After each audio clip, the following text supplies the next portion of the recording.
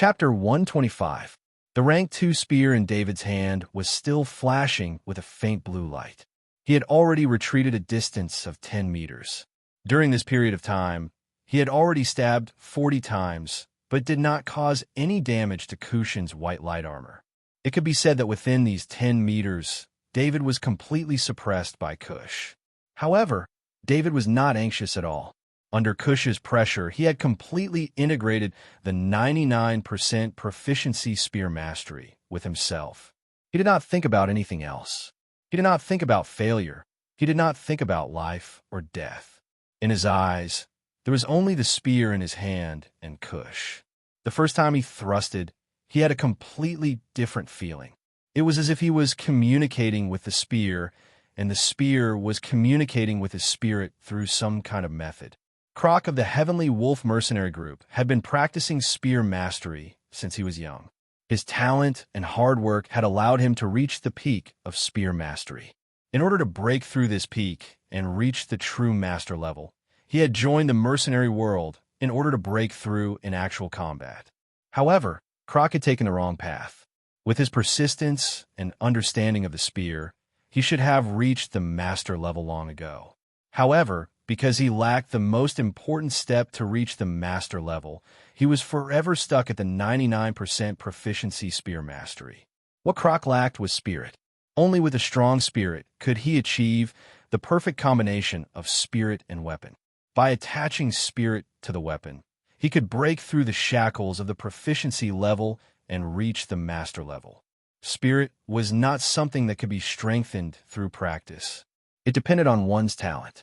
Some people were born with a strong spirit, but some people could not improve their spirit by much no matter how hard they worked or how many life and death situations they went through.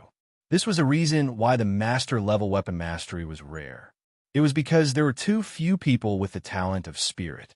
If there were geniuses who had mastered the weapon mastery, it would be even rarer. When David was forced to a dead end by Cush, the spear mastery, 99% proficiency, that he had obtained from Croc merged perfectly with the light ball. At the same time, his spirit began to connect with the spear in his hand. This was not done deliberately by David. It was just that in a life and death situation, all of his spirit was completely focused and achieved a natural result. The realm that Croc had never been able to achieve in his life was slowly achieved by David in this short 10-meter retreat. There were many prerequisites for this, and any one of them could not be achieved. Although Croc's spear mastery was only at 99% in terms of technique and combat experience, he had long since reached the next level. Now that David had made up for this shortcoming, he began to experience a metamorphosis in his spear mastery. David's second-grade spear pierced out once again. However, this time, the spear did not make any sound. Instead, there was an indescribable rhythm to it. When the spear moved through the air, it was like a fish in water. The air resistance was reduced to the minimum. Out of habit, Cushan used block and took a step forward. However, before he could use block, the tip of David's spear had pierced his shoulder. The sudden explosion of 12,000 kilograms of power made the white light armor on Cush's shoulder shake violently. The shockwave that followed directly affected the white light armor and the exoskeleton armor, and Cush was able to withstand it.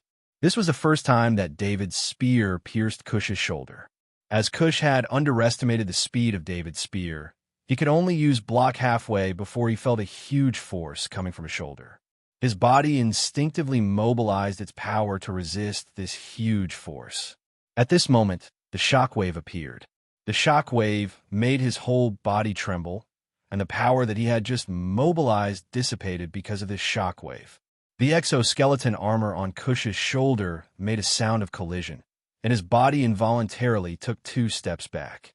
Using these 2 steps, he also transmitted the shockwave to the ground under his feet. What an amazing genius! A white light shield appeared on Cush's left arm, blocking David's attack as he praised. Cush had already sensed the changes that had happened to David in front of him. When the spear pierced out just now, there was a kind of spirit in it. It was a kind of spirit that pushed forward, and it was under the effect of this spirit that the spear suddenly accelerated. As long as David stabilized his control of the spear, then he would be a true master of the spear, Kaji. Strength talent, master of the spear, and a young Kaji with sniping talent. These prefixes were enough to attract the attention of any organization. Unfortunately, I have to destroy him with my own hands, Kush said to himself. He was not going to let David live. After the interrogation, no matter what the result was, he would kill David. If such a genius became enemies with the organization, it would be a threat to the organization. After that stab, David felt that the spear in his hand was different from before. If the spear in his hand was the most reliable weapon in the past, then the spear now was an extension of his spirit. When he stabbed forward, he felt that the air was automatically parting, and at the same time, the spear became more flexible and moved according to his will. After stabbing Kush's shoulder, David thought that this was his best stab, and it would at least hurt Kush a little. But in fact, it only made Kush take 2 steps back.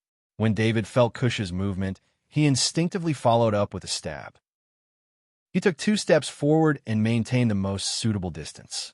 The spear in his hand pierced through the air, and once again, he stabbed forward with his spirit.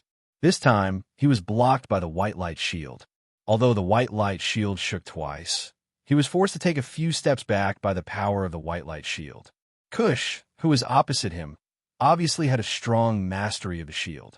The power and vibration of the spear were easily neutralized by him. Kush held the shield in his left hand and the épée in his right hand, and once again, he moved forward step by step. David had just reached the master level of the spear, and in the face of this dual weapon, it lost most of its deterrence. It was obvious that Kush had a perfect mastery of the shield in his left hand and the épée in his right hand, which was also David's nemesis. Of course, the most important thing was that there was a huge difference in strength between David and Kush. In this kind of unequal strength confrontation, when the difference in mastery of the weapons was not big, the weaker one would be at an absolute disadvantage. David, you have successfully forced me to use my strongest form, Kush said as he moved forward. David did not reply, and the battle between him and Kush had returned to its initial state. He kept retreating, and Kush kept closing in. After continuously retreating, David suddenly felt the wall behind him. He had no way to retreat. His eyes flashed fiercely, and he waved the spear in his hand in all directions. He wanted to destroy the walls of the underground pipe and bury both of them. Kush was already prepared. Just as David waved the spear in his hand around, his body emitted a strong white light, and his speed doubled in the white light. The white light shield hit David's body in front, and the level 2 épée met the spear head-on. At this time, when David waved the spear, he had lost his best defensive ability. His spear was the strongest when it was pierced and retracted. David first felt his body being hit by a huge force, and the exoskeleton armor made a loud noise. Then, the spear in his hand was also hit by the épée. The irresistible force from the épée made his hand numb, and the level 2 spear flew out of his hand. His body was lifted off the ground, and he crashed heavily into the wall behind him. The wall could not withstand such a huge force, and David's exoskeleton armor was directly embedded into the steel wall. It's over. Kush was not excited. The gap between him and David was very big. Even if David made some breakthroughs in the battle, it was only a small accident. David, who was under the protection of the exoskeleton armor, was hit by the shield. Although the exoskeleton armor reduced some of the force, his body was still severely injured. David's muscles were torn by the huge force, his internal organs were bleeding, and the bones in his left calf were broken. Even the landline exoskeleton armor that he had just put on was damaged. The white light shield in Kush's hand disappeared, and he waved his left hand and hit David's ribs heavily. The exoskeleton armor made a cracking sound, and at the same time, David's ribs were also broken. Chapter 126. Kush pulled open David's mask and stared into David's eyes as he said in a deep voice, "I'll ask you a question, and you'll answer it. Don't waste my time." David didn't respond to him. He swung his left fist again and hit David's other rib, breaking it again. David groaned, but still didn't speak. Do you think stalling like this is going to work? I have a secret method to make you tell me everything you know. Cush sneered. He continued to punch a few more times, and every punch hit David's most painful spot. This made David's injury worse, and he completely lost his ability to move. He then removed the white light armor on his body and pulled up his mask. Cush was chanting something that David couldn't hear clearly. It seemed like he was preparing some kind of secret method. When David was hit by Cush for the first time, most of his attention was transferred to the shadow attendant's body. He knew that he had miscalculated this time. He didn't expect Cush to be so decisive. He even dared to arrange mercenaries in Perrin City to stop the military's Kaji. He knew that doing this meant that he was going against the monolith's military. After this, the military would definitely retaliate.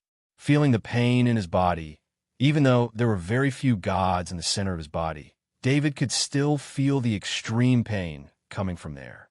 What should I do? David kept thinking. It wasn't that he didn't have a trump card. Spirit Shock and Spirit Hibernation were his trump cards. The problem was that Spirit Shock couldn't be used because the distance was too far. But when the distance was close, because of Cush's continuous attacks on his body was greatly damaged. The pain made him unable to focus on activating Spirit Shock, and Spirit Hibernation also required a strong concentration. The intense pain affected his concentration. At the same time, because his Spirit Hibernation was far less powerful than the Brain Bewitching Worm, its actual power was far less than the Brain Bewitching Worm.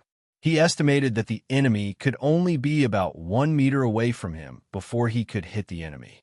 Mental slumber still needed some time to prepare. He had to use his mental power to draw the slumber rune. Right now, he could only use his mind in the shadow attendant's body to think. Once he returned to his body, he would no longer be able to focus due to the intense pain. In fact, Cush was very experienced in dealing with captives. He was trained in this area and knew how to attack the captives so that they would lose their ability to resist without dying. Pain could tear apart a person's willpower, and it was effective on most people. However, Cush did not expect a student like David to be able to withstand such pain without breaking down. Normally, only soldiers or mercenaries could withstand such pain without collapsing. It was very difficult for ordinary people, even armored soldiers, to not even scream after enduring the pain that he had created professionally. However, no matter how stubborn David was, Cush had absolute confidence that he would be able to get everything he wanted from David. He chanted, and traces of white light appeared in his eyes, forming a strange rune. At this time, David, who was trying to think of a solution, sensed 2 white balls of knowledge in the shadow attendant's body. Those were the 2 vitality talent knowledge left behind by the shadow attendant after its soul was absorbed by the level 2 rockworm. However, he didn't know when these 2 vitality talent knowledge balls had changed from an unusable state to a usable state. He instantly understood that it was because he had become Kaji and his vitality and strength had greatly increased. This was the only reason why the 2 vitality talent knowledge balls that could not be merged could be used. The shadow attendant flew to David's side and pressed one hand on David's chest. The 2 vitality talent knowledge balls flew into David's body. In an instant, a warm current entered David's body, and his severely injured body recovered at an inexplicable speed. The pain was also reduced by half at the same time, and it was now bearable. David once again shifted his focus from the shadow attendant's body to his body. He did not have time to check the condition of his body, so he focused on guiding the spirit arrow from the seedling that was protected by the soul fortress from his soul. At the same time, Cush completed his secret technique, and his eyes flashed with a strange white rune. "Tell me, where is the holy water of youth?" Cush said in a deep voice. There was an unquestionable tone in his voice, and at the same time, the white rune in his eyes fluctuated, and traces of spirit aura rushed towards David's soul. The spirit aura turned into a strange rune and rushed towards David's soul, but it was blocked by the soul fortress. Compared to David's soul fortress, the spirit aura rune was as small as an ant compared to a giant. Cush was shocked, and his eyes were filled with disbelief. Cush was not good at spirit aura, and he focused on his combat ability. He was different from Jeremy, who practiced in both areas and had great potential in both areas. That was why the organization valued Jeremy. However, in terms of combat ability, Cush, who had developed a mature combat ability, was far above Jeremy. This did not mean that Cush did not know how to use spirit aura. This kind of spirit aura that could break through one's soul was an ability that most people in the organization must master. Cush's spirit aura rune was blocked, and David's spirit arrow flew towards Cush. At such a short distance, Cush could not dodge at all. Moreover, Cush was not an expert in spirit aura. When the spirit arrow was about to hit him, the pure white necklace in front of his chest suddenly shattered and turned into a barrier to protect his soul. The spirit arrow pierced the barrier, and the barrier shook twice. Then, the spirit in the spirit arrow was exhausted and turned into nothingness. The barrier had completed its mission and disappeared as well. Cush felt as if he was struck by lightning, and his eyes were blurred for a moment. However, he quickly recovered. At this time, David activated his spirit aura to form the sleeping rune and flew towards Cush again. This was the first time he used spirit aura to attack Kaji, and his spirit aura was obtained from Jeremy, who was in the same organization as Cush. He was not very confident in his spirit aura. His caution was indeed useful, and the sleeping rune flew into Cush's soul as soon as he recovered. As soon as the sleeping rune entered Cush's soul, it began to affect his soul. Just as it was about to transform into a more powerful bewitching rune, a huge shadow suddenly appeared in Cush's soul. The bewitching rune that was not fully transformed was smashed into pieces by the huge shadow's palm. Although the bewitching rune was smashed into pieces, Cush, who had been continuously attacked by the spirit aura, was now in a daze. The huge shadow in his soul was not something that he could control. The shadow's protection could only prevent his soul from being severely damaged, but the effect from before was still ongoing. David endured the pain in his body. The 2 Vitality Talent Knowledge light balls had healed most of his injuries, but his injuries were still not light. He reached between his legs and grabbed the Grade 1 stiletto in his hand.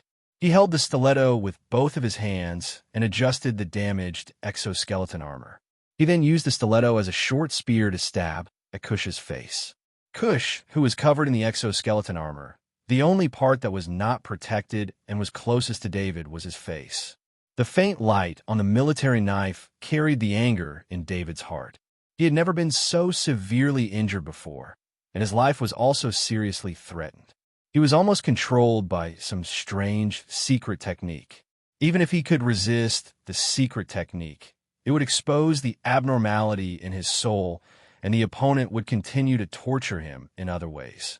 The military knife did not make any sound, and its speed did not slow down even though David was injured. As the light flashed, the military knife pierced through Cush's mouth, through his throat, and into his brain. The intense pain woke Cush up, but after receiving a fatal blow, his eyes were filled with unwillingness, and then he slowly lost all his spirit.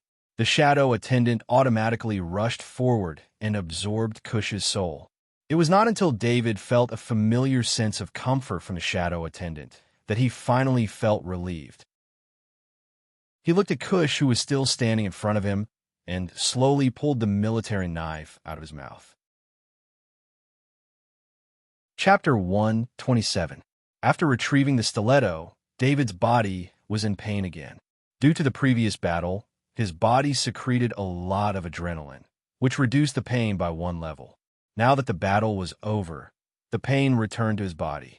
He endured the pain and pushed Cush's body in front of him away. Cush's body fell backward. The exoskeleton armor lost its internal power and fell to the ground like a piece of iron. David moved his body out of the steel wall bit by bit. The process broke his bones and rubbed against each other many times, which made him sweat profusely. He removed the exoskeleton armor. Due to the multiple damages, the exoskeleton armor malfunctioned during the removal process, so he could only crawl out of it. Looking at the landline exoskeleton armor that was full of injuries, David felt that his heart was more painful than his body. This was his first exoskeleton armor, and it was also the only one that could be used now. He only wore it for less than a day, and it was already like this. He took out his ID bracelet and looked at Gerard Kaji's location. It still did not show up. It seemed like it was still blocked. Although the battle between him and Kush was very intense, it only took him 5 minutes. It seemed like no one would come to save him in a short time, so he could only save himself. Now, the main injuries on his body were his ribs. Every time he moved, it would cause intense pain, which was also the most difficult injury to heal.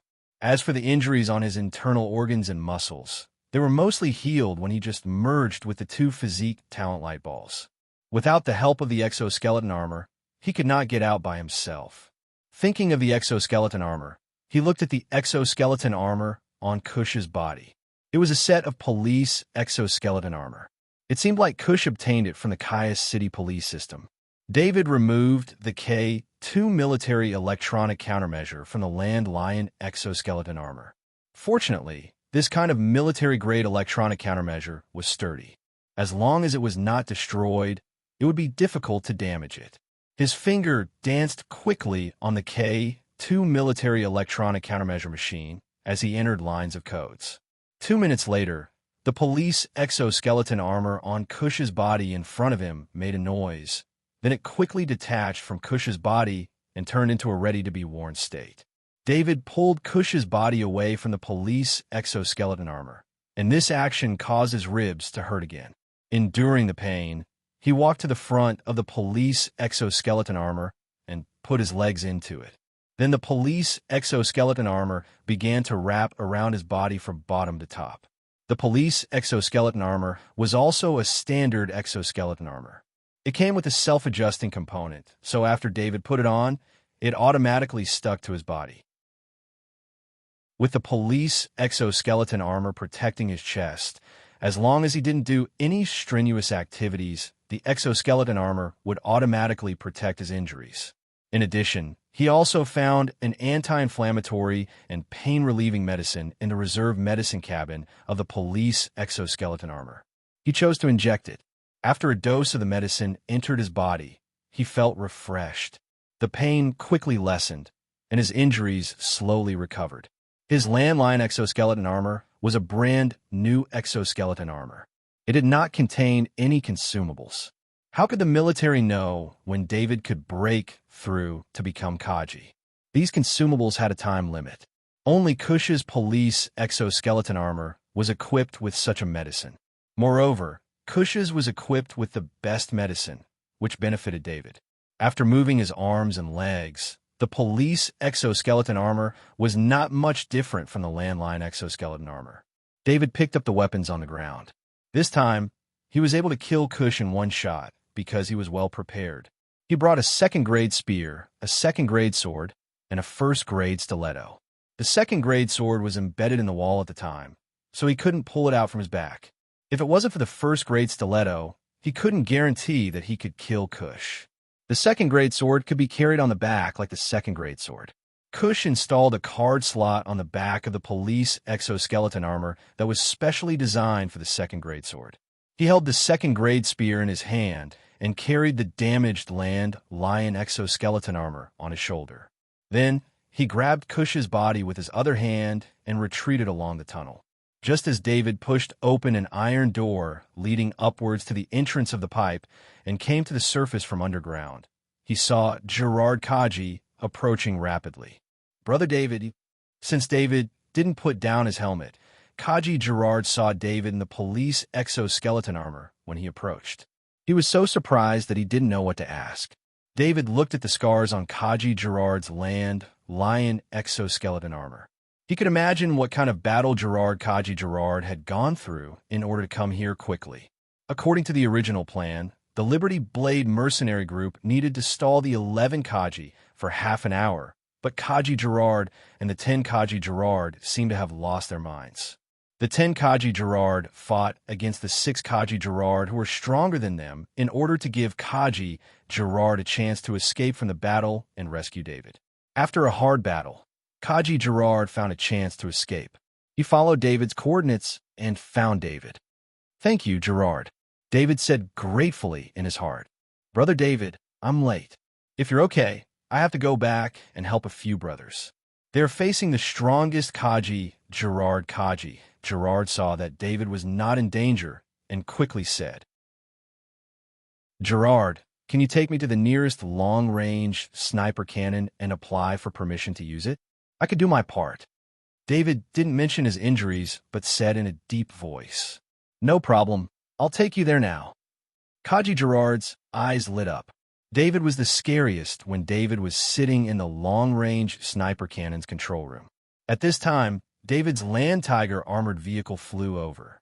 The two men boarded the armored hover vehicle. David put the corpse, weapons, and damaged land lion exoskeleton armor into the vehicle. He also took apart the spear and put it away. Kaji Gerard looked at the land lion exoskeleton armor that was more damaged than his own. He wanted to say something, but when he thought of his brothers, he didn't say anything. He knew very well that David was not as fine as he looked. How could he be fine when the exoskeleton armor was damaged like that? He didn't ask when David became Kaji Gerard, the origin of the corpse, or the situation of the battle. He just quickly operated the identity bracelet on his wrist. Soon, David's identity bracelet received an authorization from First Lieutenant Eden and a message. "David, Jim, and Daly are safe. I'll give you the authorization to use the long-range sniper cannon. You must try your best to kill all the mercenaries Kaji Gerard who dared to provoke the military." There was not a single word of thanks in the entire sentence. However, it was precisely because of this that First Lieutenant Eden was sincerely grateful. This meant that the gratitude he needed to give was not something that could be expressed in words. The Land Tiger armored vehicle reached its maximum speed. First Lieutenant Eden gave this armored hover vehicle a military operation order. In 2 minutes, the armored hover vehicle reached the city wall. David jumped down from the armored hover vehicle. The vibration made him frown. He issued an order in the police exoskeleton armor's healing options. The police exoskeleton armor began to scan David's ribs. Then, a few fixed nails were inserted into David's body. During the whole process, David followed behind Gerard Kaji Gerard and endured the pain. He didn't want to waste any time. He wanted to make these lawless mercenaries pay the price. "I've received an order to hand over the control room of number 35 long-range sniper cannon." A sniper in a sergeant's uniform stood at the door of the control room of number 35 long-range sniper cannon. After seeing Gerard Kaji and David, he immediately shouted. There was no dissatisfaction in his voice. Instead, there was a strong sense of admiration. When the order was given to him, it was stated that David wanted to take over the control room he was in. If it was someone else who took over the control room he was in charge of, he would definitely be dissatisfied. However, who was David? He relied on 3 long-range sniper cannons to kill more than 100 level 1 Zergs and 3 level 2 Zergs. He was also a Silver Star medalist. Chapter 128. Mr. David, can I watch you operate from the side? The staff sergeant sniper asked softly when David walked into the long-range sniper cannon's control room. "No problem." David nodded. He didn't care that someone was watching from the side. "Brother David, I'll stand guard outside." Kaji Gerard looked at David's exoskeleton armor and said in a deep voice. David didn't remove the exoskeleton armor even after arriving here. He knew that his guess was right. David was seriously injured. He needed the medical staff to come over immediately so that David could receive the best treatment after he was done. David walked into the control room, sat on the main control chair, and grabbed the control panel with his hand. The exoskeleton armor didn't affect his operation. In terms of flexibility, wearing the exoskeleton armor actually gave him a speed bonus. Sniper Kaji was wearing the exoskeleton armor to snipe. David had a better chance of sniping from behind the armor. He quickly checked the operating system and found that the number 35 long-range sniper cannon's control room was actually controlling the number 35, number 36, and number 37 long-range sniper cannon. He didn't know if this was the responsibility of the staff sergeant sniper beside him or if it was specially transferred to David. David had already seen the location of the battle between the Kaji and the mercenary Kaji on the way here. He quickly entered the coordinates into the control panel. Soon, the battle scene appeared on the screen in front of him. It was a battle between 10 Kaji from the military and 6 unmarked mercenary Kaji. The staff sergeant sniper on the side looked at the Kaji on the screen. He was constantly moving and left after images from time to time. He couldn't help but look at David worriedly. As a sniper, he knew that the target was the fast-moving Kaji. It would be very difficult to snipe. Only an experienced sniper like Kaji would be able to snipe Kaji from afar. This included reflexes, familiarity with Kaji's fighting style, and strong confidence. All of these factors could create a powerful sniper like Kaji. David found that after wearing the exoskeleton armor, his reaction speed had increased a little due to the help of the exoskeleton armor. Although it was less than 20%, it was a huge difference for Sniper Kaji. He focused all his attention on the battle in the distance, which was about 4,300 meters away. If he were to use Kaji's sniper rifle at this distance, it would definitely not be a good distance. Normally, Kaji's sniper rifle would have an optimal range of 500 to 1,000 meters. If his sniping skills were higher, such as proficient sniping, Kaji would be able to increase the range by 500 meters. 4,300 meters. The bullet from the sniper rifle would take some time to travel. However, David was now operating a long-range sniper rifle. The huge body of the sniper rifle, coupled with a stronger propulsion, ensured the speed of the bullet at a distance of 5,000 meters. David switched 3 long-range sniper rifles in succession and focused their aiming range on the battlefield. He was waiting for an opportunity to kill in one shot. At the same time, he was also constantly observing Kaji's fighting habits. Ordinary military snipers like Kaji rarely learn this kind of knowledge. Even if they learned it, they would not have the opportunity to put into practice. However, David's sniping skills came from the crazy mercenary sniper. His main enemy was Kaji, so he had a lot of experience with Kaji's fighting and movements. David had also grasped this kind of experience. At this moment, he was analyzing and making judgments. 10 seconds passed. 15 seconds passed. David's hand was very steady and did not tremble at all.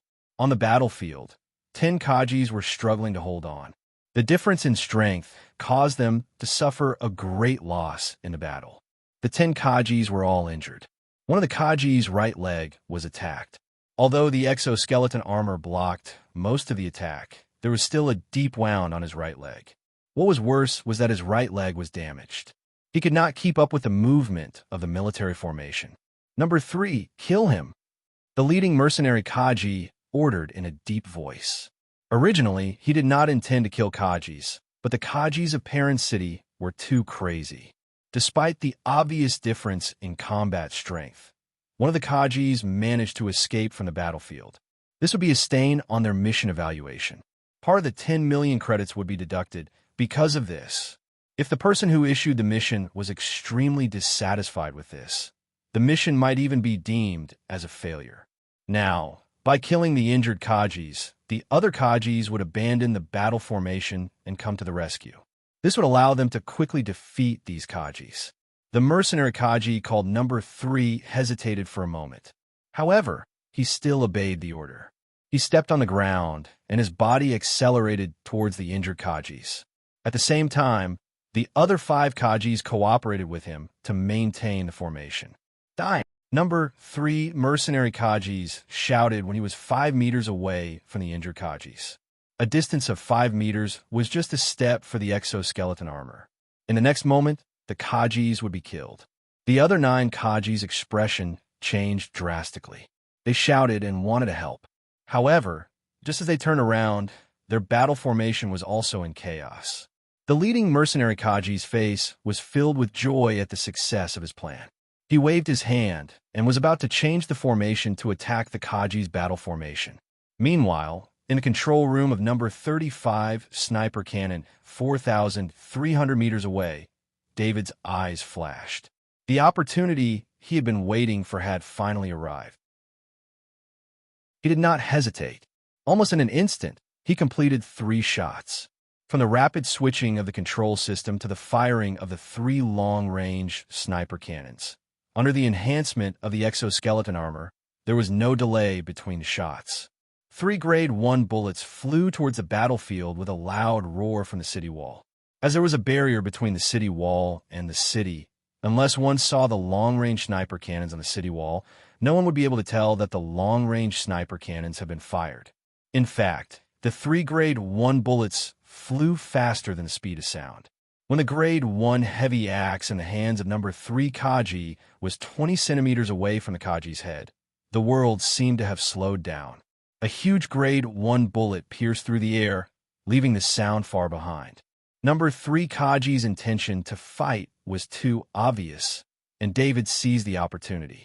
Number 3 Kaji's head turned into a bloody mist. All the Kajis present were stunned. A powerful Kaji's head actually disappeared in an instant. The exoskeleton armor did not block it at all. Of course, whether it was the military Kaji or the mercenary Kaji, they were all experienced Kajis. They were only distracted for a moment. Anyone who encountered something incomprehensible in a battle would be distracted by surprise. However, the more experience they had in battle, the faster they could recover. However, no one would have thought that most of the knowledge of sniping Kaji that David had inherited was targeted at Kaji. Their reactions were also within David's expectations. The 2 Kajis were only stunned for a moment, and at the same time, their heads exploded in less than 0.2 seconds. The impact of the long-range sniper cannons ignored the defense of the exoskeleton armor, not to mention the head of the mercenary Kaji. There's a sniper Kaji. The leading mercenary Kaji let out a shrill roar. His body suddenly rolled outwards. The remaining 2 Kajis also reacted in an instant and retreated irregularly. The 3 Kajis no longer thought about the mission. The current situation was to immediately withdraw from the battlefield. Saving their lives was the only choice. Fighting a sniper Kaji's long-range battle with a hidden Kaji sniper was something that none of the Kajis would do. It was an act of seeking death. It's David's long-range sniper cannons. The military Kaji's fallen on the ground and was almost killed by a heavy axe, muttered to himself. In Perrin City, David's long-range sniper cannons were a legendary existence in the military. David's achievements alone were more glorious than the entire Kaji squad. This kind of achievement created a legend. Therefore, when the 3 Kaji's heads exploded at the same time, all the military Kajis could only think of one reason. Chapter 129. The Staff Sergeant Sniper let out a soft cry and immediately covered his mouth with his hand to prevent his voice from affecting David. Just now, he saw a shocking scene. 3 powerful Kaji mercenaries were killed by a headshot almost at the same time. A layman might be looking at David's results, but the Staff Sergeant Sniper understood the difficulty of it. Needless to say, a sniper had to master the wind direction, wind speed, temperature, humidity, and other factors. An ordinary sniper could master these factors, and after calculation and analysis, they could achieve 100% accuracy. However, not only did David manage to do this, but he also accurately predicted the movements of the Kaji mercenaries, including the reaction of the other Kaji mercenaries after the first Kaji mercenary was killed. These were all accurately predicted and analyzed before the attack. In a short 10 seconds, the Kaji mercenaries were still fighting and moving, but David had already made a judgment and analysis, predicted the movements of the Kaji mercenaries, and successfully killed half of the Kaji mercenaries. The Staff Sergeant Sniper even suspected that if David was given more control of the long-range sniper cannon, David would directly kill all 6 Kaji mercenaries at once. David ignored the Staff Sergeant Sniper's reaction behind him. He discovered the benefits of 501 spirit. His calculation and analysis ability were much faster than before. More importantly, while he was calculating and analyzing, he still had the spare energy to pay attention to the specific movements of as many as 3 targets. He was very satisfied with the result of this attack, but the battle was not over yet. The 3 Kaji mercenaries were still running away. Until now, The three Kaji mercenaries still did not know that they were being attacked by a long-range sniper cannon. The soundproof barrier between the city and the wall made long-range sniper cannon attacks extremely strange, and the silent bullets were even more terrifying. The three Kaji mercenaries retreated very quickly and kept moving left and right randomly. They wanted to make it impossible for the sniper Kaji to lock onto them. Especially in the city, there were buildings blocking the way, which made them feel more at ease. The Kaji soldiers also followed closely behind and kept their distance. They didn't want to affect David's sniping because of them. At the same time, they had the absolute advantage in numbers. Once they had the chance, they could surround and kill the mercenary Kaji. Damn it! Why is there a sniper Kaji in Parents City? Mercenary number 6 Kaji shouted in the channel. Those bastards from the intelligence department. I'll go back and tear them apart. Kaji said angrily. Be careful, the opponent is very strong. Don't get locked on. Mercenary number 1, Kaji, said in a deep voice. Suddenly, he thought of something and shouted. According to the information, there's a Silver Star Medal winner in Parent City who saved the city with a long-range sniper cannon. There was no sound of a sniper rifle just now. It must be a long-range sniper cannon. Mercenary number 1, Kaji, lowered his body and hid in the corner. The attack just now was too sudden. It was so sudden that mercenary number 1, Kaji, didn't have time to make a judgment. Now that he had time, he immediately thought of the biggest possibility. If it was really a long-range sniper cannon, their movements would be completely exposed to the sniper cannon's attack. There were not many high-rise buildings in Parent City. The highest building around them was only 2 stories high. It was almost impossible to escape from the city walls' lock on them if they ran on the street. Mercenary number 4, Kaji, reacted immediately and rushed to the corner of the street. It was the nearest blind spot on the city wall. Only mercenary number 6, Kaji, reacted a little slower. He instinctively used the irregular combat dodging footwork. At this moment, a level 1 bullet hit his head silently. His headless body slid on the ground for a few meters due to the inertia of the exoskeleton armor before coming to a stop. It's not David. This isn't a normal sniper Kaji. It's a colleague helping the military. Mercenary number 1, Kaji, saw the miserable state of mercenary number 6, Kaji, and shouted. He didn't believe that David could do such a sniper. Mercenary Kaji's irregular combat footwork had been developed for many years and had formed various styles of successful footwork. Only a sniper Kaji among mercenaries would study Kaji's movements. This was because most of Kaji's enemies were mercenaries Kaji. When David saw the movements of the 3 mercenaries Kaji, the knowledge in his memory automatically came to mind. Although the movements of these mercenaries Kaji were completely irregular on the surface, some deep-rooted primitive footwork couldn't be eliminated. During the 15 seconds of the long-range sniper cannon's recovery, David made a judgment. There was a 70% chance that mercenary Kaji would move in a certain direction. When the time was up, he would immediately shoot. Sure enough, mercenaries understood mercenaries the best. Another headshot accurately landed on the head. 500 meters, and we'll be out of the long-range sniper cannon's attack range. Mercenary number 1 Kaji's mouth couldn't help but twitch when he saw number 6's miserable state. These were all the elite Kajis in his group. For this mission, the mercenary group had suffered a great loss. He reminded in a low voice in the channel. This sniper Kaji won't let us leave. Mercenary number 4 was obviously frightened by David's terrifying sniper. He replied in a low voice, Don't give up. We can't let our brothers die in vain. After we escape, we will take revenge. Mercenary number 1 Kaji said in a low voice. Mercenary number 4 nodded. He leaned against the wall and avoided the line of sight from the city wall. Unfortunately, the buildings here weren't connected. Every building had a distance of 5 to 10 meters. The 2 mercenaries Kajis had to rush through every building. During this time, the 2 Kajis would be exposed to the long-range sniper cannon scope. David wasn't in a hurry. Kaji's speed was extremely fast. With a distance of more than 4,000 meters, He could only pose a threat to the two Kajis if he could predict their movements in advance. His brain was calculating rapidly. He realized that one of the mercenaries' Kaji's time was very even. After he calculated the bullet's trajectory, he didn't hesitate to shoot a level 1 bullet. Mercenary number 4 Kaji's mind was filled with thoughts of escaping.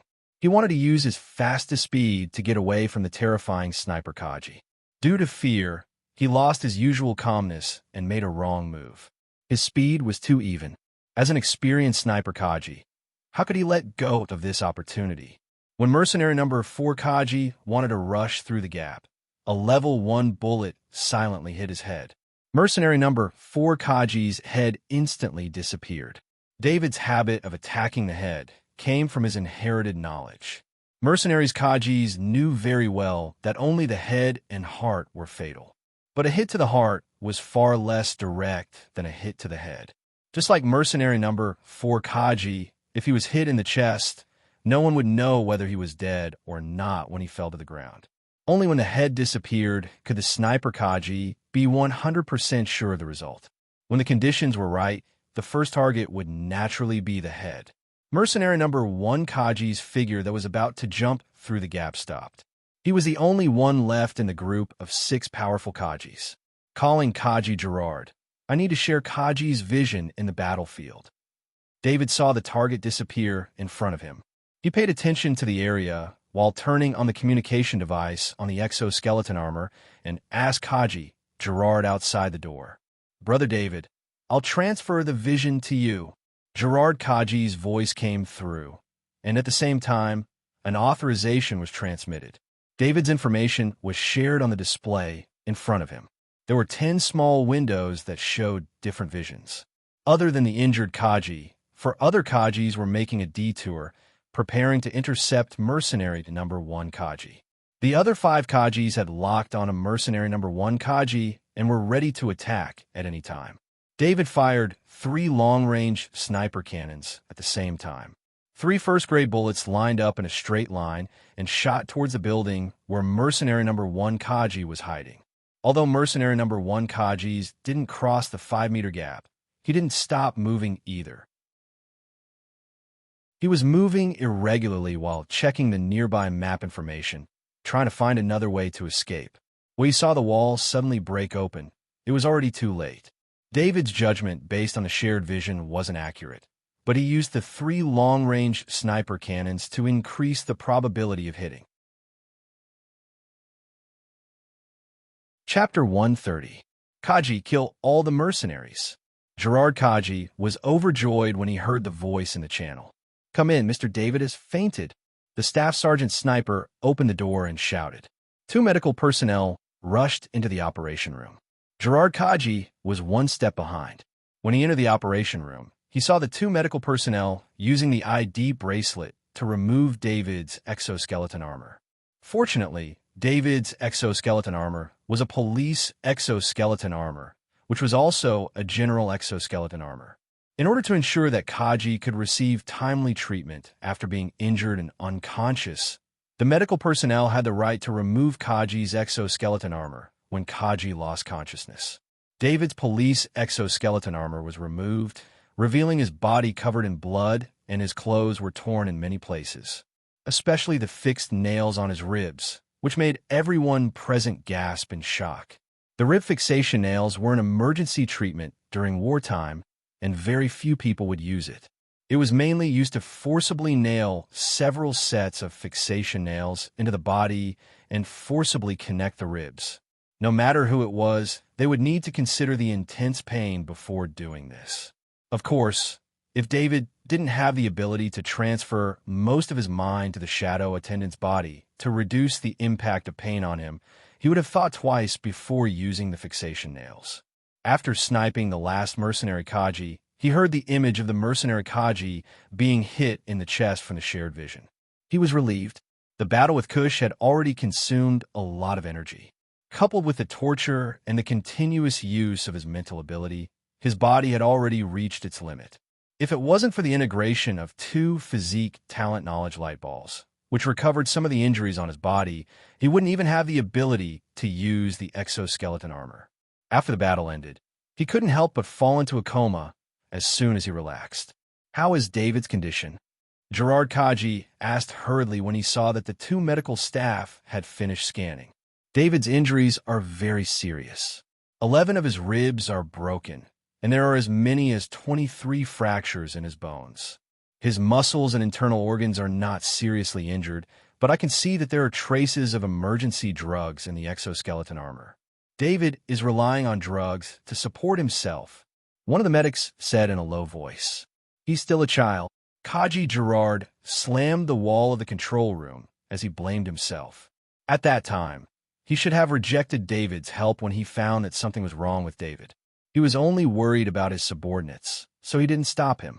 If he had known that David's injuries were so serious, how could he have let David hurt himself to help the soldiers? David had no obligation to help them at all. David was just a civilian. Even if he became Kaji, he wasn't officially certified. Be careful. Use the best medicine. I'll report to the captain. Staff Sergeant Gerard pulled his hand out of the dent in the wall and requested the medical staff. The two medical staff nodded. David was their benefactor and the hero of the city. Now that the hero was injured, they knew what to do without Gerard Kaji's instructions. 5 days had passed. David was lying in the hospital bed board. There were flowers around him. In a place like Perrin City or Monolith Star, flowers were an extremely precious luxury. But in David's ward, all kinds of flowers covered half of the ward. This time, he was really in the ward. His ribs were refixed, and after using the best medicine, he could fully recover in about a week. During this period, he had to receive treatment in the hospital every day, so he could only stay in the ward. In these 5 days, he couldn't practice his physical skills. He could only fuse a light ball of knowledge after he recovered a little. The shadow attendant was right beside him. He gently pressed his hand on the shadow attendant and looked at the light ball of knowledge that was emitting a yellow light in the shadow attendant's body. His eyes flashed with helplessness. That yellow light ball of knowledge was the ability that the shadow attendant obtained from absorbing Kush's soul. Knight's breathing technique, 80% proficiency, condition not met. This was the attribute of the yellow light ball of knowledge. Although he really wanted to find out what the ability of the knight's breathing technique was, he couldn't fuse this light ball of knowledge because he didn't meet the condition to use it. And the shadow attendant didn't explain what conditions were needed to fuse the knight's breathing technique light ball. Now, in addition to the knight's breathing technique light ball in the shadow attendant's body, there was a heavy axe mastery, 78% proficiency, light ball that hadn't been fused. The rest of the light balls have been fused into his body these days. The reason why he didn't fuse the heavy axe mastery, 78% proficiency, light ball was that he was doing an experiment to see if he could break through to a higher level of mastery by using a large number of light balls. This had already been proven on the knowledge type light ball, but on the combat light ball, he had a different conclusion. Now, his Warhammer mastery, shield mastery, and heavy axe mastery had all reached 99% proficiency. And when he reached 99% proficiency, he continued to fuse more light balls of the same type of knowledge. But he found that the 3 combat abilities didn't improve. If one combat ability didn't improve, it might be a coincidence, but if all 3 combat abilities were the same, it meant that there was a big possibility. This was still the proficiency level combat ability. As long as he kept practicing, he was confident that he could upgrade these combat abilities to the proficiency level just by relying on his strong spirit. But it was difficult to upgrade from the proficiency level to the mastery level. He couldn't force a breakthrough through the accumulation of knowledge light balls. He couldn't let himself hover between life and death every time he wanted to break through to the mastery level, right? Shadow Attendant, activate my attribute panel. He ordered with his mind. Name, David Kerstrength. 3, 5, 1, Agility. 2, 41, 1, Constitution. 3, 5, 1, Spirit. 5, 0, 2, 1, Literature. 2% Proficiency. Mathematics, 5% Proficiency. General, 4% Proficiency. Physical Skills, 99% Proficiency. Electronic Countermeasures, 98% Proficiency. Warhammer Mastery, 99% proficiency. Sniping, 20% proficiency. Shield mastery, 99% proficiency. Heavy axe mastery, 99% proficiency. Longsword mastery, 80% proficiency. Spear mastery, 1% proficiency. Spirit piercing, 10% proficiency. Hypnosis, 99% proficiency. Flexible body, 65% proficiency. Spaceship piloting, 10% proficiency. Empyrean combat, 23% proficiency. Steel, 51% proficiency. Power shock, talent. Cush's soul increased his spirit by 0.01, which showed him the difficulty of increasing his spirit. Literature, mathematics, and general had all reached the proficient level.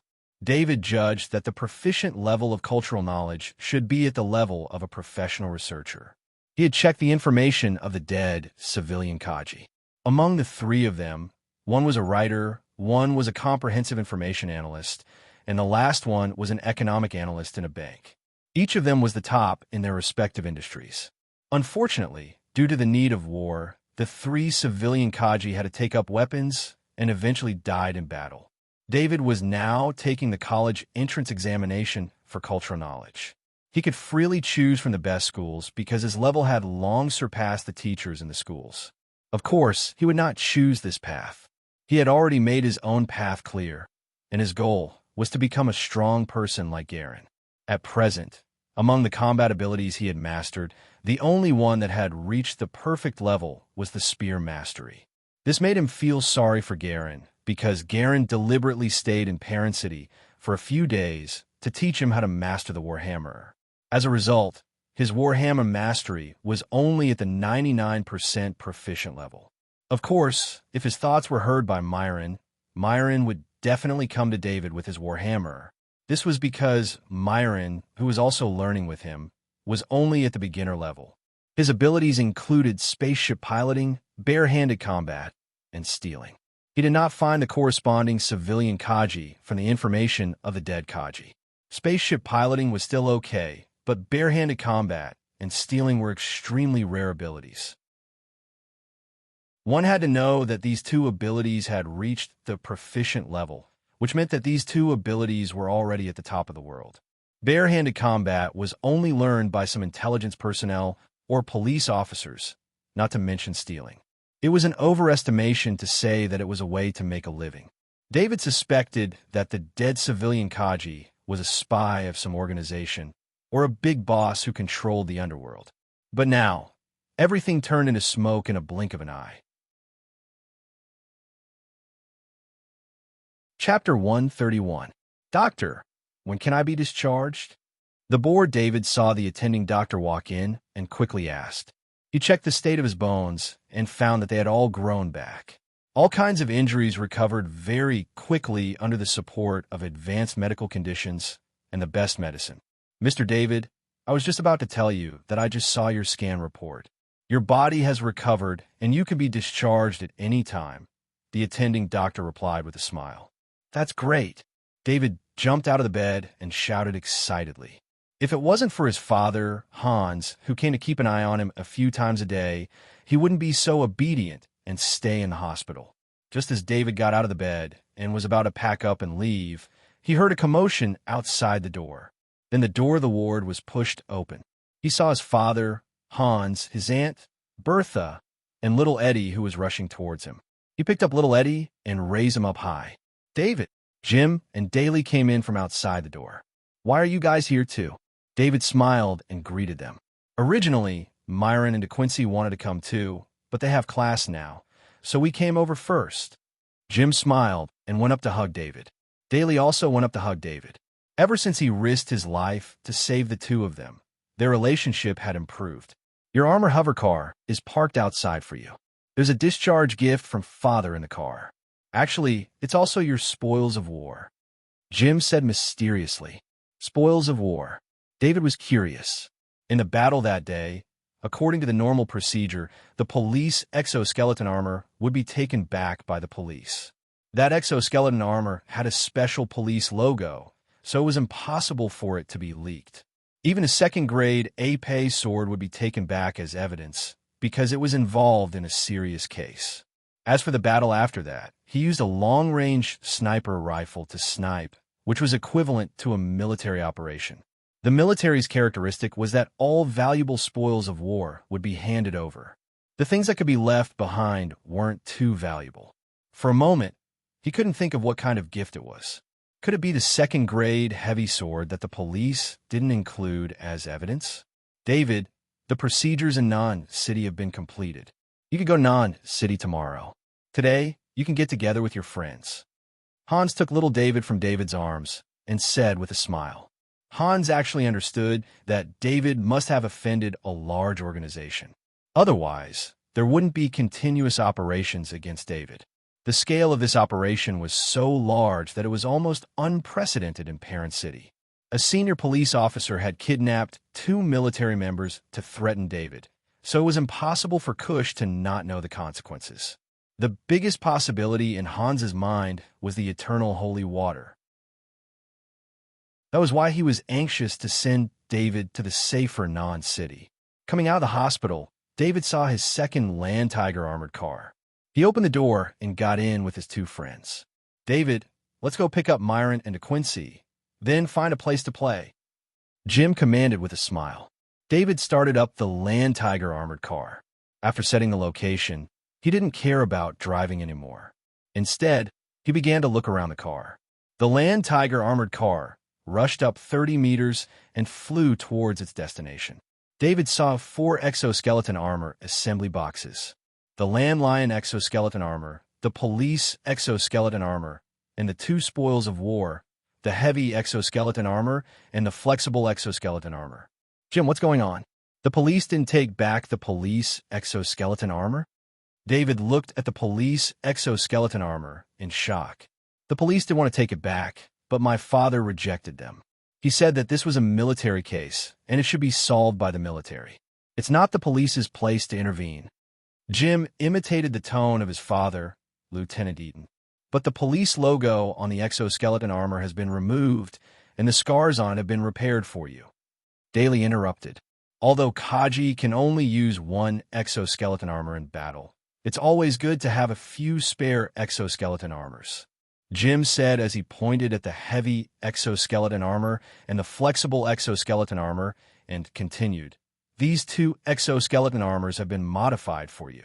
The size has been changed to your current size, and it can be enlarged slightly. This is for your potential growth in the future.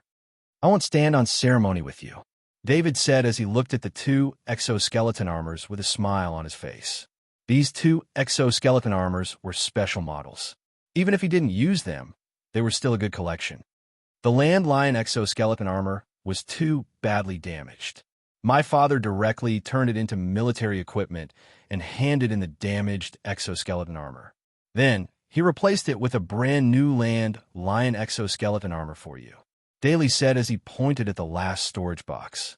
I'm very satisfied with this gift. David was originally worried about how to repair the Land Lion exoskeleton armor. This was the first exoskeleton armor he had received, and it was destroyed as soon as he put it on. You deserve all of these. How are they gifts? But you sure have a lot of second-grade weapons. Jim looked at the pile of weapon storage boxes behind the car with envy. David then noticed that all of his weapons were stored here. The box for the second-grade spear was also found. Other than the first-grade heavy axe at home, the first-grade stiletto, the second-grade longsword, everything else was here. Why is there an extra storage box? David asked as he looked at the weapon box at the bottom. This is a real gift. Jim laughed as he took the weapon box and handed it to David. David opened the weapon box. This kind of standard weapon box was used to store heavy weapons. As soon as the weapon box was opened, a faint blue light shone out. It was a second-grade warhammer. Jim, giving me this second-grade warhammer won't cause your father to make a mistake, right? David asked, even though he was happy. No, the battle 5 days ago was classified as a conflict between mercenaries and the army. It wasn't a military operation. You were invited to help the army. The spoils will be distributed according to your contribution. Actually, the spoils given to you are still too little, Jim said as he shook his head. In fact, there were some things that Jim didn't say. David's performance this time was reported by First Lieutenant Eaton to his superiors. The Army greatly appreciated David's action of helping the Kaji, even though he was injured. Putting aside David's ability, there were many Kaji in the Army. However, this kind of support for the Army was something that made the military boss satisfied. That was why the second-grade Warhammer was given to David. After all, this was a second-grade heavy weapon. Its value was much higher than a normal second-grade weapon. Although there were 5 Kaji in the parent army who had second-grade weapons, they were all military equipment and not personal. Take the second-grade Warhammer in front of him as an example. Just based on its weight and size, it would take at least 10 second-grade insectoids to make such a huge hammer. The handle of the second-grade Warhammer was detachable. It could be combined into a long-handled Warhammer for use with the exoskeleton armor or as a short-handled Warhammer. Should I say thank you? David's eyes were overflowing with joy as he said with a smile. You're asking for a beating. Jim patted David on the back. Their relationship was too distant to say thank you. I didn't expect you to become a Kaji in the blink of an eye. You're so powerful, too. You used a spear to defeat a pinnacle Kaji. Daly exclaimed. It's just luck. David couldn't tell the truth, so he could only smile and say it. According to the police's information, Kush was a pinnacle Kaji. However, Kush preferred to participate in police work, so he didn't join the Kaji Special Operations Team. However, only David who fought with him knew that Kush was definitely not just a pinnacle Kaji. In this battle with Kush, he used almost all of his trump cards. If it wasn't because Kush's goal was to interrogate him and wanted to kill him, he would have been killed a long time ago. Through that battle, David realized the gap between himself and the powerful Kaji. Indeed, he had the help of the Shadow Attendant and skipped the process of accumulating battle experience and learning combat skills. However, the gap in strength determined the upper limit of his ability. Chapter 132. When they arrived at the school gates, Myron and De Quincey hopped on as soon as the Type 2 land tiger landed. Have you decided where to go? David asked with a smile as he looked at his 4 friends who were about to be separated. Let's go have a big meal. I heard there's a chef who specializes in rank 1 insectoid meat at the West City Hotel. Shall we go there? Myron was well-informed and suggested loudly. Aside from the enhanced meat, the rest of the insectoid's meat has to be detoxified. If we don't handle it well, we'll all be sent to the hospital. Myron's suggestion was met with strong opposition from De Quincey. It's still early for dinner. I heard the Titan S-600 transport spaceship rewarded by the city government is already parked at the space station. Why don't we go take a look? Jim suggested with a smile. Yeah, that's a medium-sized spaceship. How enviable. Myron's eyes lit up as he nodded in agreement. In this era, owning one's own spaceship was the dream of every youngster. However, only a small number of people could achieve this dream. This was because it wasn't just a matter of money. It was also a matter of social authority. E-authority wasn't easy to obtain. Even Myron and Jim, the 2 leaders of Parent City's military and political second generation, couldn't own a real private spaceship. All right, then let's eat on my spaceship. David agreed without hesitation. No matter how good a spaceship was, it would only be interesting if it was shared with friends. He also wanted his friends to see his strange spaceship. David, there's something wrong with the material of your spaceship's hull. Jim was well-versed in all kinds of steel. When he got off the armored hovercar and came to the side of the Titan S-600 transport spaceship, he immediately noticed the problem with the spaceship's material. Good eyesight. This spaceship was modified by the Titan Financial Group before it was handed to me. David was very impressed with Jim's eyesight. He hadn't noticed it at first glance. Is the Titan Financial Group crazy? Daly, who approached the hull and examined it carefully with his eyes, could no longer remain calm. He exclaimed in shock, "What's wrong with the material?" Myron went up and knocked on the hull, asking in confusion. This material is the same as the Type 2 land tiger. Daly looked at Myron as if he was looking at a layman. That's nothing. Isn't it just the same material as the second form land tiger? Myron didn't seem to understand the meaning behind his words and said nonchalantly, the Type 2 land tiger armored vehicle is the main battle vehicle of the Monolith military. Each one costs more than 1 million credits, and that's not including the various weapons and the cost of the main fuel. What do you think the land tiger is? Jim couldn't help but blurt out.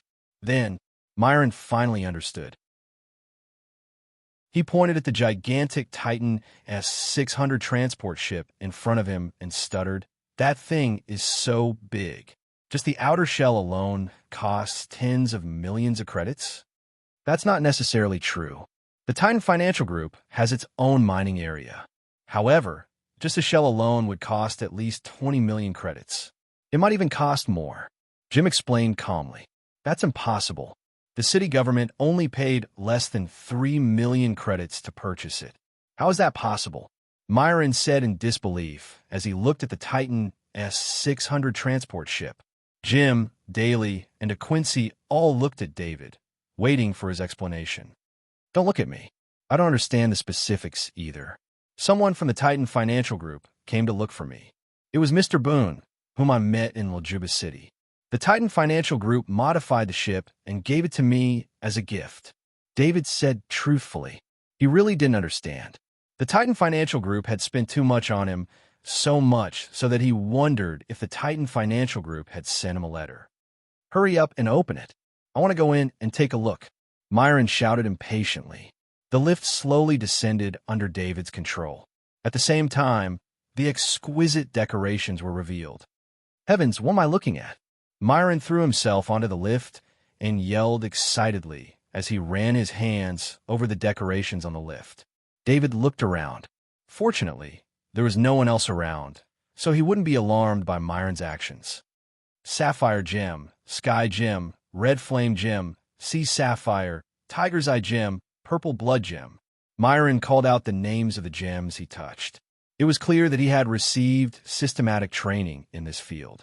Although De Quincy didn't have the same reaction as Myron, he was also clearly attracted by the decorations on the lift. He was also carefully admiring the lift. The interior is also made of special steel synthesized with a rank 1 insect shell. The Titan Financial Group is crazy. Jim and Daly looked at the main body of the elevator.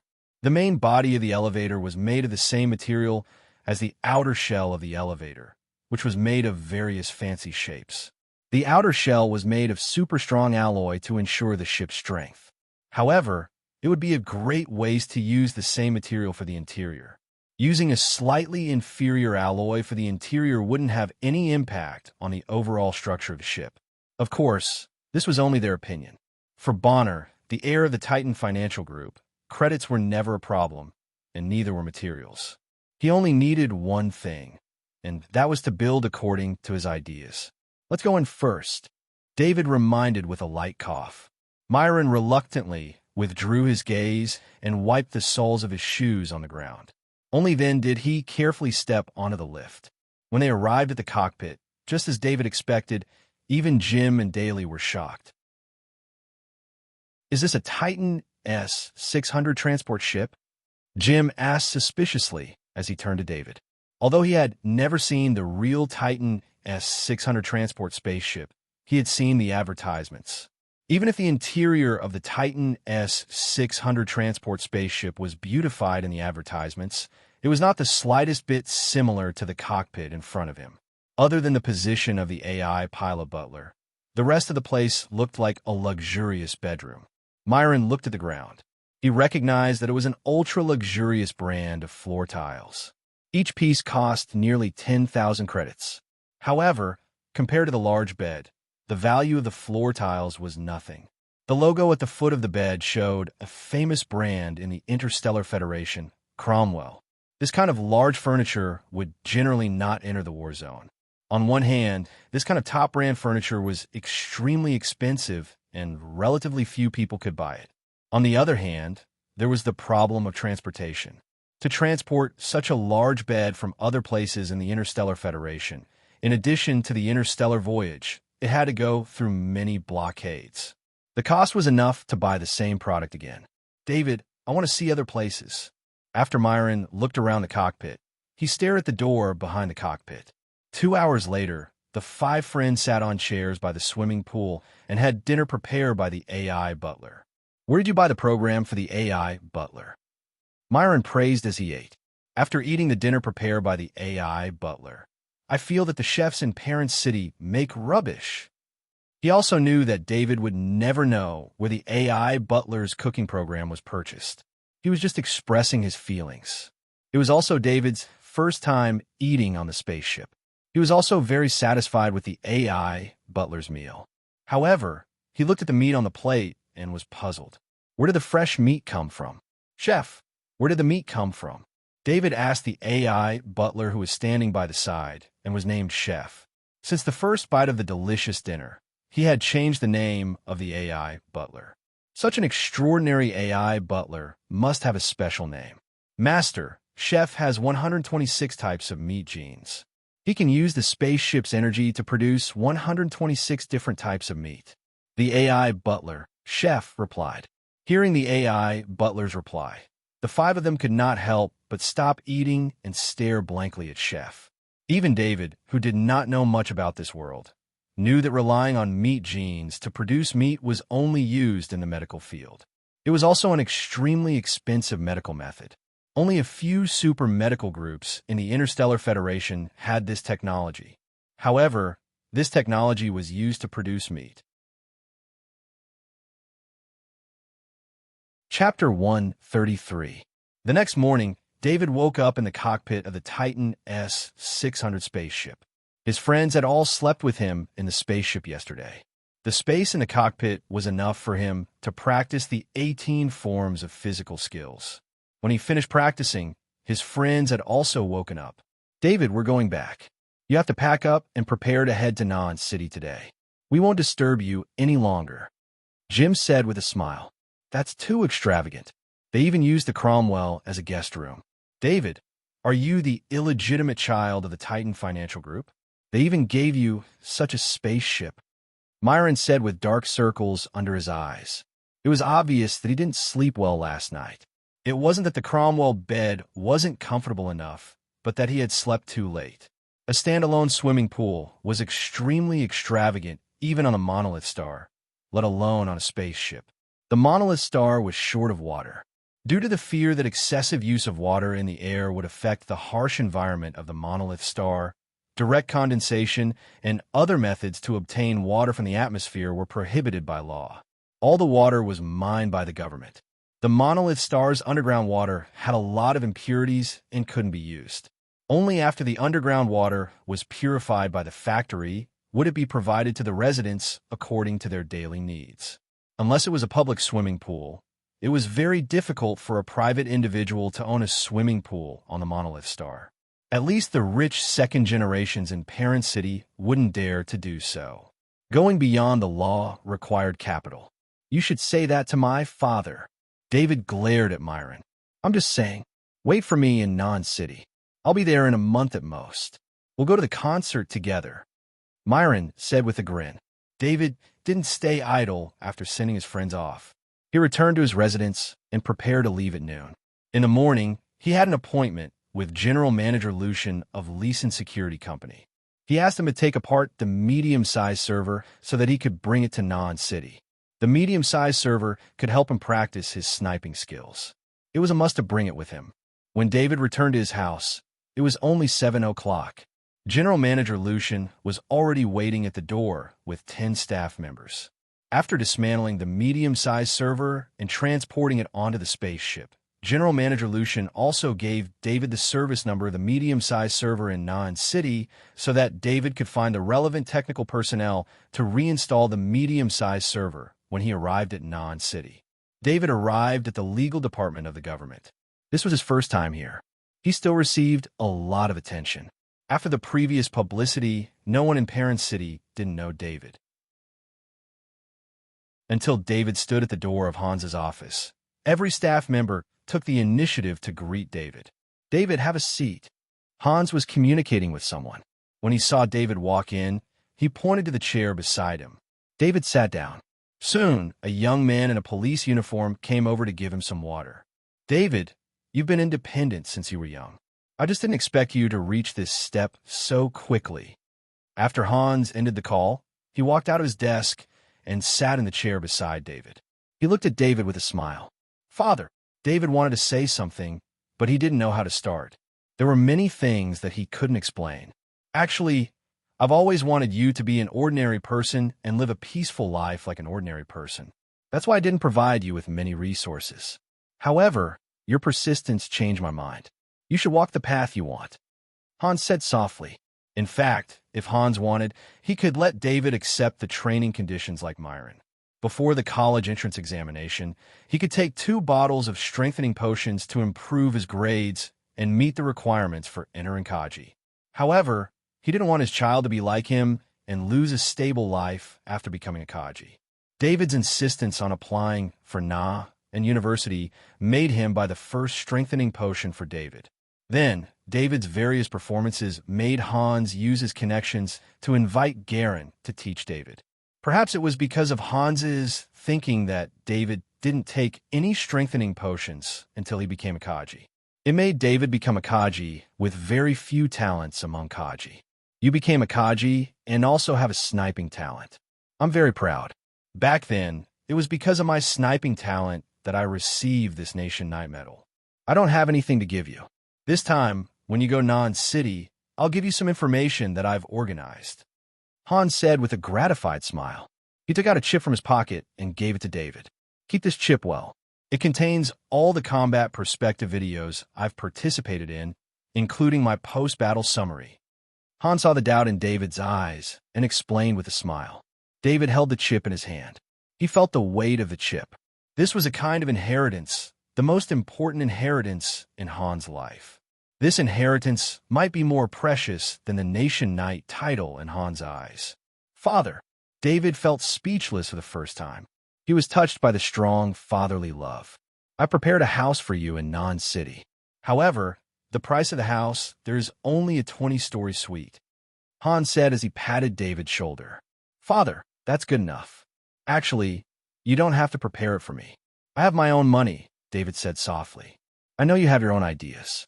Although you don't say it, I can guess. The holy water of eternal youth is not that easy to get.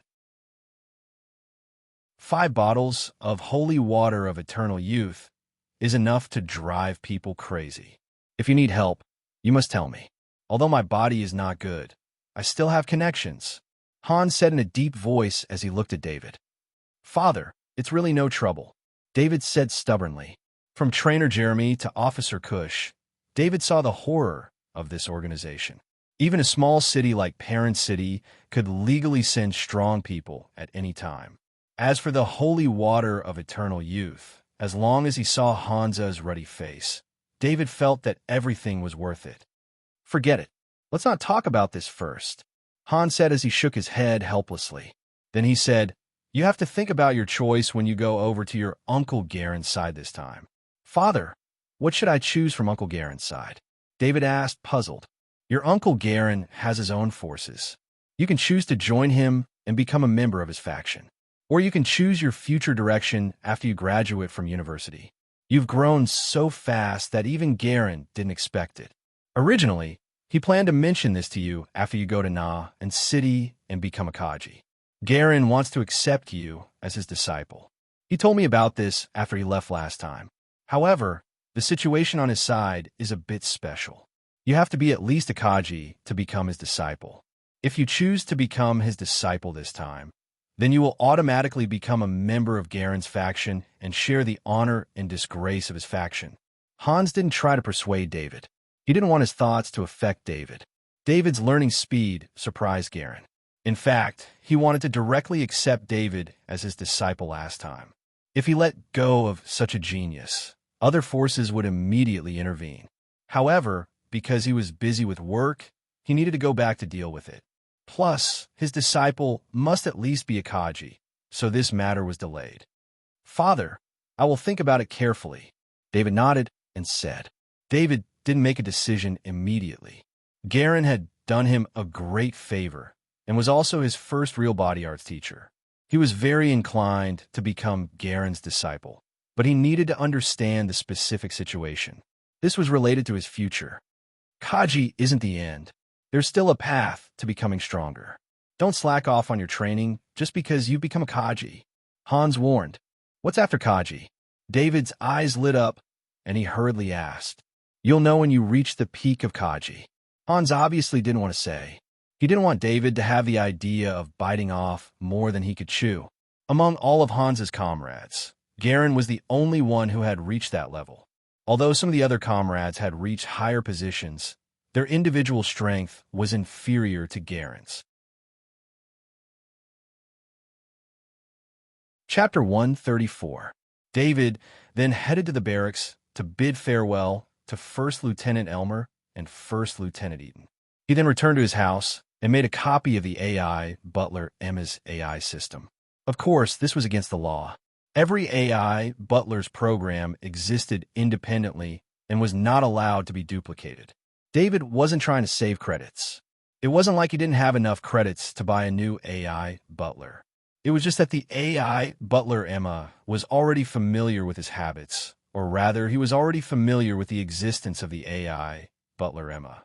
After doing all this, he took some clothes and a level 1 heavy axe and boarded the Type 2 Land Tiger armored vehicle. In the end, he took one last look at the residence with reluctance before leaving. After coming to this world, this was his home. It was where his heart and soul were. This place had the memories of his predecessor and his mother's imprint. The Type 2 Land Tiger armored vehicle flew 30 meters in the air. This armored hover vehicle couldn't be used in Non-City. It could only be used in the wild. Non-City was not Parent City. The military here recognized David and treated him as part of the military.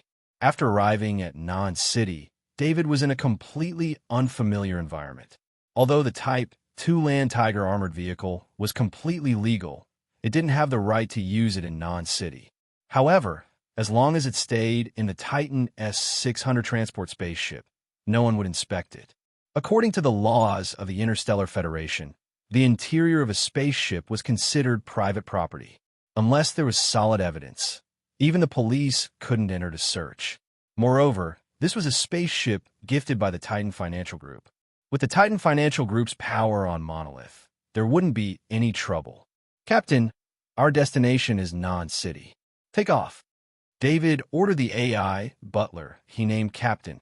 He now had 10% proficiency in piloting spaceships. However, this kind of control system had been modified into an idiotic spaceship, so he wasn't interested in piloting it at all.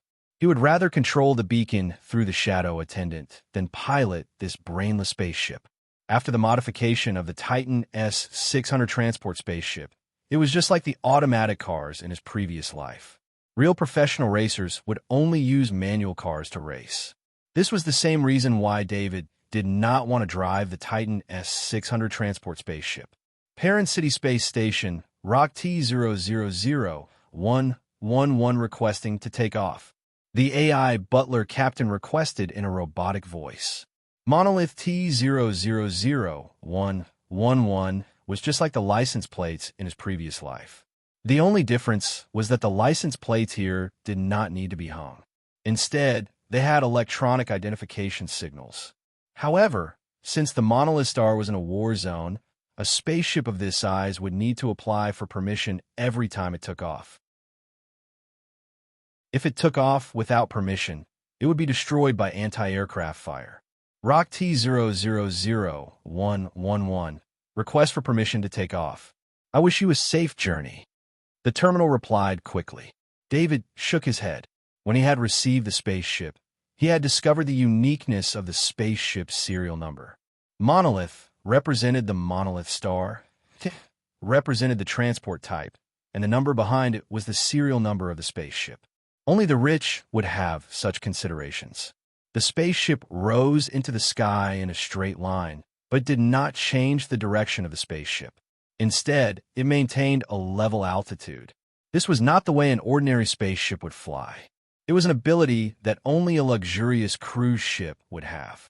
Only when he was sitting in the Titan S-600 transport spaceship did he realize that his 40 million credits were nothing in front of the truly rich. The spaceship flew to an altitude of 10,000 meters and began to fly in the direction of Non-City. The Titan S-600 transport spaceship was not considered fast in the atmosphere. Its outer shell was designed for cargo to have a larger capacity. It did not consider the problem of air resistance. Although it was powerful enough, it could not compare to smaller aircraft that were designed for speed. Of course, if it was in space and the warp engine was activated, its speed would be countless times faster than an ordinary aircraft. He had always heard that the skies of the monolith star were not safe, especially after the Zerg invasion. A large number of Level 2 Zergs had entered the monolith star, worsening the situation of the Zergs on the monolith star. David placed the Land Lion exoskeleton armor's loading box beside him. A few of his usual weapons were also at hand. However, it was obvious that unless one's luck was really bad, flying at such a high altitude was not dangerous at all. Moreover, he had underestimated the Tycoon's ability to protect themselves. When they were flying at an altitude of 10,000 meters, a Level 1 Zerg was detected by the spaceship's scanner 32 kilometers away from the Titan S-600 transport spaceship. However, because there was no danger, the Level 1 Zerg's location was only marked and there was no alarm. In fact, this spaceship had a perfect danger response process. There was no need for David to feel so uneasy. 5 hours later, David heard a voice coming from the control panel. "This is Nan City's second space station, Monolith T000111. Please activate your identification to verify your identity." David immediately activated the authorization on his identity bracelet, allowing the other party to scan his identity bracelet. "Mr. David, you have Level E authorization. Welcome to Nan City. You may use the second space station's docking point 36. The voice came again. "Captain, activate the image in front." David ordered the AI butler captain. Following that, the image of Nan City was displayed on the screen in front. The spaceship had already approached Nan City and was slowing down. This allowed David to have a clearer view of the city.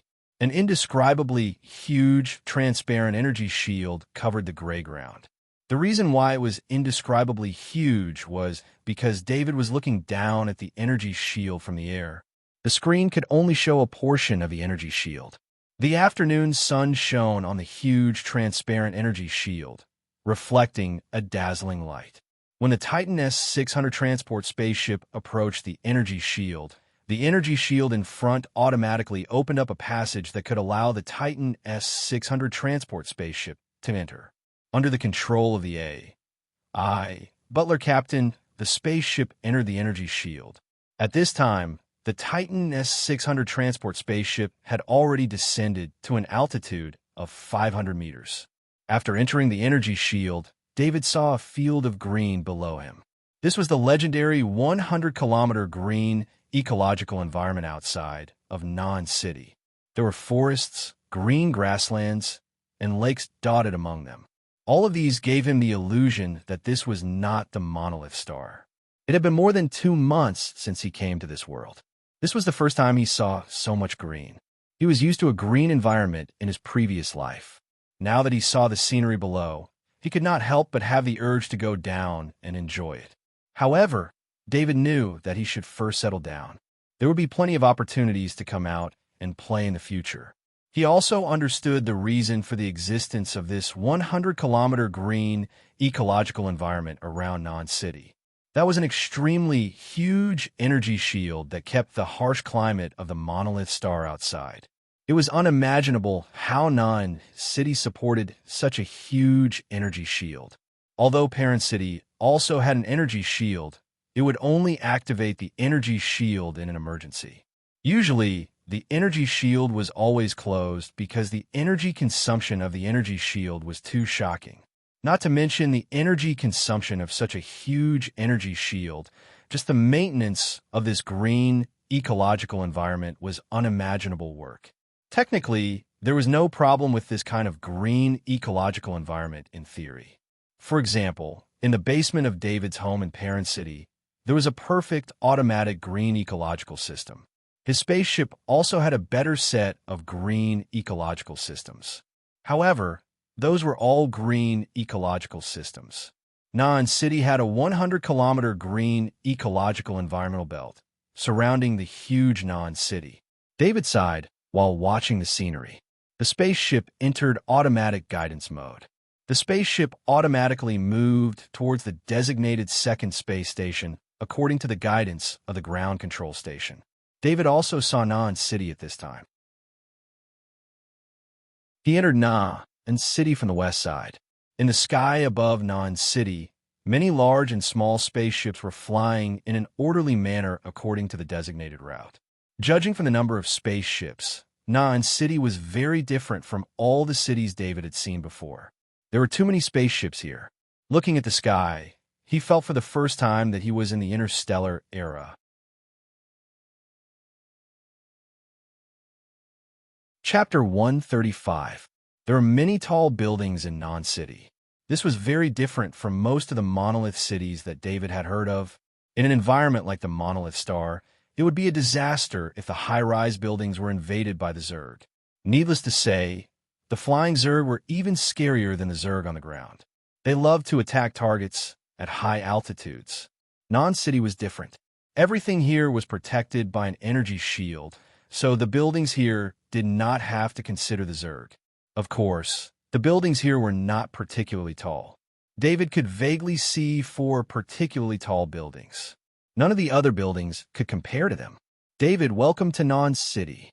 Just as David saw Space Station 2, Galen sent a message. Uncle Galen, I'll land right away. David replied, I have something to do today, so I can't pick you up. I'll get Furnace to pick you up. Have dinner with me tonight. Galen said with a smile. Uncle Galen, you don't have to trouble yourself. Father has arranged a place for me to stay in Naan City. David said embarrassedly, Don't be so polite, kid. I have something to do here. See you tonight. Galen scolded with a smile. He then ignored David's words and hung up the call. David looked at his identity bracelet helplessly. He was grateful for Galen's attention. The Titan S-600 transport spacecraft slowly landed at Dock 36. This was a huge spaceship dock that opened up. After the spacecraft landed, several mechanical arms extended to hold the spacecraft in place. At the same time, David also received permission to use Dock 36. Dock 36 would be his private territory while his spacecraft was docked. The charm of credits. David could not help but sigh softly. He understood that this was the reason the Titan Financial Group had purchased the docking rights for this spacecraft. He did not bring all his items. Instead, he only carried a Land Lion exoskeleton armor loading box, a pair of Tier 2 swords, and a Tier 2 stiletto beside his legs. As he was going to meet Galen, he did not bring the Tier 2 spear. Instead, he brought the Tier 2 Warhammer storage box. Although he had only been in this world for a little over 2 months, the Kaji equipment he possessed had already surpassed most Kaji. This was inseparable from opportunity and his own strength. As for his clothes, he didn't bring any of them with him. Once he had his own hovercar in Naan City, he would come back to move the items he needed. For now, he only needed to buy them with credits. Walking out of parking lot number 36, he saw a black hovercar parked outside. A young man with long blonde hair, wearing a slim-fit leather jacket, a pair of leather tights, and a pair of pointed leather shoes on his feet. They were so black that they shone. The young man seemed to be chewing something in his mouth. His eyes lit up when he saw David. Hi, David Kerr. I'm Furnace. My teacher, Garen, asked me to pick you up. Furnace waved at David and greeted him. I'm David. Sorry to trouble you. David looked at Furnace's weird outfit curiously and tried his best to suppress the expression on his face as he replied. This is your luggage. Put it at the back. Furnace saw the items in David's hands and reached out to take them. David stepped aside and then walked to the back of the hovercar. These were all David's weapons and equipment. He didn't want anyone else to take them. Wow. Land Tiger exoskeleton armor's loading box. This is the Warhammer's storage box. The 2 swords on your back. No wonder teacher said you were a genius. You learn everything quickly. Furnace didn't care about David's avoidance. In fact, his attention was all attracted by David's items. These are some of the rewards and trophies I got in Parent City. David explained, Don't wear exoskeleton armor in public in Naan City. You will be targeted by those things in the sky. Furnace pointed to the sky and said. After David put the items away, he looked up at the sky. He didn't notice before and thought that the sky was full of spaceships. But now, with Furnace guidance, he saw some special aircraft in the sky. These aircraft hovered still in the air and were distributed very evenly. They almost covered the entire non-city. That's the eye of war. It's an annoying thing. I can't drive the hover car to my heart's content. Furnace, who was sitting in the driver's seat, complained to David as he started the hover car. Does the eye of war have an attack ability? David looked at the eye of war in the sky and asked curiously. Yes, but there are two types of attacks. Under normal circumstances, they would use non-lethal missiles such as blinding or stunning. Only when they receive a kill order would they activate the lethal missiles. There are even missiles with grade 1 or 2 warheads. Furnace was very talkative. He answered every question that was asked. David also realized that this disciple of Garen's was a good person, although he was dressed a little strangely. In fact, Furnace already knew what Garen was thinking. Perhaps David was his junior. How could he have a bad attitude? A Kaji under the age of 18 and a student with a Silver Star medal. These were enough to show that David was a genius. Along the way, Furnace introduced a lot of the situation in non-city. It gave David a rough understanding of non-city. He also knew why there were only 4 tallest buildings in non-city. It was because these 4 tall buildings represented the 4 major forces in non-city. Among the 4 major forces, the military, the government, the Kaji Association, and the Na Chamber of Commerce. The military and the government were the strongest in terms of overall strength. But in terms of individual combat power, the Kaji Association was the strongest. As for the Na Chamber of Commerce, it was an amalgamation of many financial groups. There were constant internal conflicts. Although they were united against external forces, they were only considered average in terms of financial strength. David actually wanted to ask which force Garen belonged to, but he didn't have much of a relationship with Furnace. It wasn't good to ask such a question rashly. The hover car stopped in front of a 15-story hotel. A waiter in a wine-red hotel uniform helped to open the hover car door. David jumped out of the hover car. It was around 6 o'clock, but there were already a lot of people going in and out of the hotel. Many people here looked at David strangely. David naturally understood the reason. Almost no one here was wearing the Federation's uniform. All kinds of clothes that David thought were very strange, but everyone here was dressed like that. David don't mind it. In the eyes of the people in non-city, everyone who wears the Federation's uniform is either a public servant or a country bumpkin. Furnace explained with a smile. In non-city, I'm a country bumpkin. David laughed at himself. However, he still liked the Federation's uniform. He really didn't like those strange clothes. He stopped the hotel waiter from helping him with his luggage. He carried the exoskeleton armor loading box and weapon storage box in his hands. I'm sorry, sir. All the weapons and equipment in this hotel must be handed over to the lobby for safekeeping. You can take them when you leave. Just as David walked into the lobby with the 2 boxes, the lobby manager quickly walked over and said with a smile. His eyes were not only looking at the 2 boxes, but also at the 2 swords on David's back. David couldn't help but frown. The value of his weapons and equipment was not low. How could he be assured to hand it over to the lobby for safekeeping? Okay, this is Lord Garen's guest. You could go do other things. I'll take care of him. Furnace, who followed into the lobby, shook his head and waved his hand. Mr. Furnace, I'm sorry. I didn't know this was Lord Garen's guest. The lobby manager broke out in cold sweat at this time. He quickly bowed and apologized, then stepped back and made way.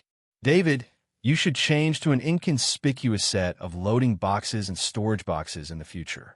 In order to avoid any accidents in public places in non-city, Kaji's exoskeleton armor and weapons are not allowed to be brought in. Of course, as long as the equipment is not too obvious, it will generally not be specially checked. However, the Summit Hotel is our own property, so there is nothing to worry about. Furnace turned his head and explained to David. Furnace, it seems that non-city is very safe. David said with a sigh. From the moment he entered non-city, he noticed the difference. There were people everywhere. The large population made the city extremely prosperous. Chapter 136. This is the room I've arranged for you. If you feel comfortable, You can continue to stay here. Furnace said with a smile as he brought David to the top of the 15th floor and opened a door.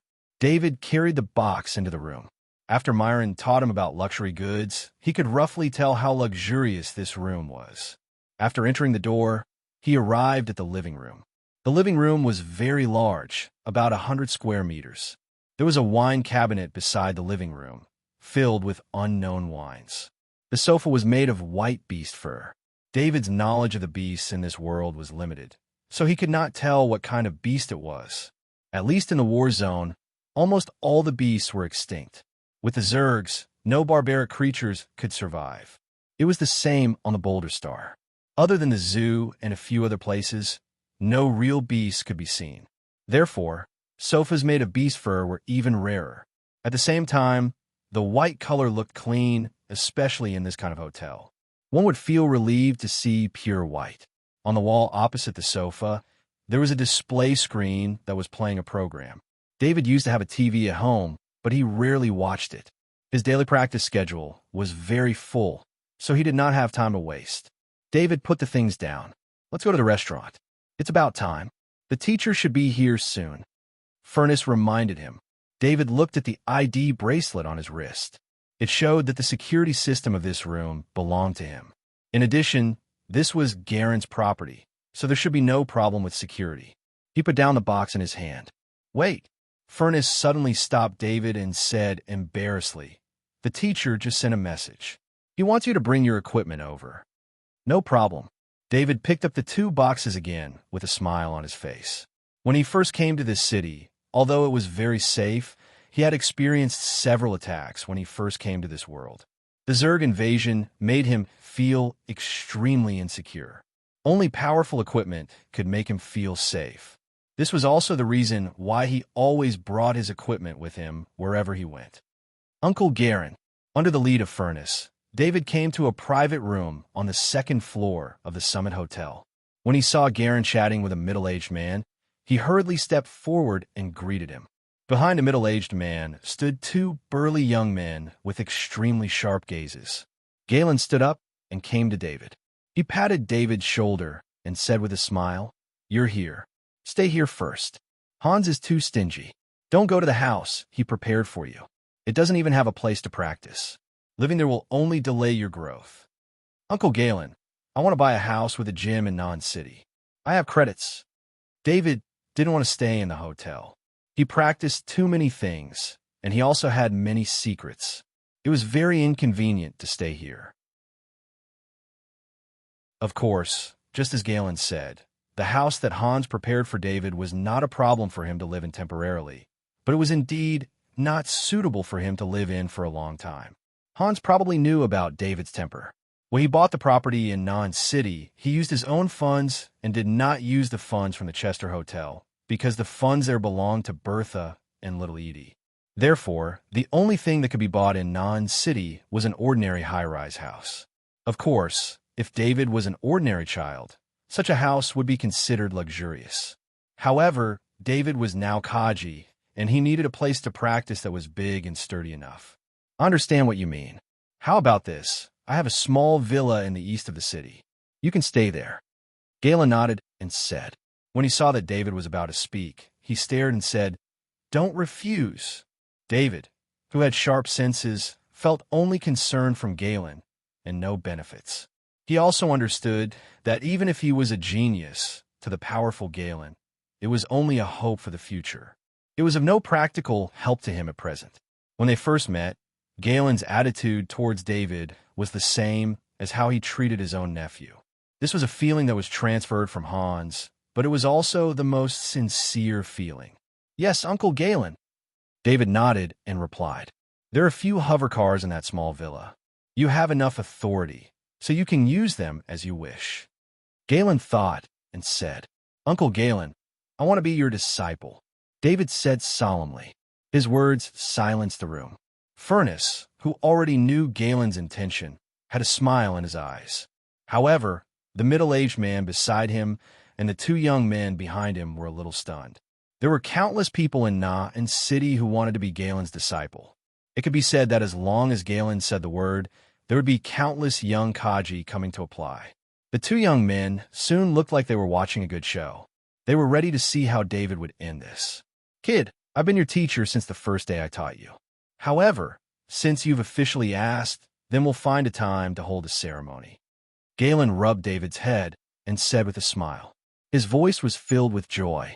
He was the only one who knew what kind of genius David was.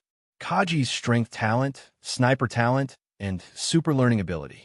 These were not the most terrifying thing. The most terrifying thing was that David had killed a pinnacle Kaji in a head-on battle the day after he talked to him over the phone to ask about his talent. Who wouldn't like a genius like him? He had always wanted to find a chance to say that he wanted to take David as his disciple. However, he couldn't bring himself to bring it up. I'll listen to you, teacher. David changed his way of addressing Galen. I still prefer you to call me uncle. Don't change it. Galen corrected him. Galen liked David. He had 3 other disciples, but only David could call him uncle. Galen had no family. Hans, who was like a brother to him, was one of the few family members he had. He also treated David as his nephew. Galen, congratulations on taking in another disciple. However, shouldn't we talk about the matter between us? The middle-aged man on the side said in a deep voice, Daryl, don't make trouble for me when I'm happy. The thing is in my hands. You brought 2 disciples here. Didn't you want to take back the thing through a challenge? Let's make an appointment and wait for my disciples to come back. We'll fight 2 on 2. The winner gets the thing. Galen said to Daryl unhappily. Furnace gently pulled David. David took 2 steps back and stood beside Furnace. Be careful, Furnace reminded him softly. David was shocked. Daryl, who looked inconspicuous, should be an extremely terrifying powerhouse. He had seen Galen fight before. Several powerful Kaji were like babies in front of Galen. They couldn't resist at all. If he could fight Galen head-on, his strength should be similar to Galen's. Galen, didn't you just take in a disciple? Since there are 2 disciples here, let's have a 2-on-2 duel with my 2 incompetent disciples. That way, we can settle the distribution of the items earlier. Daryl pointed at David with a chuckle, and then said to Garen, Daryl, you can really say that. Galen's eyes moved slightly, but he sneered. How about it? My 2 disciples have only been with me for a short time. Furnace has been with you for 3 years. You won't be at a disadvantage in a 2-on-2 battle. Daryl glanced at his 2 disciples and said to Galen. Daryl clearly sensed David's physical condition. To become a Kaji at such a young age, he was a true genius. But it was also because of his young age that David's combat experience must be lacking. Taking this opportunity to fight 2-on-2, it was actually his 2 disciples fighting Furnace together. As for David, either of his 2 disciples could easily defeat him. Daryl, with the addition of your bottle of Space Ripper's bone marrow essence, I agree. Galen wasn't someone who would suffer a loss so easily. He directly raised the request to increase the bet. Galen's words made Daryl hesitate. He looked at David again. A powerhouse like him could see David's age at a glance. He couldn't be wrong about that kind of young vitality. Okay, I agree, Daryl said in a deep voice. In this room, David was the only one who didn't know anything. He only watched as Garen and Daryl clapped their hands with smiles. The only thing he knew was that a battle was waiting for him.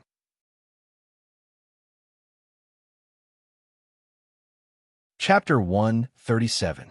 See you in the training room in an hour, Daryl said to Galen and left with his 2 disciples. David, have your meal first, Galen said with a smile when he saw David's puzzled look. After David sat down, the waiter served dinner. Each of them had a steak, a salad, and a grilled fish.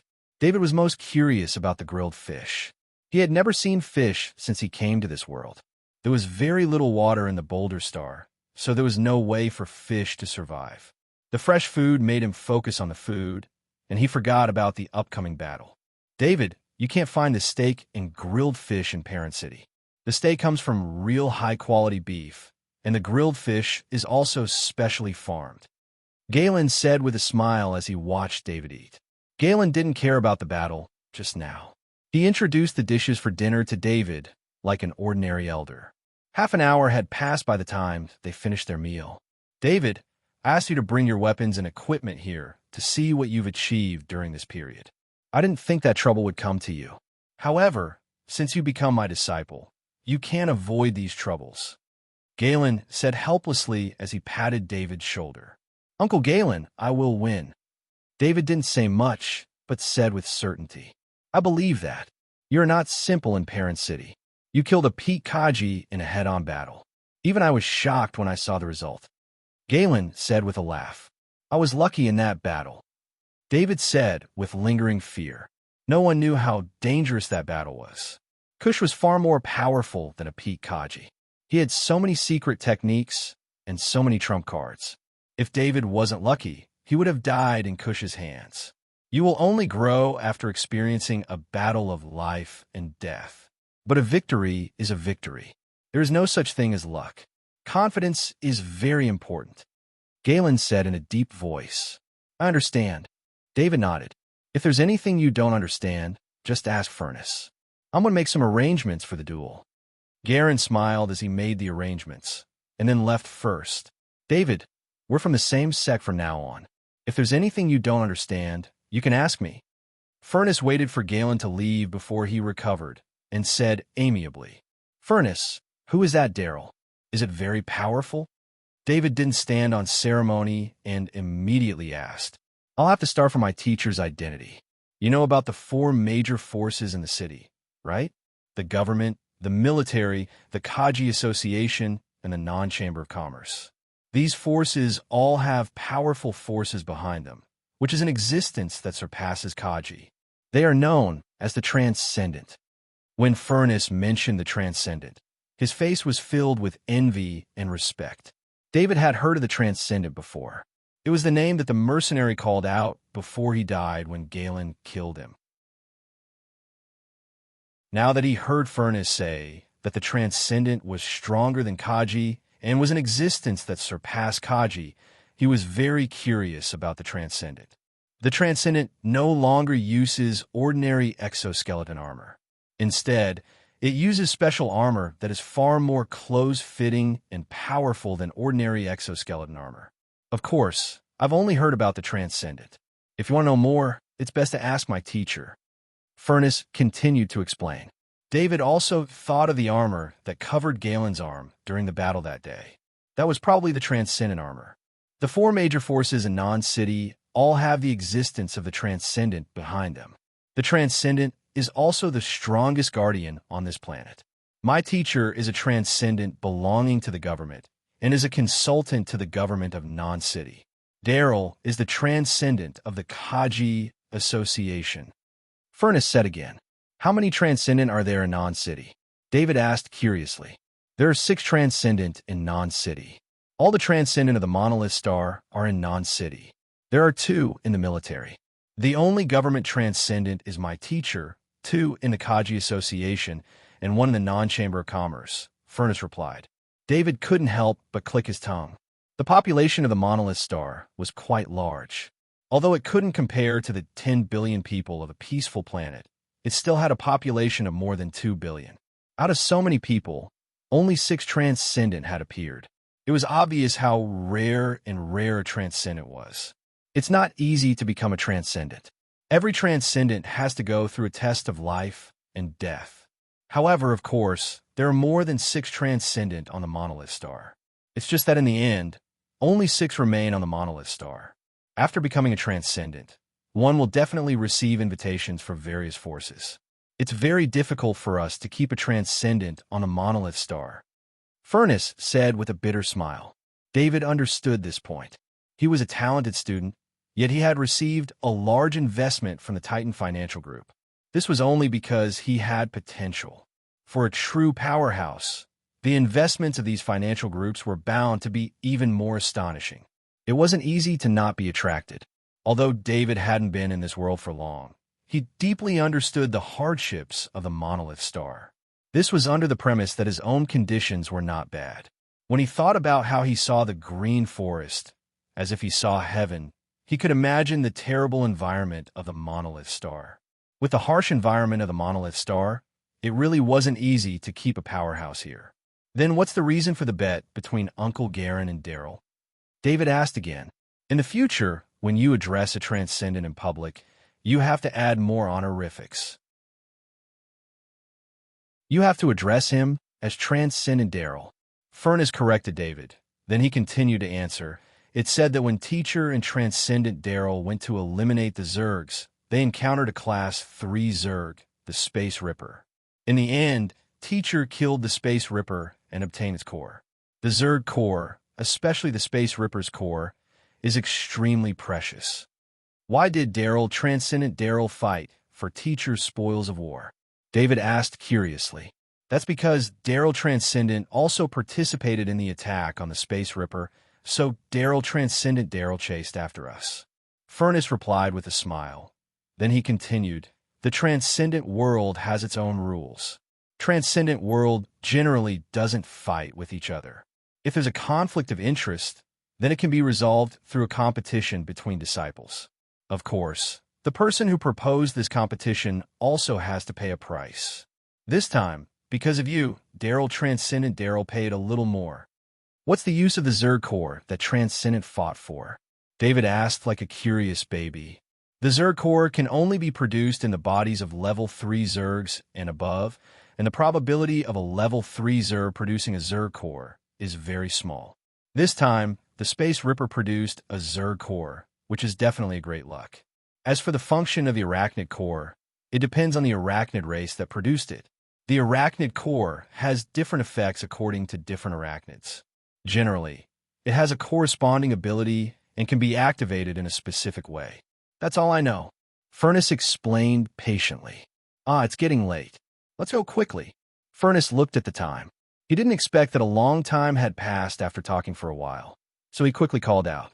David still carried his 2 boxes and followed behind Furnace. They took the elevator and quickly arrived at the 4th floor. At this time, there were 2 stern-looking big men in security uniforms guarding the elevator on the 4th floor.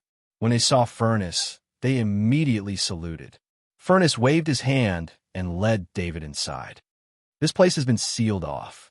Usually, this floor is a fitness room. There is a professional combat room inside. Furnace introduced to David as they walked. David walked into the professional combat room that Furnace mentioned. The entire combat room was covered in metal. The metal used here was an alloy made from level 1 Zerg shells. As long as one didn't use a weapon of the same grade, it would be very difficult to damage it. David, come here. Put your equipment aside. You can't use your weapon here. Garen smiled and waved at David. Furnace, who wasn't valued, seemed to be used to it. He curled his lips and walked forward without any greeting. David saw Daryl and his 2 disciples standing on the other side of the room. It seemed that they had already prepared. David's weapon. Let him use it. It's okay.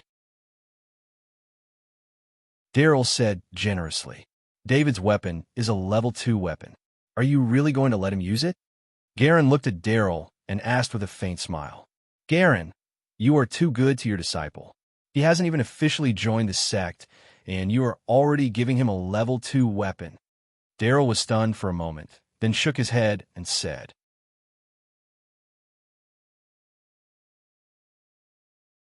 Chapter 138. I didn't give David's 2nd grade weapon to him.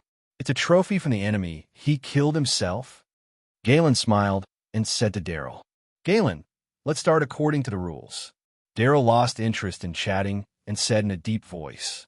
At the same time, he also looked at David with a surprised look. He was sure that David's strength was only at the beginning of Kaji, and only the peak of Kaji was worthy of a 2nd grade weapon. However, he did not doubt Galen's words. With Galen's identity, he would not lie in this regard. Alvin, I'll have to trouble you to be fair, Galen said with a smile. As he spoke, a holographic figure was projected in the combat room. This person was wearing a general-class military uniform. As soon as he appeared, he gave off a solemn aura. Galen, I'm ready. General Alvin's holographic image nodded to Galen, then looked at Daryl and said, Is it okay for me to be fair? Of course. Daryl nodded to General Alvin and said, then turned to look at Galen and said, It seems that Galen doesn't believe in my character and is afraid that I will go back on my word. Not at all. I'm just introducing my new disciple to Alvin, Galen said with a smile. Not bad, kid. Are you interested in joining the army? General Alvin looked at David and nodded. I'm a high school student. I have to go to college. David did not know how to address General Alvin, so he replied vaguely. He became a Kaji in high school. Which family is he from? General Alvin asked while looking at Galen. This is my new disciple, David, the child of my brother Hans. Galen introduced with a smile. Galen, you're too much. I've heard of this child. The military attache's great importance to him and is preparing to focus on training him in the future. You're robbing him. General Alvin heard Galen's introduction and immediately knew who David was. He could not help but blame him. Hans was very famous on planet Monolith, and David's recent series of battles had also attracted the attention of the military. The military of planet Monolith had long regarded David as one of their own. With my relationship with Hans, it's only right for me to take his son as my disciple. Galen retorted. Ahem, I also invited a fair person. Daryl interrupted their conversation. If he didn't interrupt them, he didn't know how long they would continue talking. So you don't trust me either. Galen shook his head. Same to you, Daryl said in a deep voice. He then turned and said, Brother Mervyn, I'll have to trouble you. Another holographic projection appeared. It was a tall old man with a smile on his face as he looked at the crowd. Mervyn, I haven't seen you in a while. Were you going to find a place to spar? General Alvin said in a deep voice. Alvin, I just happened to be busy and didn't participate in the insectoid extermination mission. Do you have to be like this? Mervyn looked at General Alvin helplessly. You Kaji Association have so many experts, yet you all shirk your duties when you need them. General Alvin was very dissatisfied with Mervyn. Alvin, if the military needs me next time, I'll definitely participate. Mervyn shook his head. In fact, he had long regretted it. He just happened to be in seclusion.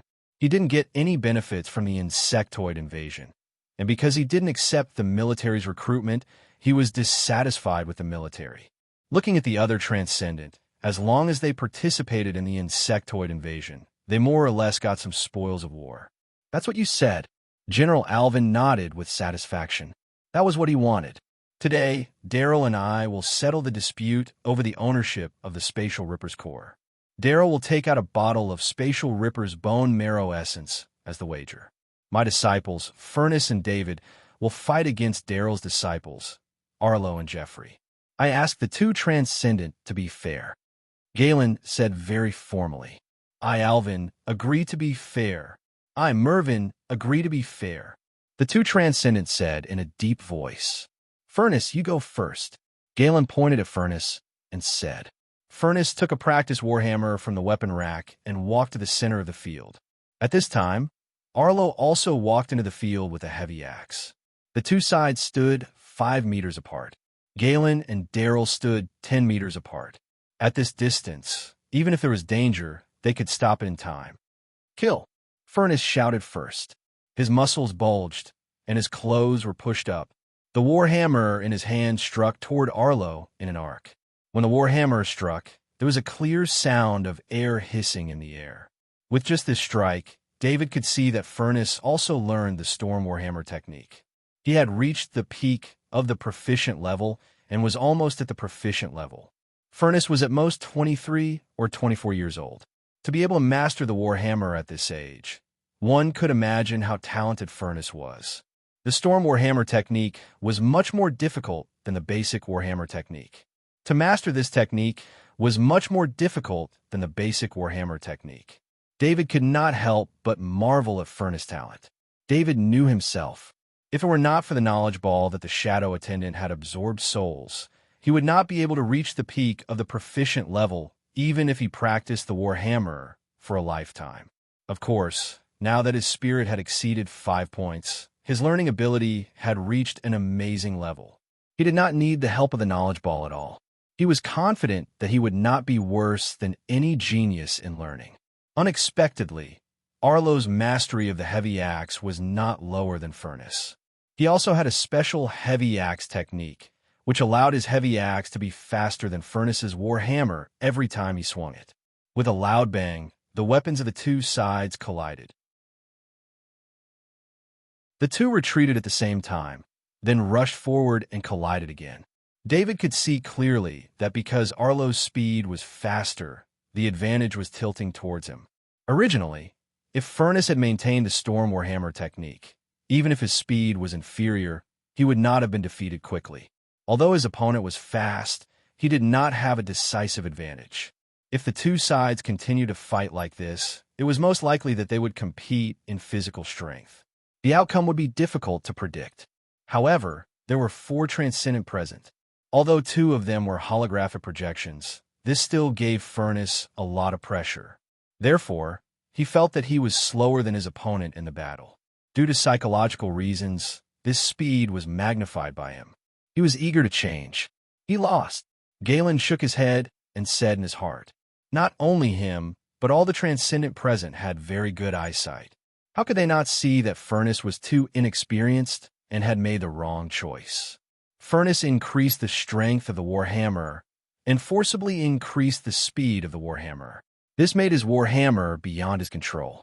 No matter how skilled he was in daily practice and how flexible he was in daily practice, there would always be unpredictable problems if he did not have actual combat experience.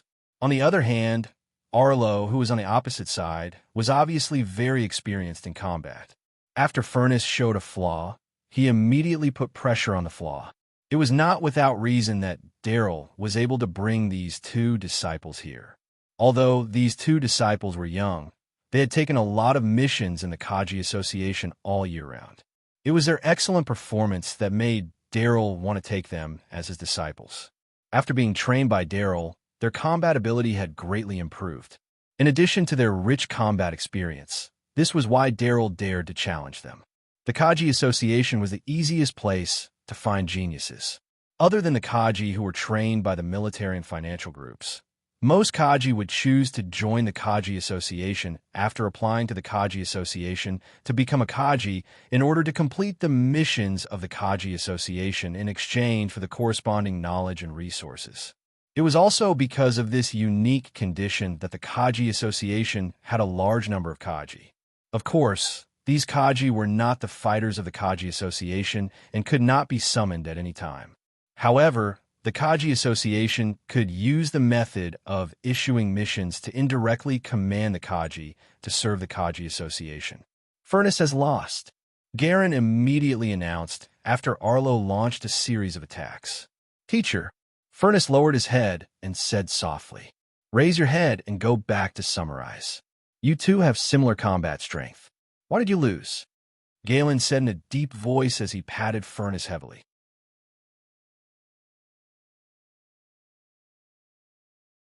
Chapter 139. Furnace did not hear Galen's scolding. Instead, he heard Galen's guidance, which made him feel ashamed. He knew how precious the Level 3 Space Ripper Core was. In the Interstellar Federation, a Level 3 Zerg would normally require super weapons like railguns to deal with. Even a Level 3 Zerg would not leave behind a corpse under such a weapon. Without a corpse, there would not be any materials produced. Not to mention, Level 3 Zergs rarely produce cores. If it wasn't for the fact that the Zergs that broke through the seal and came to the Monolith Star were all Zergs below Level 3, the Transcendents wouldn't have been able to kill the Level 3 Zergs this time. Such a precious treasure was going to be handed over to someone else because of his failure. Teacher, I'm sorry, Furnace said softly. Furnace, don't take it to heart.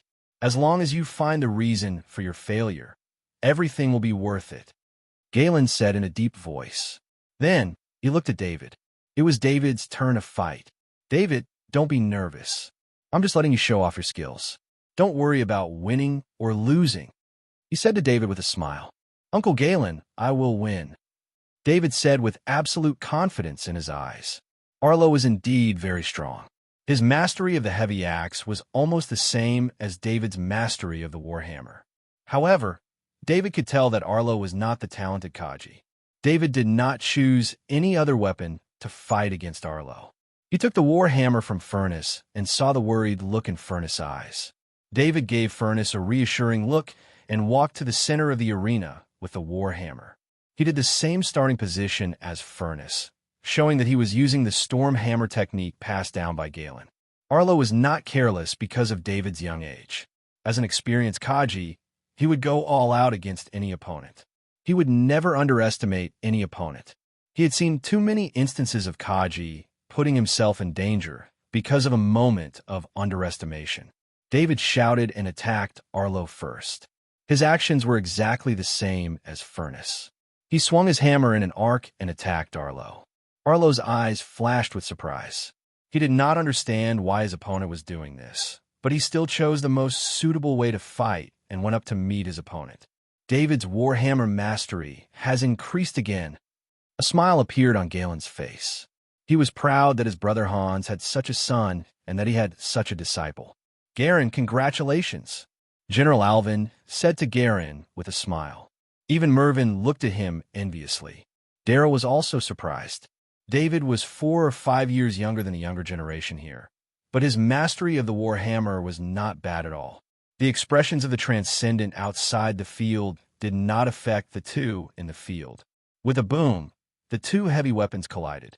David couldn't help but take 5 steps back before he could stabilize himself.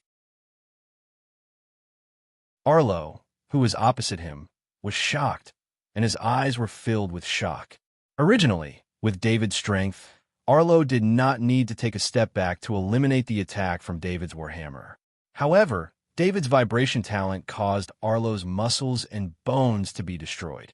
Arlo exerted force on his feet and forcefully channeled the vibration force into his feet. At the same time, his body also took a step back. His pants were torn to pieces when he forcefully channeled the vibration force.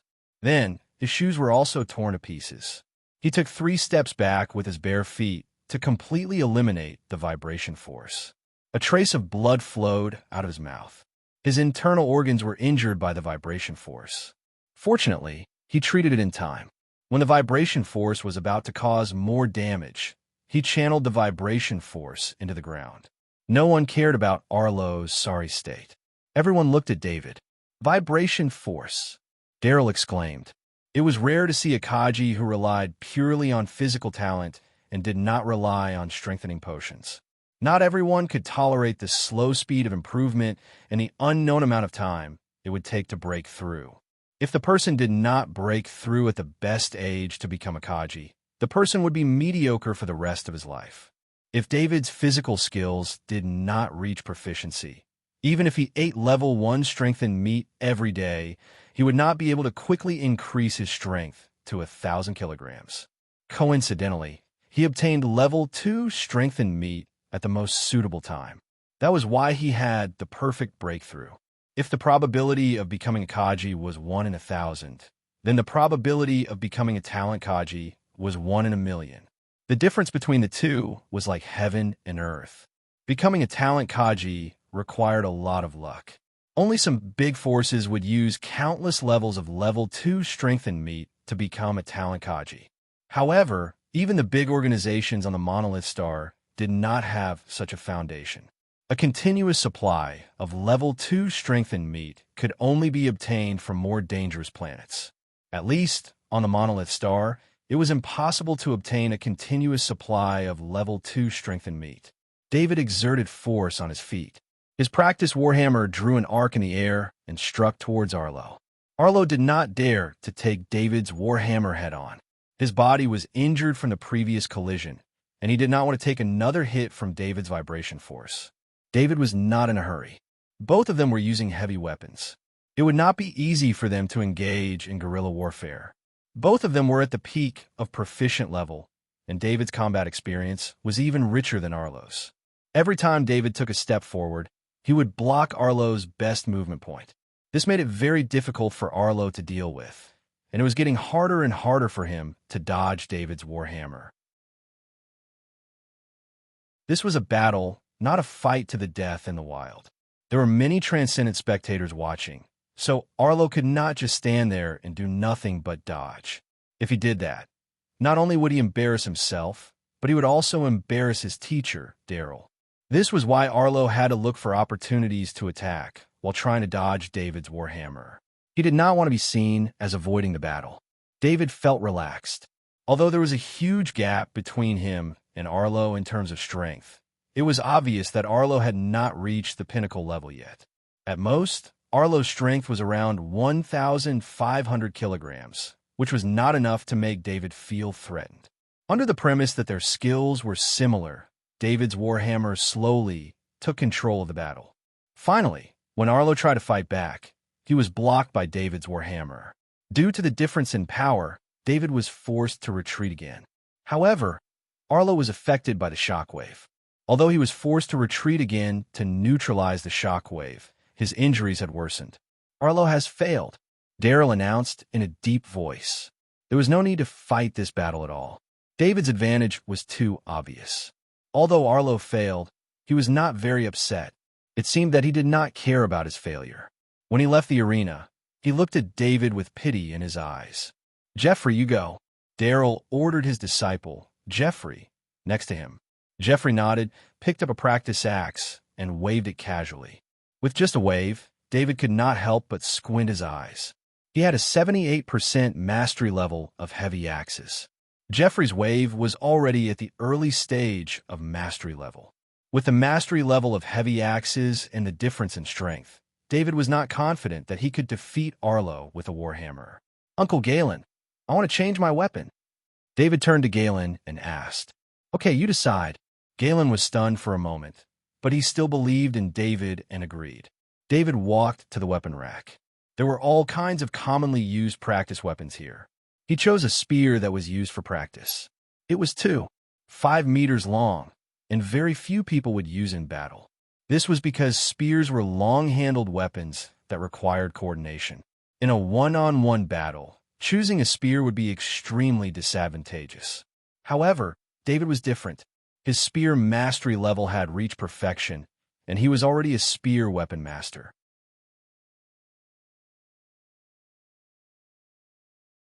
Chapter 140. After you. David returned to the field with the spear in his hand.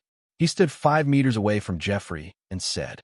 General Alvin and Mervyn in the holographic projection looked at David curiously. This young genius had given them too many surprises. It wasn't that there weren't soldiers who practiced with multiple weapons, but if they wanted to be proficient in a particular weapon, they would need a long period of practice and constant battles. Therefore, most soldiers would still choose a single weapon, which was beneficial to their specialization. Now that David had chosen the spear, it meant that his mastery of the spear was better than his mastery of the warhammer. At David's age, it was already amazing that he could master a warhammer at the peak of proficiency.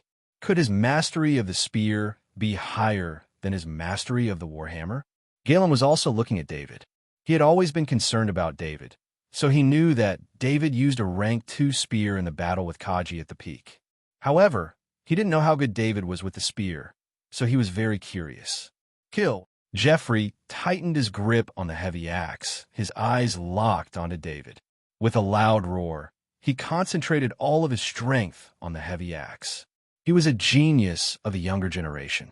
His strength had reached 1,900 kilograms, which was close to Kaji at the peak. Coupled with his mastery of the axe, he was not afraid of David's shock force.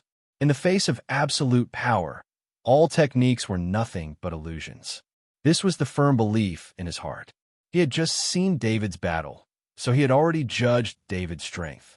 If Arlo was stronger, then David would be hurt when their weapons collided. David's strength of 1,200 kilograms was already very strong for David's age. However, this was not a battle between David and his peers. Jeffrey was almost 30 years old. To him, this strength was not enough. Just as Jeffrey was about to unleash his full power, David moved. The spear in his hand erupted with an unstoppable force as it pierced towards Jeffrey. On the other side, Jeffrey sensed a terrifying killing intent surging towards him, and a feeling of helplessness rose in his heart. At the same time, under the influence of this terrifying killing intent, his movements could not help but become sluggish. This reminded him of the numerous life and death situations he had experienced. This time, he felt as if the Grim Reaper was grinning at him.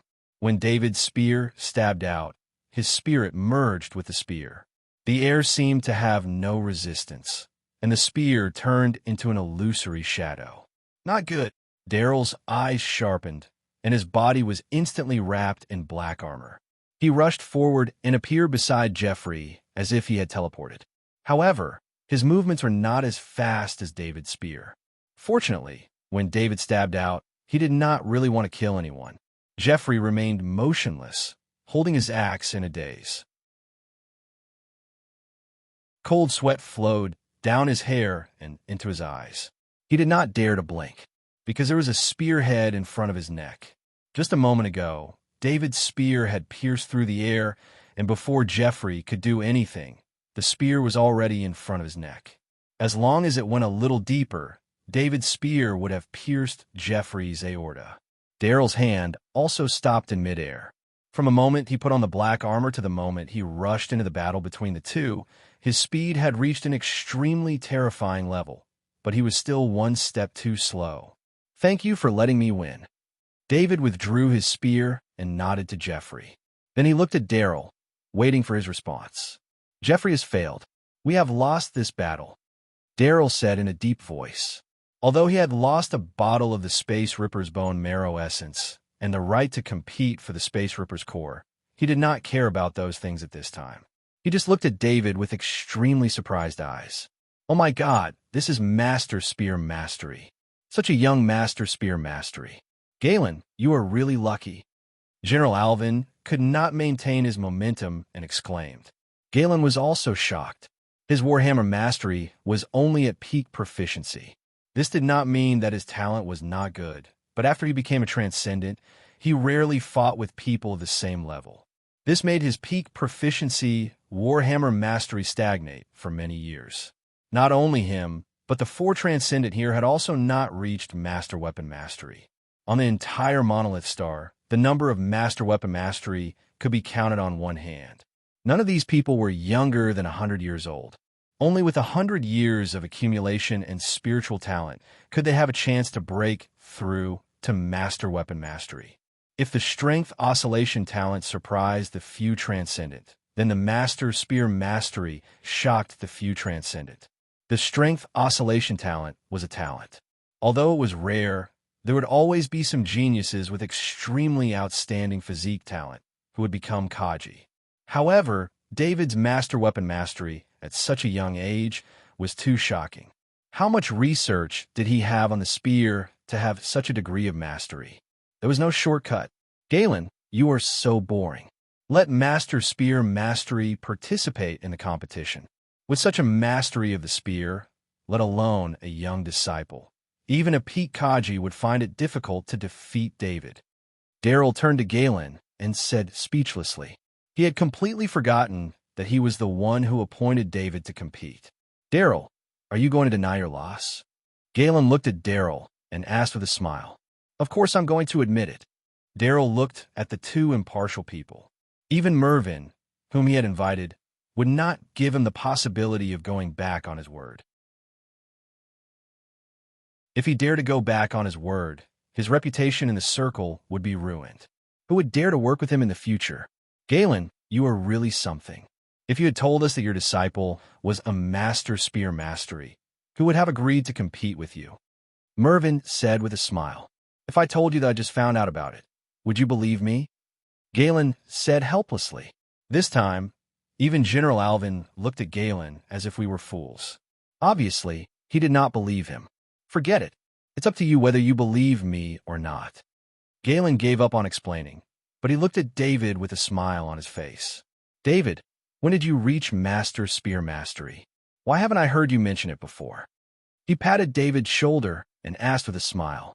"It was during the battle with Kush. I unknowingly broke through in a desperate situation." David said honestly, "Good. That's great. But you can't abandon your Warhammer mastery." Galen said with a smile after he understood what was going on. "I will work hard." David nodded in response. "Galen, it's a waste to give this disciple to you. If Barkle knew about David's talent, he would definitely fight with you for this disciple." General Alvin shook his head and said, Barkle, who he was talking about, was another transcendent in the military. He was an expert in spears. Barkle reduced his strength and speed to David's level. Can his spear be better than David's? Galen retorted with a glare. What about you? Daryl said from the side. I use my warhammer to reduce my strength and speed to David's level. David's warhammer is not as good as mine, Galen said confidently. Daryl was rendered speechless by Galen's words. Galen, remember to send me an invitation during the formal apprenticeship ceremony. General Alvin reminded with a smile. Remember to invite me too. Mervyn continued. Neither of them came in person. Seeing David through a virtual image was far less direct than seeing him in person. They could see more from him. No problem. I will send the invitation in a few days. Galen replied with a smile. He then turned to Mervyn and said, David hasn't accepted the Kaji certification yet. I will arrange for someone to bring David over tomorrow.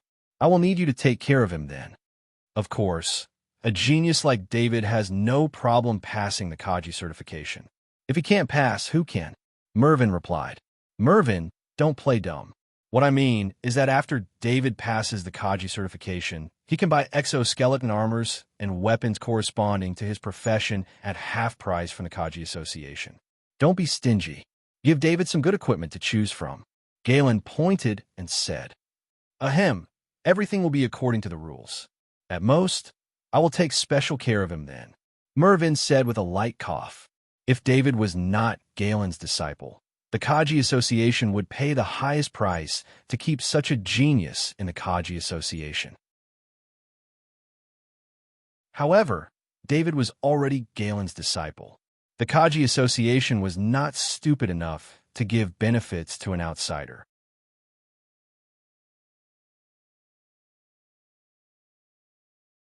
Chapter 141. David, thank you for today. Furness thanked him as he drove the hover car. If it wasn't for David's outburst, he wouldn't have been able to forgive himself for the loss of his teacher, Garen's precious treasure. Furness, you don't have to say that. David smiled and waved his hand. We're here. You should rest first. I'll take you to the Kaji Association tomorrow morning for the Kaji certification. Furness didn't continue the topic, but he remembered it in his heart. He pointed to a building in front of him and said. David got off the hover car. It was already nighttime. He stood by the street and looked around. He would be living here for a long time. It was a street that wasn't very wide. There were tall trees on both sides of the street, turning the street into a boulevard. The street lamps were also very special. In order to not be covered by the trees, the street lamps were made to be as tall as a person. The light was not dazzling, but it lit up the entire street. The people walking on the street were very leisurely. There were even people walking with pets like dogs or cats. This was also the first time David saw cats and dogs on the monolith star. He hadn't seen any other animals, so he thought there were only humans and zergs on the monolith star. Furness didn't get off the hover car. He left after sending David here. David looked at the building he was going to live in. It was a 2-story building with green grass in front of the door. He didn't have the heart to step on the grass. He came from Parent City and knew it wasn't easy to let such grass survive. Only the huge energy shield outside Non-City could protect the green ecosystem inside, allowing trees, flowers, and grass to grow inside the city. He stepped on the grass and came to the door. Garen had already transferred the ownership of the building to him. When he walked to the door opened automatically. This was a house that was similar to his house in Parent City.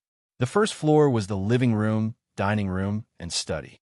The second floor was the bedroom and guest room. The basement was divided into 2 parts. One was a well-equipped combat room, and the other was a garage. There were 3 hover cars parked inside. The 3 hover cars were divided into 3 different styles. There was a spacious business hover car, a free leisure hover car, and the last hover car was a sports hover car with an exaggerated design. David walked around the rooms.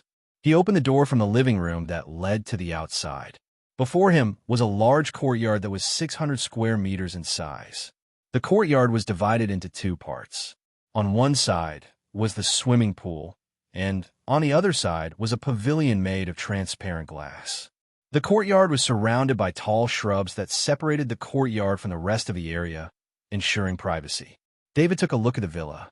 His first impression was that it was low-key and luxurious.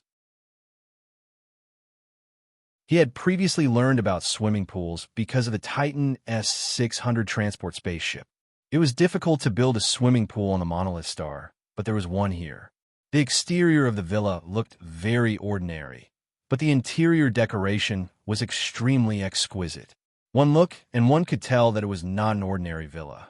After familiarizing himself with the environment, David went to the underground combat room for today's practice. There were all kinds of weapons in the combat room. Although they were all practice weapons, the workmanship was excellent. He practiced the 18 styles of physical arts, the flexible body technique, and various other weapons until around 10 at night. However, as the medium server had not been installed, he could not practice with the sniper rifle. After taking a shower, he returned to the bedroom on the second floor. He took out the chip his father Hans had given him and connected it to his identity bracelet to check its contents. After he opened the chip, Hans' figure appeared. "David, this is a video of my battle from back then. I was part of the 7th Kaji Battalion of Worcester's 6th Army. I was an elite Kaji sniper. Below are the videos I took while wearing the exoskeleton armor. In each video, I will explain my environment, my analysis, where I made mistakes, and so on." At the end of this sentence, David saw a different video. This is Worcester's defensive wall. It's made of synthetic steel and uses a large amount of insect shells to synthesize metal. It can withstand the attacks of a Class 1 insectoid for at least 1 minute. I'm crouching behind the defensive wall, and there are more than 500 insectoids outside, Hans has calmly explained, as if he was describing an ordinary matter. David followed Hans' explanation and experienced the battles that Hans had experienced. Every sniping attack was explained in detail by Hans, including the process of thinking at the time and how to use the basic abilities of sniping Kaji. It was like David was participating in the battle with Hans. Although it could not compare to the fusion of the knowledge balls, it was still much better than ordinary teaching. David lost track of time as he immersed himself in the study of knowledge. Other than his father, no one else would use this method to share a lifetime's worth of valuable experience. He saw Hans get injured for the first time and heard Hans' analysis of his mistakes. It was only when David's identity bracelet rang that he woke up. Looking at the time, it was already the morning of the next day. "David, I'm at the door." Furnace sent a message. "Furnace, please wait for me for a moment. I need to wash up." David hurriedly said in embarrassment as he hurriedly accepted the call. "It's fine. There's still time." Furnace said with a smile. David washed up as quickly as he could and changed into new clothes. After some hesitation, he did not bring any weapons or equipment. Only the rank 1 stiletto was still strapped to his leg.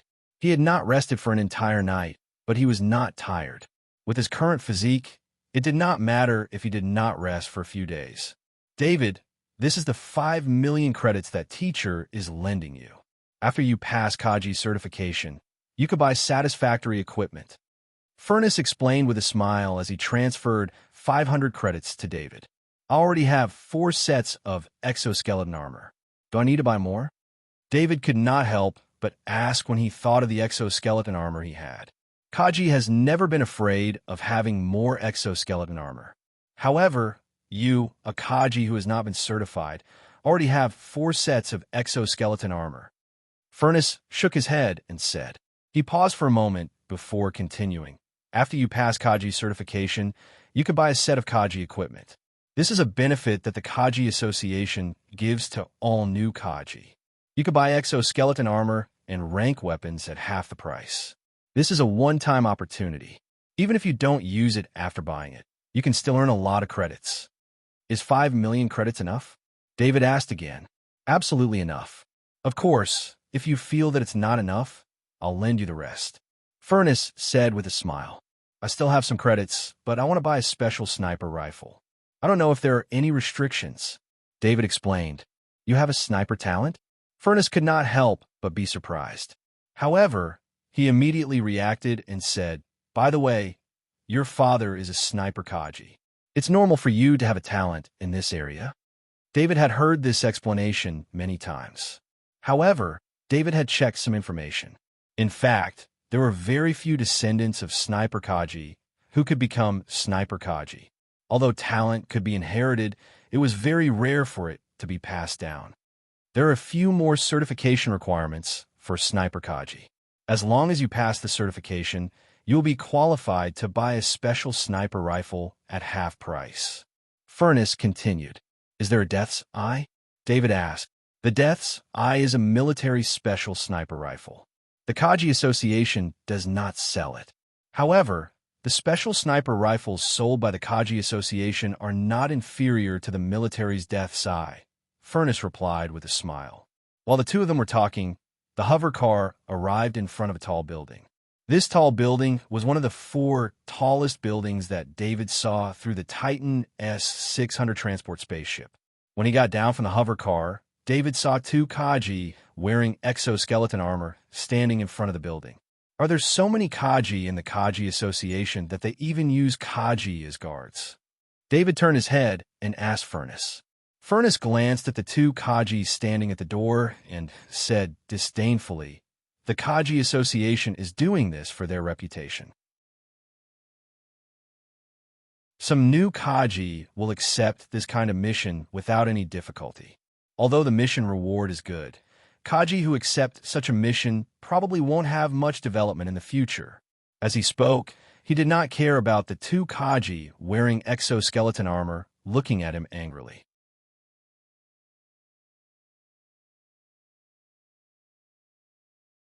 Chapter 142. Sir Mervyn, the David you asked me to pay attention to is here. Manager Hobson looked at the young man who was with Furnace at the reception desk.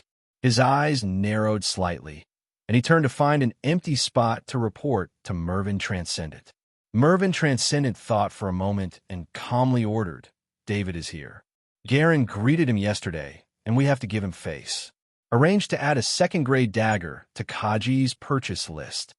Manager Hobson hesitated for a moment and reminded, Sir Mervyn, that second-grade dagger is not a main weapon. Mervyn Transcendent replied with a smile, I know. There are so many first-grade weapons in the main weapon association that he can choose from. If he wants to buy a second-grade weapon, he can only buy a dagger.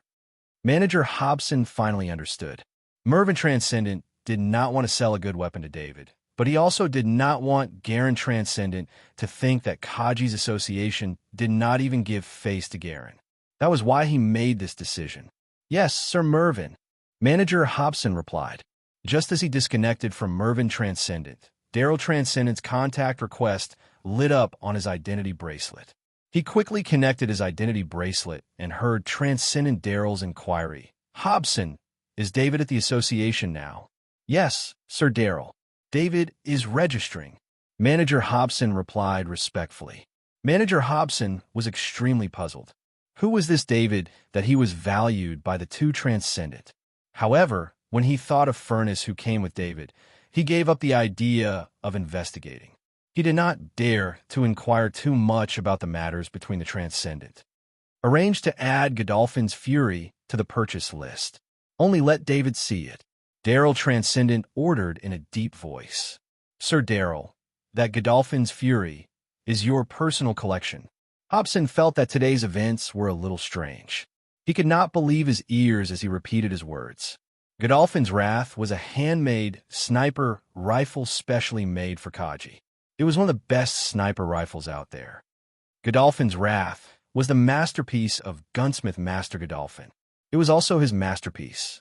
Legend had it that gunsmith Master Godolphin's wife had been killed by the Zerg. Godolphin had paid a huge price to gather the best materials he could find, and after several months of manufacturing and debugging, he had finally obtained a top-notch sniper rifle for personal use. Unfortunately, after Godolphin's Wrath was made, gunsmith Master Godolphin passed away due to illness. Godolphin's Wrath did not enter the battlefield to kill the Zergs. Instead, it became a collector's item. After many twists and turns, Godolphin's Wrath was acquired by Daryl Transcendent. Hobson, I confirm.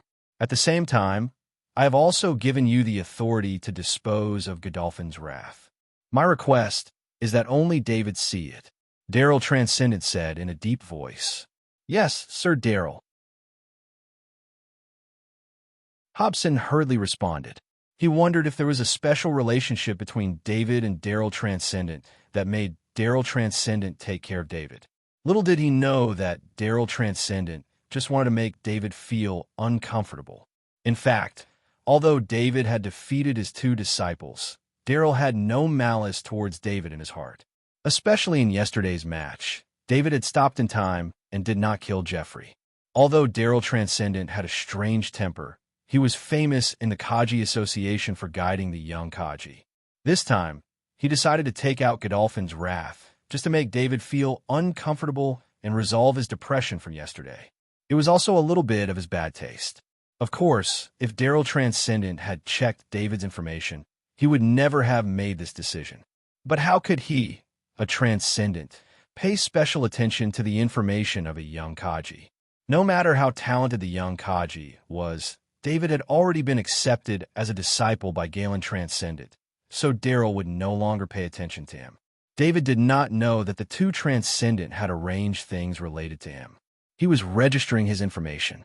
He did not know if it was to maintain tradition or to ensure the absolute accuracy of the information, but the registration information of the Kaji Association had to be filled out by him, and then compared with the information in the identity bracelet. The whole process was recorded on camera. Mr. David, let's do a basic physical test first. Please come with me. After the staff member reviewed the information that David had filled out, he took David to a spherical device next to the hall. Please enter. The staff member opened the sphere and said with a smile. David glanced at the sphere and did not understand what this had to do with the physical test. He glanced at Furnace again. He did not see any surprise on Furnace's face, so he understood that this was the normal process. After entering the sphere, the staff member closed the door of the sphere. David felt the strange energy fluctuations coming from all around, as well as the omnipresent pressure. This pressure was very similar to when he wore the exoskeleton armor, but it was much gentler than that. It was as if the pressure was constantly increasing. His keen perception allowed him to feel that the pressure on his body had reached 1,000 kilograms, and it was still increasing. When the pressure increased to the limit of 1,200 kilograms, his heartbeat, blood pressure, breathing, and other physical data showed abnormalities. Just as David was about to use a second-grade military knife to break the sphere device when the pressure exceeded his endurance, the pressure subsided like a tide. David could not help but shake his head. His nerves were too sensitive. He had been attacked by accidents many times, so he would react violently to any situation that might threaten his life. Mr. David, congratulations, you have passed the physical test. Next, you need to choose the corresponding weapon to complete the final test. The staff member said with a smile as he opened the door of the sphere device. Shouldn't I test my speed? David asked curiously.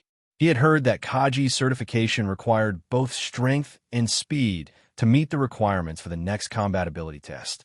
This body detector has already obtained all the details of your body, including strength, speed, overall body resistance, physical health, and so on. The staff member answered every question that was asked. Those who were able to come here for the certification were all confident that they could become Kaji. The staff member was very clear about this, so he needed to provide the best service. I choose the sniper rifle. David said the choice he had long thought of. He was not bad at the other weapons, but the Kaji sniper rifle had too many restrictions, so he could not obtain it through other means. He knew that there would be a chance to buy Kaji's equipment at half price in the future. A sniper rifle that he had always dreamed of was right in front of him. How could he let go of such an opportunity? Mr. David, you have chosen the Kaji's profession. Are you sure? The staff member looked at David in surprise. He did not expect David to have a sniper talent. He had worked here for a long time, but he had not seen many Kaji snipers. Yes, I'm sure, David said with certainty. Please come with me. The staff member once again led the way in front of him and walked towards a room inside the building. David, once you pass the Kaji sniper test, we can team up and do missions together. Just thinking about having a Kaji sniper who can fight both long range and close range in the team, it's such a blessing. Furnace said excitedly as he walked. Snipers Kaji were very popular, But because there were few of them and it was difficult for them to grow, plus the military constantly sending Kaji snipers to Warstar, there were even fewer Kaji snipers. David was too young and still needed to go to university. Otherwise, he would have been recruited by the military. In the Interstellar Federation, the military's recruitment was the order of the First Order, and very few people could go against it. "I'll need your help in the future," David replied with a smile. "We're here. Only Mr. David can enter," the staff member reminded. David nodded to Furnace, pushed open the door, and walked in. "Welcome, Mr. David Kerr. This is the Kaji Sniper Test Room. Please stand in the simulator and wait." A mechanical voice sounded in the room.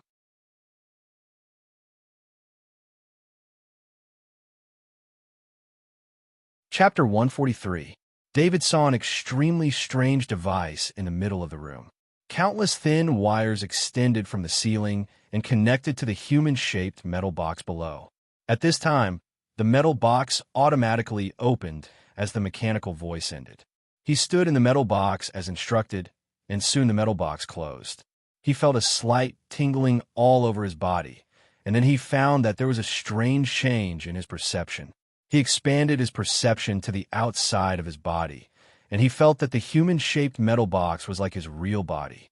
This was also the use of exoskeleton armor technology, but it was also for the sake of safety, so it used a more gentle method. Then, a sandstone plane appeared in front of him, and he was lying on the ground. This was not a completely virtual environment, because he could feel his own body. This was more like an illusion created by some method, and it was perfectly combined with the human-shaped metal box to form this extremely realistic environment. David even tried to connect a bit of his mind to the shadow attendant's body outside, and found that every thin wire outside the human-shaped metal box had a weak energy fluctuation. "Mr. David, please choose a sniper rifle, and then fire 10 times. The number of times you hit the target's vital points will be your score," the mechanical voice prompted. A row of sniper rifles appeared in front of David's eyes. As long as he focused his mind on one of them, that sniper rifle would automatically enlarge and appear in front of him. All the sniper rifles were used by ordinary snipers. Thinking about it, Kaji hadn't become a real sniper yet, and he didn't even have a special sniper rifle. The content of the test was naturally the sense of guns. Because it was a test, he naturally chose the sniper rifle he was most familiar with, the Death's Eye replica. With a thought, the replica appeared in his hand. The human-shaped metal box gave him the most realistic feedback. Whether it was the touch or the weight in his hand, it was just like the real Death's Eye replica in his collection. He checked the Death's Eye replica in his hand and found that there were already 10 bullets loaded inside. Counting down from 10, 5 seconds between each bullet, the mechanical voice prompted again. A countdown appeared in front of David's eyes. He placed the Death's Eye replica in front of him and focused. 10, 9, 8, 3, 2, 1. When the last number disappeared, a larva emerged from the ground 500 meters ahead. At this time, the larva's head was almost motionless. David instantly made a judgment. The calculation of wind speed, direction, temperature, humidity, and so on had been trained countless times. Coupled with the fusion of the knowledge ball, it had become a kind of instinct. Boom! The first shot was fired, and the weakest part of the larva's head, the eye, was hit. The inside of the larva's head was turned into paste by the bullet. At the same time, David suddenly felt his body tremble. This tremor was twice as strong as the normal Death's Eye replica. He quickly understood that this was a test of Kaji's basic ability to snipe and eliminate recoil. His body began to tremble slightly. For someone like him who had rich experience, this kind of recoil was completely eliminated in less than a second. Using this time, he continued to calculate and analyze the second target that had appeared. This target appeared 700 meters away. It was also a larva, but this time, the larva was running in his direction, its head moving up and down as it jumped. The pattern was easy to find, but it would be difficult for an ordinary sniper to find the pattern and achieve a snipe in 5 seconds. In 2 seconds, David fired again. The flying sniper bullet accurately hit the larva's eye. Then, the larva appeared 900 meters away. With each additional target, the distance would increase, and at the same time, the corresponding difficulty of sniping would increase. The human-shaped metal box collected all the data of David's body while he was sniping. Through the massive amount of data, it analyzed David's sniping potential. This was an extremely complicated task. In order to truly evaluate the true sniping potential of every Kaji sniper, it reconstructed the most accurate result from the feedback of the body's condition, the mastery of sniping ability, the use of various skills, and so on. This was the result of countless years of development to come up with such a unified standard. It reduced the possibility of any human error and left it completely to the advanced artificial intelligence to analyze and judge. After 9 consecutive snipes, David accurately hit the target. At this time, the last target was 2,000 meters away. This was almost the limit of the Death's Eye replica. At this distance, the bullet fired from the Death's Eye replica would need some flight time.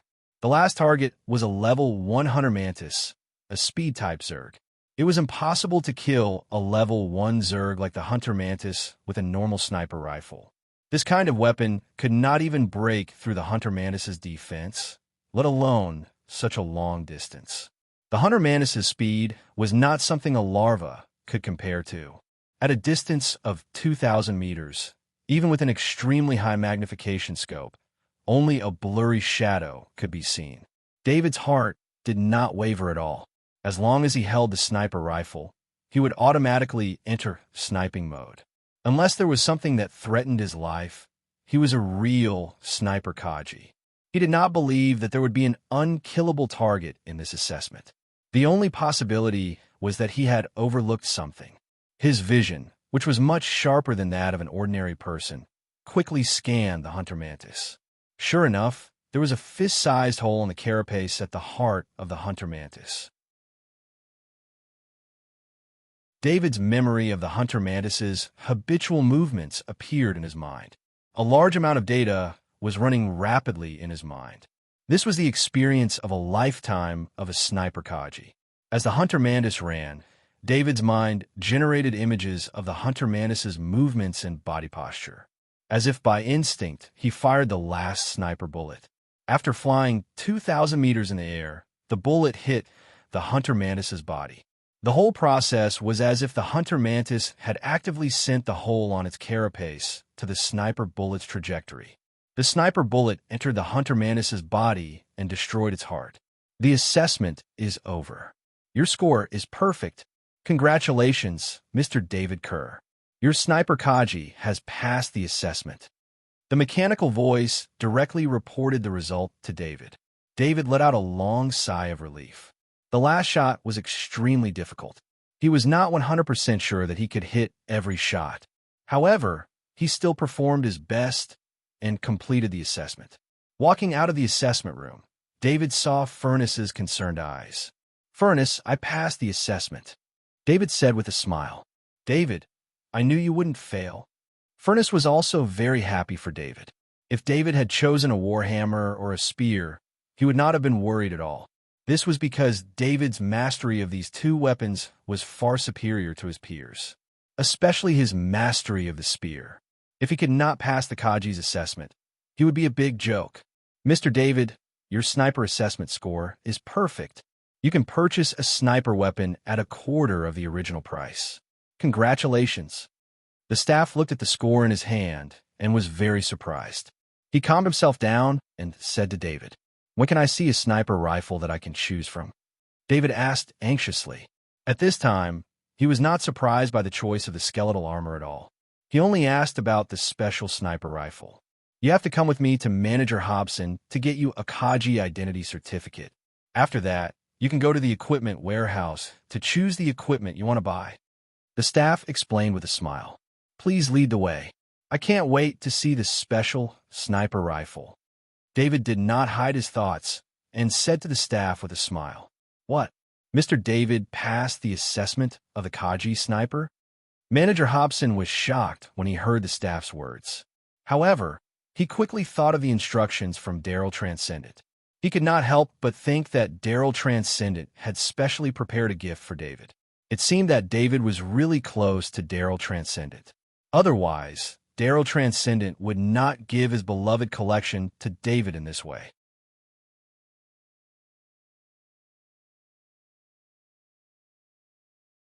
Chapter 144. Mr. David, Mr. Furness, please wait a moment, Hobson said enthusiastically to David and Furness. Hobson began to operate the optical computer in front of him. After a series of inputs, David felt his ID bracelet vibrate, indicating that there was a new important message.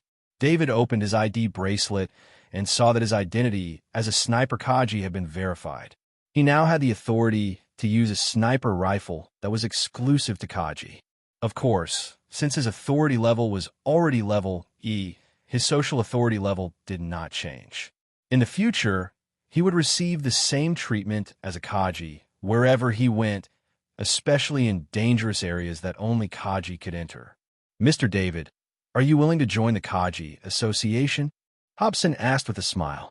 Thank you, but I haven't thought about it yet. David declined tactfully. If he had not become a disciple of the Galen Transcendent, joining the Kaji Association might have been the best choice. However, since he knew about the 4 major forces and had chosen one of them, he would not have too much interaction with the other forces. Mr. David, the Kaji Association has the richest Kaji resources, the largest internal trading network of the Kaji Association, a huge amount of resources, and a large number of missions. It is suitable for any Kaji to grow at any time. Hobson continued to explain. He had seen David's assessment results, so he thought that David was the genius that the Kaji Association needed the most, the Kaji.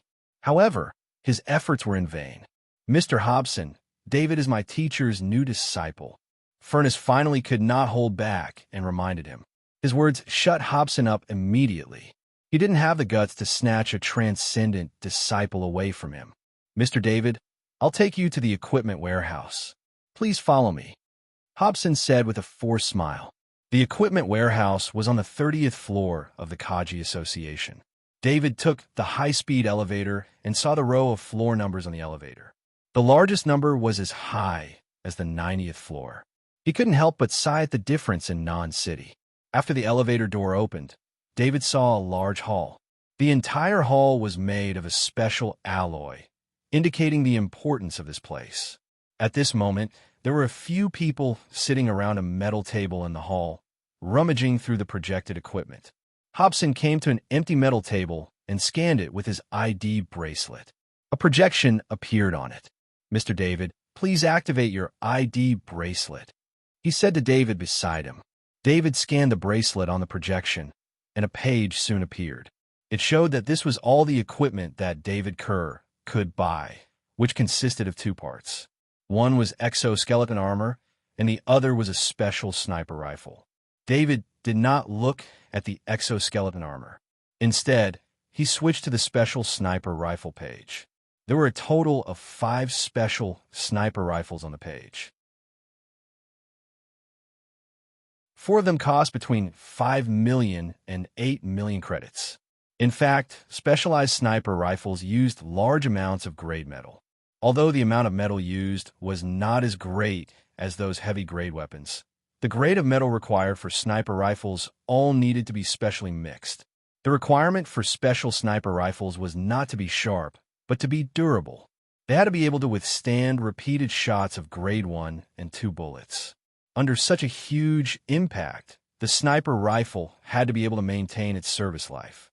At the same time, all the parts of the special sniper rifle had to be resistant to deformation, especially after the bullets were shot. The strong recoil would prevent mechanical wear and tear and errors. It was important to note that the slightest problem with the parts of a special sniper rifle would cause a huge difference in accuracy, which could be fatal on the battlefield. Therefore, the price of a special sniper rifle had always been relatively high. Of course, due to the preferential treatment given by the Kaji Association, a normal sniper Kaji could have a special sniper rifle of his own after passing the assessment. Even if the sniper Kaji did not have enough credits, it was believed that there would be a lot of businessmen who wanted to invest in the sniper rifle of Kaji. David pointed at a red, ferocious-looking special sniper rifle and asked in confusion, "Hey, is there something wrong with the price of this sniper rifle?" The price of the special sniper rifle was 80 million credits. This price was so high that even David could not help but feel shocked. Manager Hobson's mouth twitched, and he said, "Mr. David, you choose." The price of the Godolphin's Fury sniper rifle was much higher than the price that Daryl Transcendent had paid many years ago. This was a special collector's item. If it was sold at such a price, it would definitely be snatched up by people. Furnace gently pushed David and said softly, "David, choose it. If you don't have enough credits, I'll help you borrow it." David turned his head and asked, "Is it something good?" "It's definitely something good. This price is not expensive." Furnace glanced at Manager Hobson, who was beside him, and stopped talking. After a brief explanation, he did not say anything else. According to the rules, when Kaji chose his first weapon, he could not communicate with others. It was completely up to Kaji to choose. This was because only Kaji had the right to make important decisions related to his own life. Other people's suggestions would only affect Kaji's choice. This was also a rule that had been established after many years of practice. Kaji was an extremely dangerous profession. Although they had powerful attack and defense, had a higher social status than ordinary people, and had all kinds of privileges, they were always accompanied by danger. The most reliable thing was their own weapons and equipment. "I choose the Godolphin's Fury." David believed that Furnace would not lie to him. Besides, he also did not think that the Kaji Association would fool him with an item that did not match its value. "Okay, please choose another exoskeleton armor." Manager Hobson's heart tightened. He did not know whether it was right or wrong to sell the Godolphin's Fury. He had a bad feeling in his heart. However, rules were rules. David could choose any weapon or equipment here. However, he did not expect David to be a sniper Kaji. He could not do what Mervyn Transcendent had asked him to do.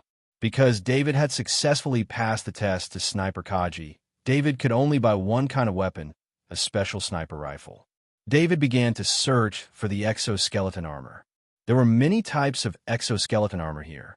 He looked at them again and again. They were all very ordinary. They were not even as good as the military's Land Lion exoskeleton armor.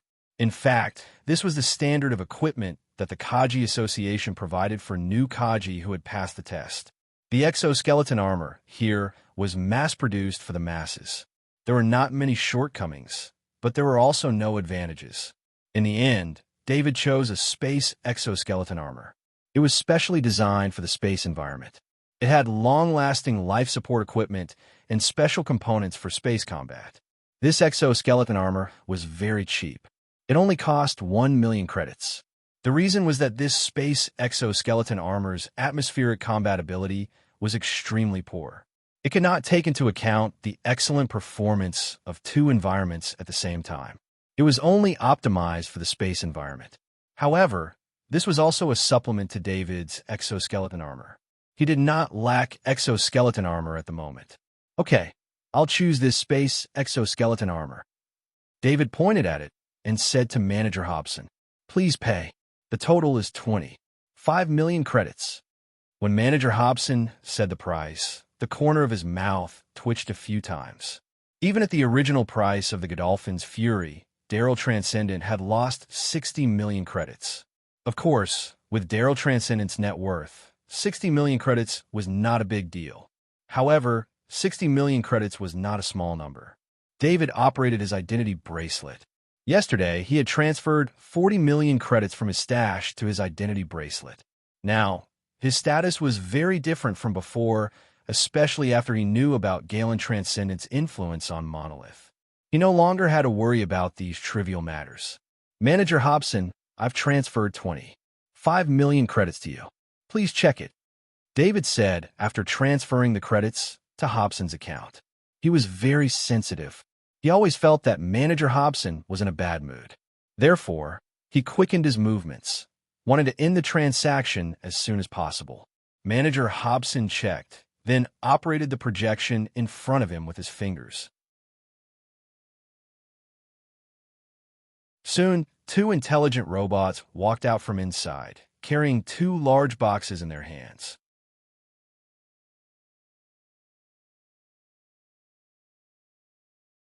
Chapter 145. When David left the Kaji Association, he carried 2 metal boxes in his hands. One was a loading box for the exoskeleton armor, and the other was a special sniper rifle for the Godolphin's Wrath. The Godolphin's Wrath was equipped with 10 level 1 bullets, which came with a gun. Furnace knew David's temper, so he did not help him carry the 2 metal boxes. The two directly got on the hover car and left the Kaji Association. Transcendental Daryl was teaching his 2 disciples, Arlo and Jeffrey.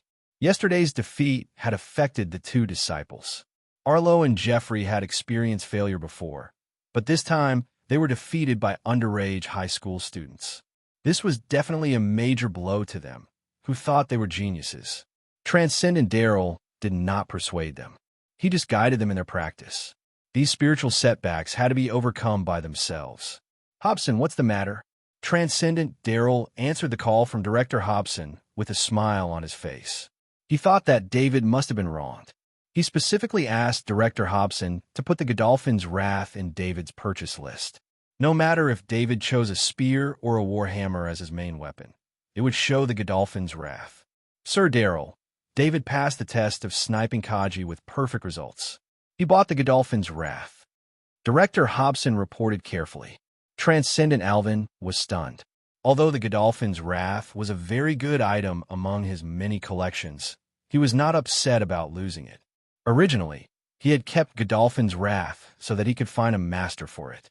However, over the years, there had been many snipers in the Kaji Association, but none of them were worthy of the Godolphin's Wrath. David was able to obtain Godolphin's Wrath because of his own ability, and Transcendent Alvin wasn't stingy enough to get angry over it. Alvin Transcendent did not expect that David would pass Kaji's assessment with a perfect score. Such a score showed that David had great potential in sniping. The fact that Godolphin's Wrath has a master like David doesn't mean that Godolphin's Wrath is covered in dust.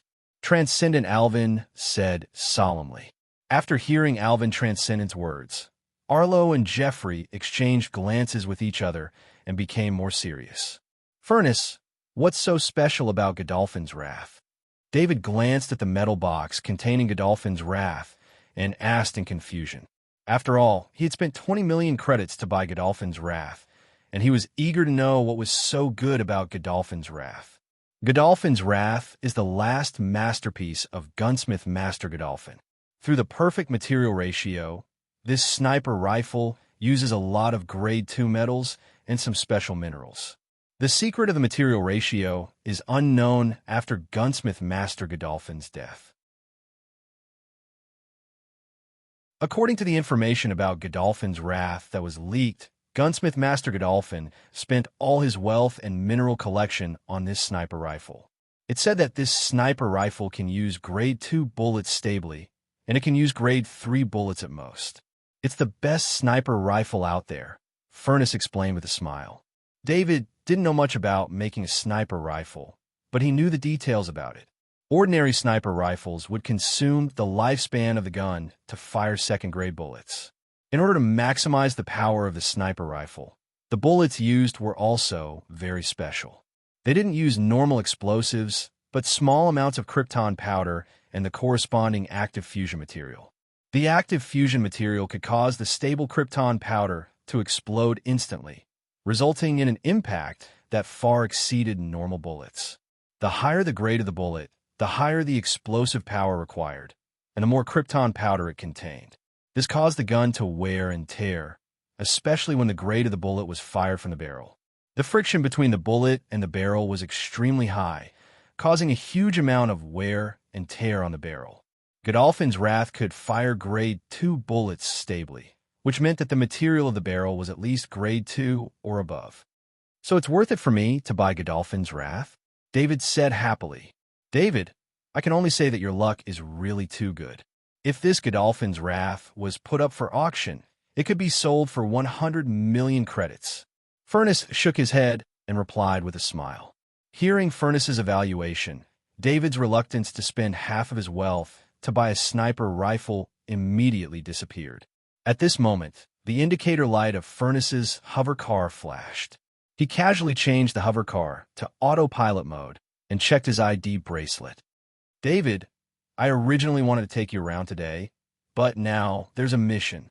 I have to complete it, so I'll send you back directly," Furness said helplessly to David when he saw the contents of the ID bracelet. "Furness, where is this mission?" David asked curiously. He knew that the Kaji Association had a system to accept missions in the Kaji Association. He just didn't know how Garen's missions were distributed. "With your combat power, you'll be able to participate in these missions very soon. Let me introduce it to you." Furness thought for a moment and said with a smile. He looked at the time and said, "The mission I received was from the government, mainly from the legal department. Once a Kaji breaks the law in the city and ordinary police can't deal with it, then the mission will be given to us, the government's Kaji. Non-city is so safe. Will a Kaji break the law?" David asked in confusion. "We came to non-city. What attracted him the most was the sky, full of eyes of war. This made every place in non-city under the surveillance of Skynet. Once someone broke the law, corresponding measures would be taken. David, every city has a dark side. Under non-city, there is a huge underground network. The dark forces of a city are intertwined there. Many people illegally staying in non-city are there." Furness explained helplessly. "Is the underground network under non-city an underground network? Why isn't it managed?" David still asked in confusion. "Let's start with the establishment of non-city. Non-city is located in a huge krypton mine. This is also the place where krypton is produced the fastest in the entire Boulder Star. In order to mine krypton under non-city, countless mining tunnels were opened up. At the same time, some illegal mining was also carried out secretly, which created even more mining tunnels. It's impossible to say exactly how many tunnels there are. The underground of Na and City formed a huge network like a spider web. Although the government has always wanted to manage it, energy weapons are not allowed in krypton mines. In addition, some large organizations and forces are involved.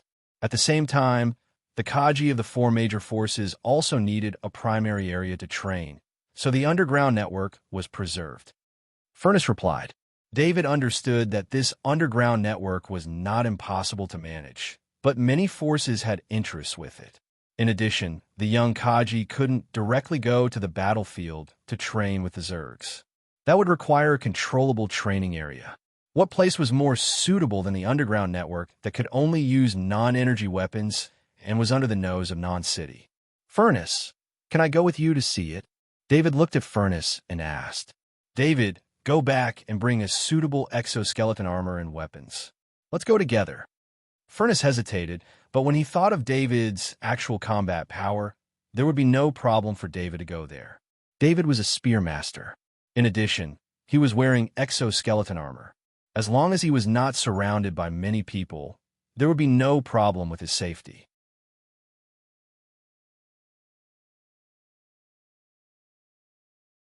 Chapter 146. There were many entrances to Na and City's underground network. This was related to the Krypton mines' mining rights.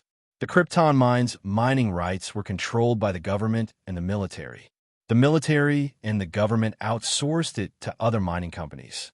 In addition, some small companies also obtained a small share of the mining rights due to profit. This caused the number of mines to increase. This was especially true during the Zerg's large-scale invasion. A large number of high-end combat forces were used to deal with the Zerg. The consumption of krypton crystals also increased. The military and the government would also loosen their control over the krypton mines mining. This also led to the creation of even more mines. After countless years and countless generations of management, it had become the current situation.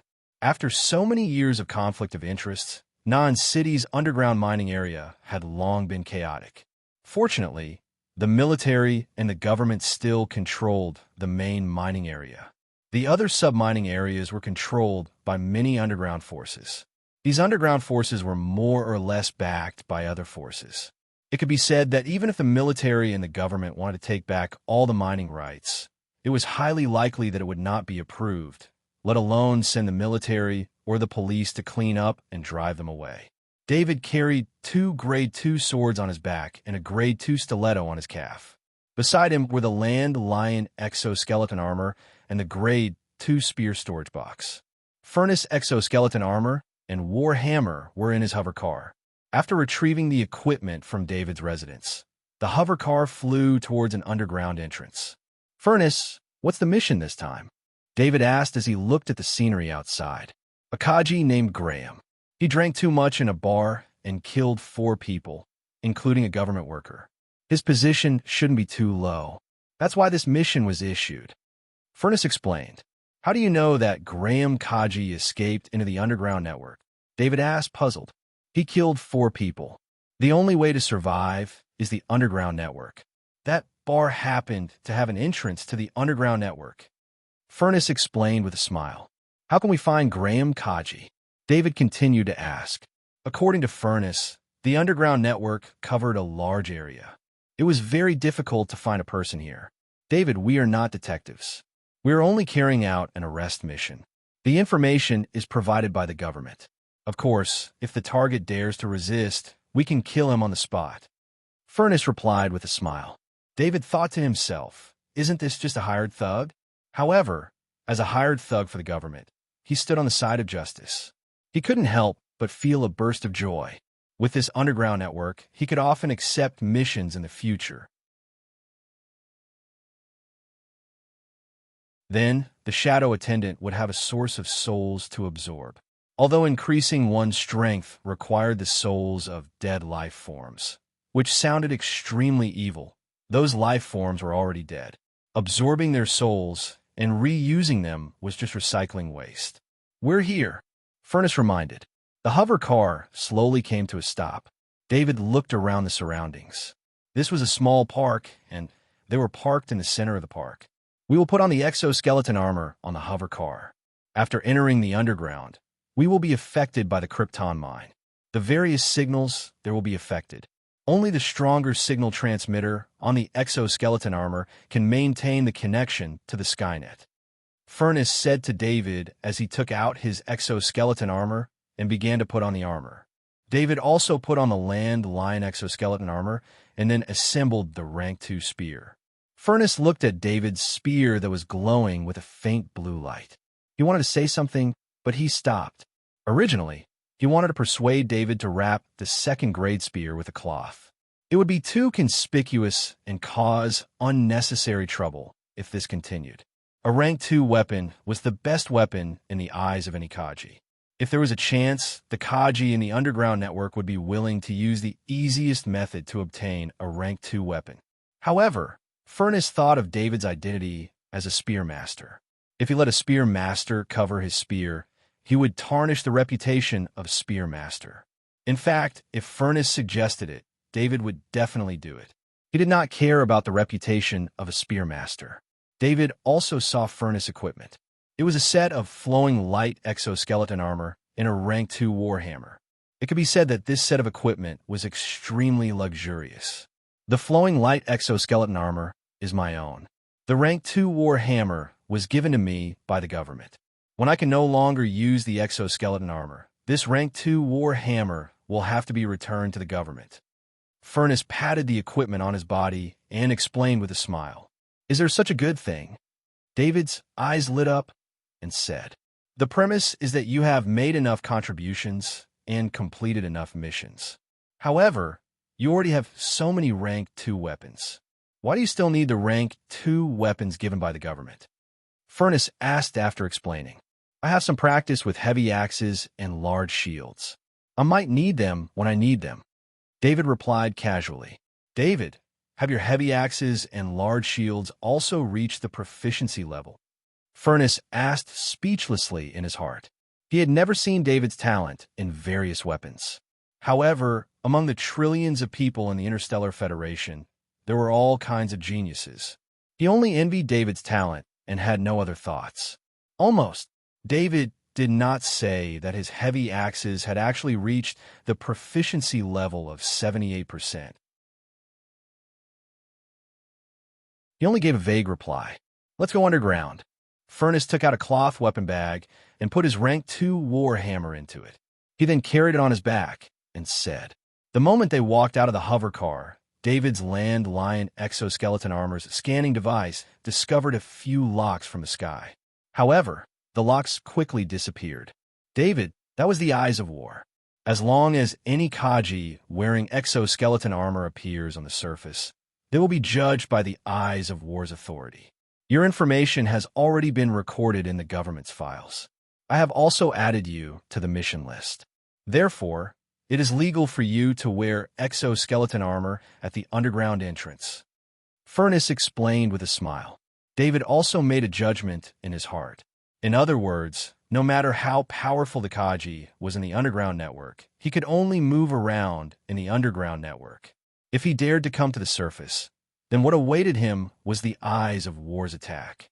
This also separated the ordinary residents from the Kaji. Thinking about it, that Kaji named Graham had casually killed 4 people just because he was drunk. If he wore the exoskeleton armor on the surface, it would not be as simple as killing 4 people. The eyes of war guaranteed the safety of the ordinary residents and also made non-city absolutely safe, at least on the surface.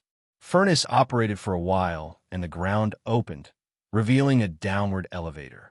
The two walked into the elevator and it automatically went down. This is the government's underground network channel. It is also our safe area in the underground network. Here, we could buy supplies and submit mission objectives. Furnace explained to David in detail. David found that the scanning range of his Land Lion exoskeleton armor was getting closer and closer as the elevator went down.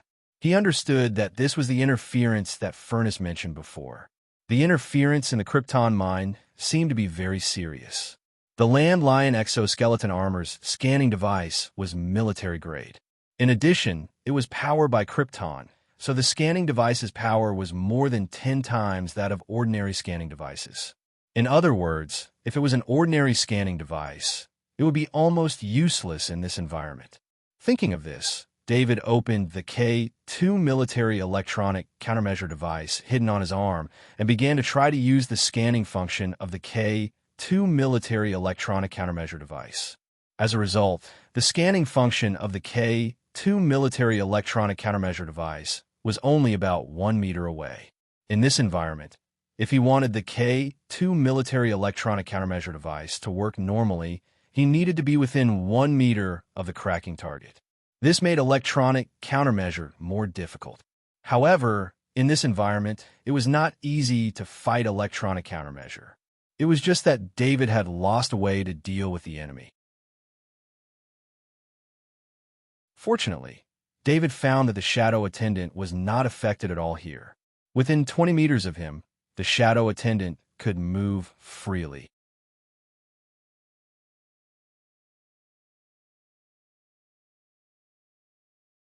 Chapter 147. The elevator went down for about 100 meters before the door opened. Outside was a hall with a very formal decoration style. It had a strong government office atmosphere. David looked around. Among the people entering and exiting the hall, there were many Kaji wearing exoskeleton armor. As a result, David and Furnace's arrival wasn't too conspicuous.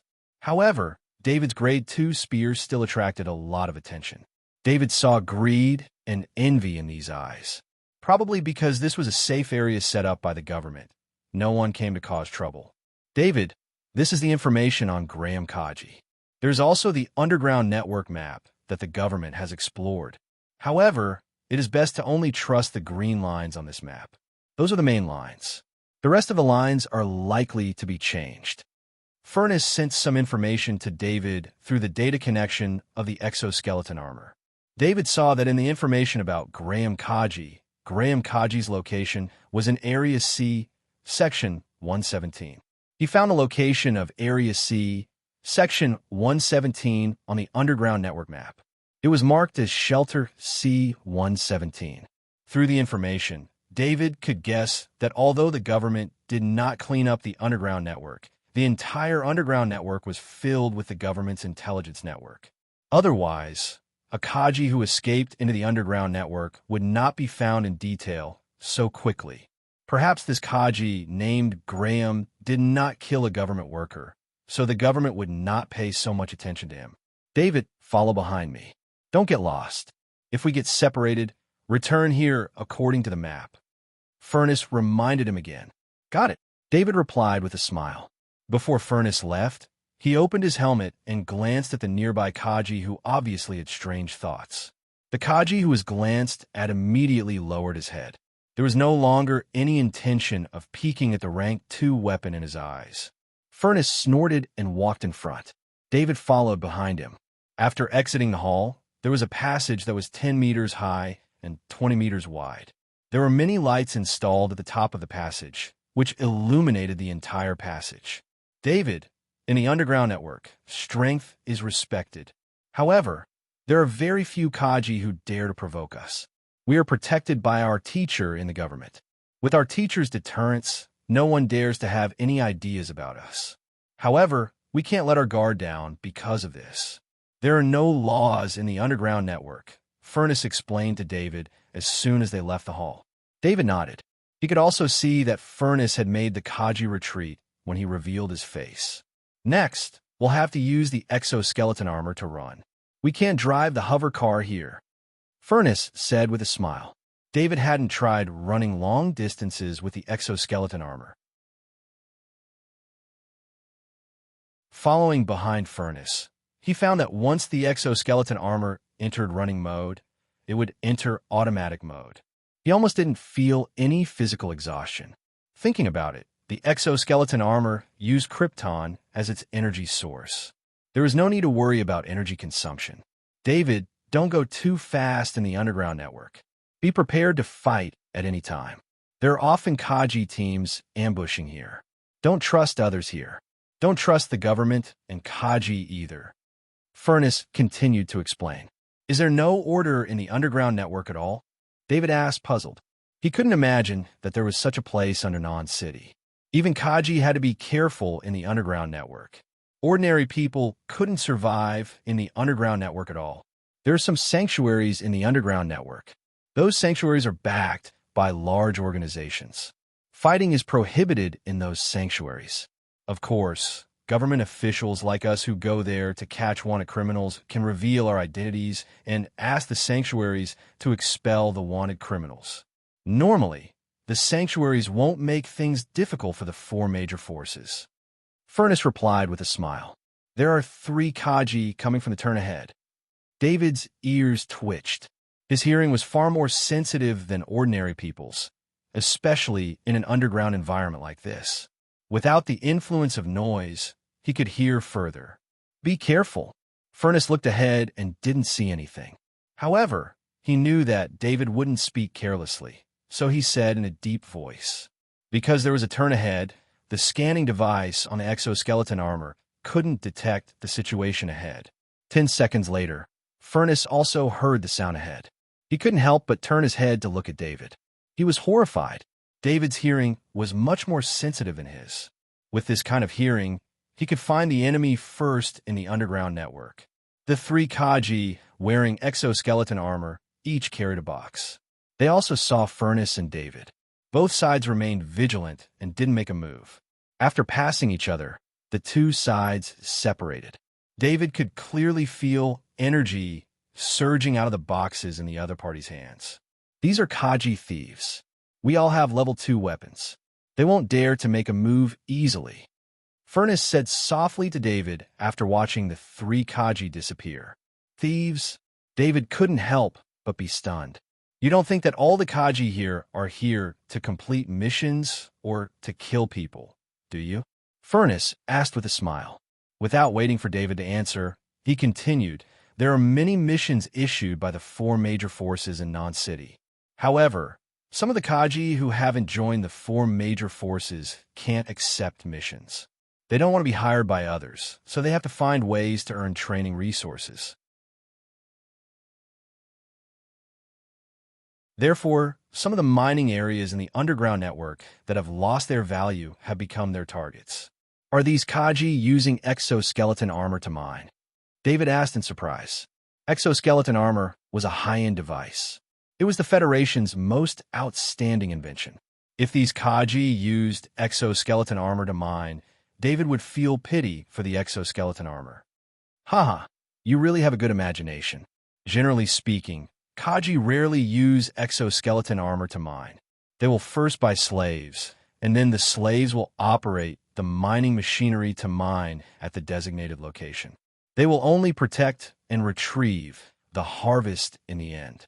Furnace explained with a smile. Doesn't the Federation prohibit the existence of slaves? David was even more surprised. He remembered that the school told all the students since elementary school that the Interstellar Federation was an equal federation and there were no slaves. However, Furnace told him that there were slaves here, and it was semi-public. There are a large number of ordinary people living in the underground network. Some of these ordinary people are forced to live, and some are wanted criminals. After entering the underground network, they were taken in by various shelters. Those who were forced to live are still okay, because their identities on the surface are legal, so they can find some decent jobs here. However, it's different for wanted criminals, especially those who enter non-city through tourism or invitation and didn't want to leave. Almost all of them were tricked into the underground network and became a source of slaves. These people think that non-city is a paradise and won't be threatened by the Zerg. However, how many people know that non-city kept the underground network in order to ensure the bravery of the Kaji? Furnace continued to explain. According to the map, the two ran all the way and didn't encounter any trouble. It was probably because the grade 2 spear in David's hand was a little scary. In a situation where there was no guarantee of victory, fighting against Kaji with a grade 2 weapon was too dangerous. The exoskeleton armor could protect the body from being penetrated by a grade 1 weapon for a short period of time, but against a grade 2 weapon, this defense was completely useless. As David went deeper into the underground network, he sensed the strange energy fluctuations in the underground network. These energy fluctuations reduced the scanning range of the exoskeleton armor. There were also many corners, which made the exoskeleton armor's scanning function even more useless. This was the unique energy fluctuation of the krypton, or it affected all other fluctuations in the air, including electronic signals. David thought even more. This was just a krypton, or in the legendary planet Warstar, krypton, or could be seen everywhere. What kind of situation would the environment be like there? David, pay attention. Shelter C-117 is in front. Furnace reminded. David looked ahead and saw an energy shield in front of him, blocking the path.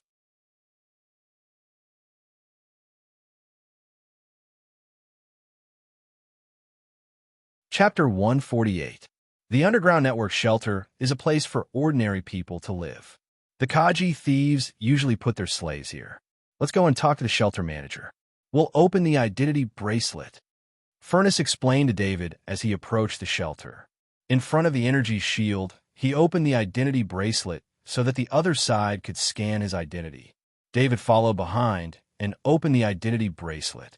Then a round hole appeared on the energy shield, and the two walked in. After entering, David saw a huge cave.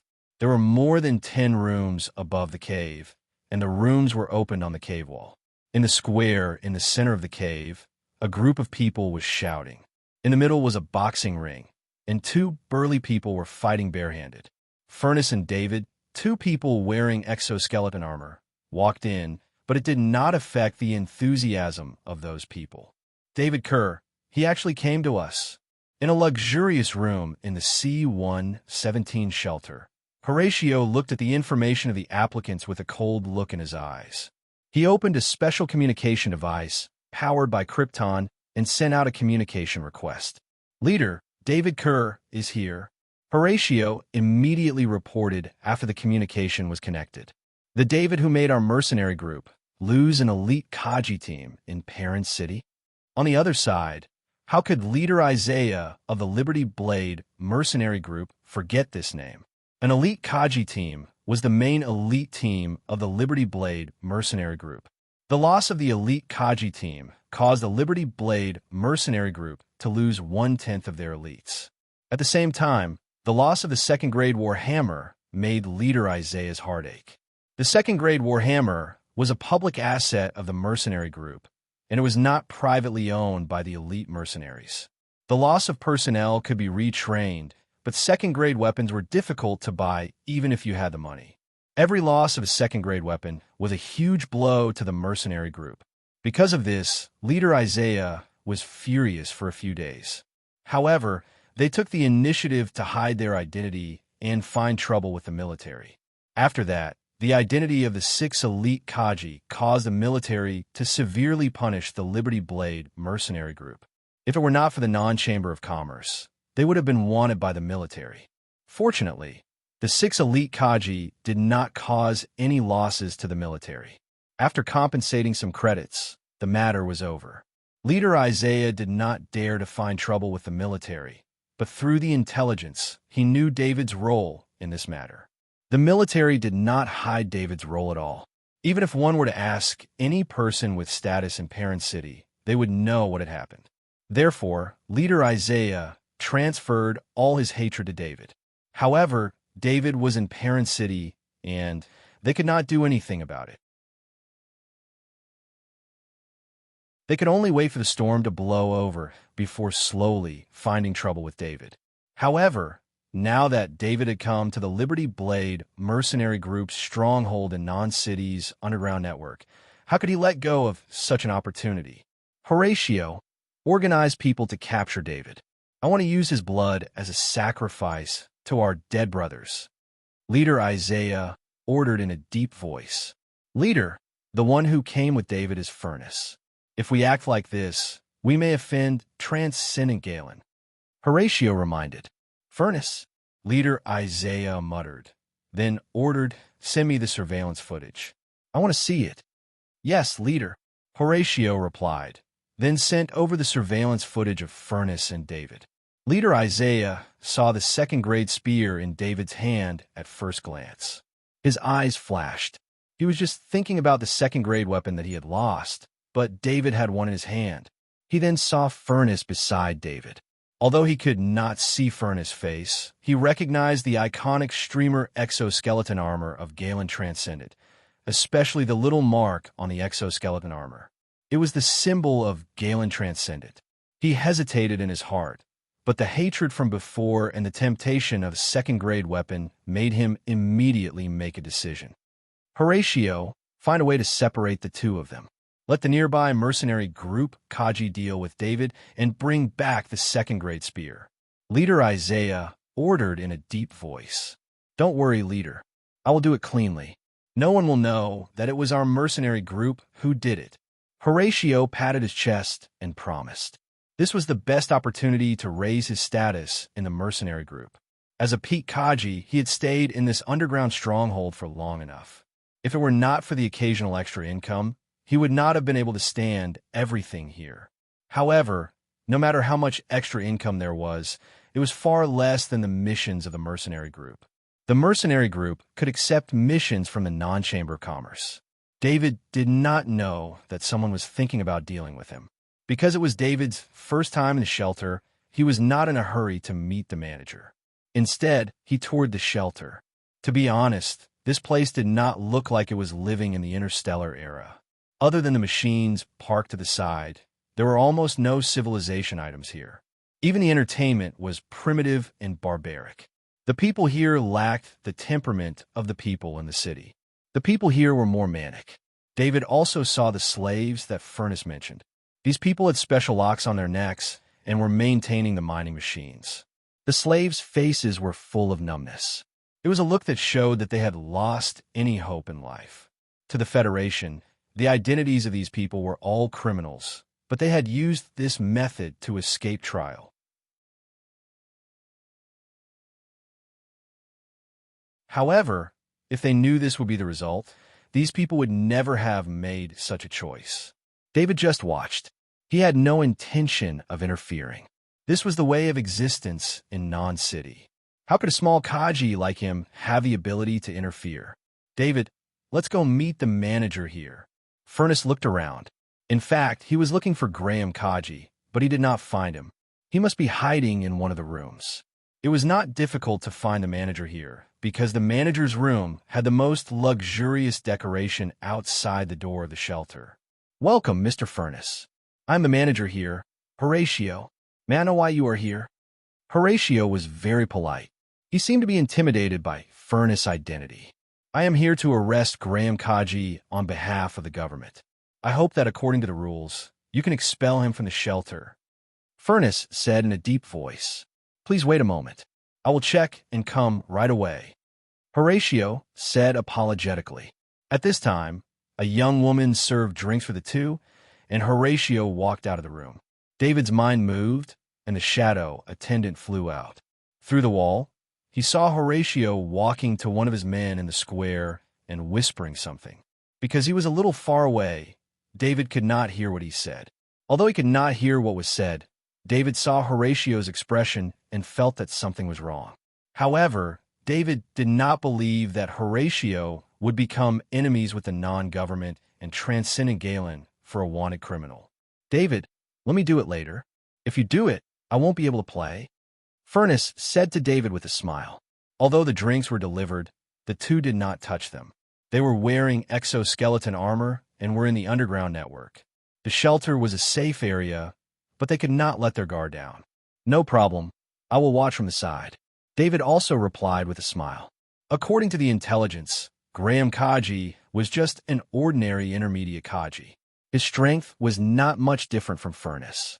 For Furnace, who had a second-grade weapon, Graham Kaji was not much of a threat. But for David, who had a second-grade spear, he could probably finish him off in one move. That was why Furnace made such a request. In addition to the reward for completing the mission, he came so far to increase his combat experience. Boom! A loud noise came from outside. The sound was even louder in this space. David had just recovered his mind when the shadow attendant returned to his side. For a moment, he did not know what happened outside. "Something's wrong," Furnace shouted in a deep voice as he rushed out of the door.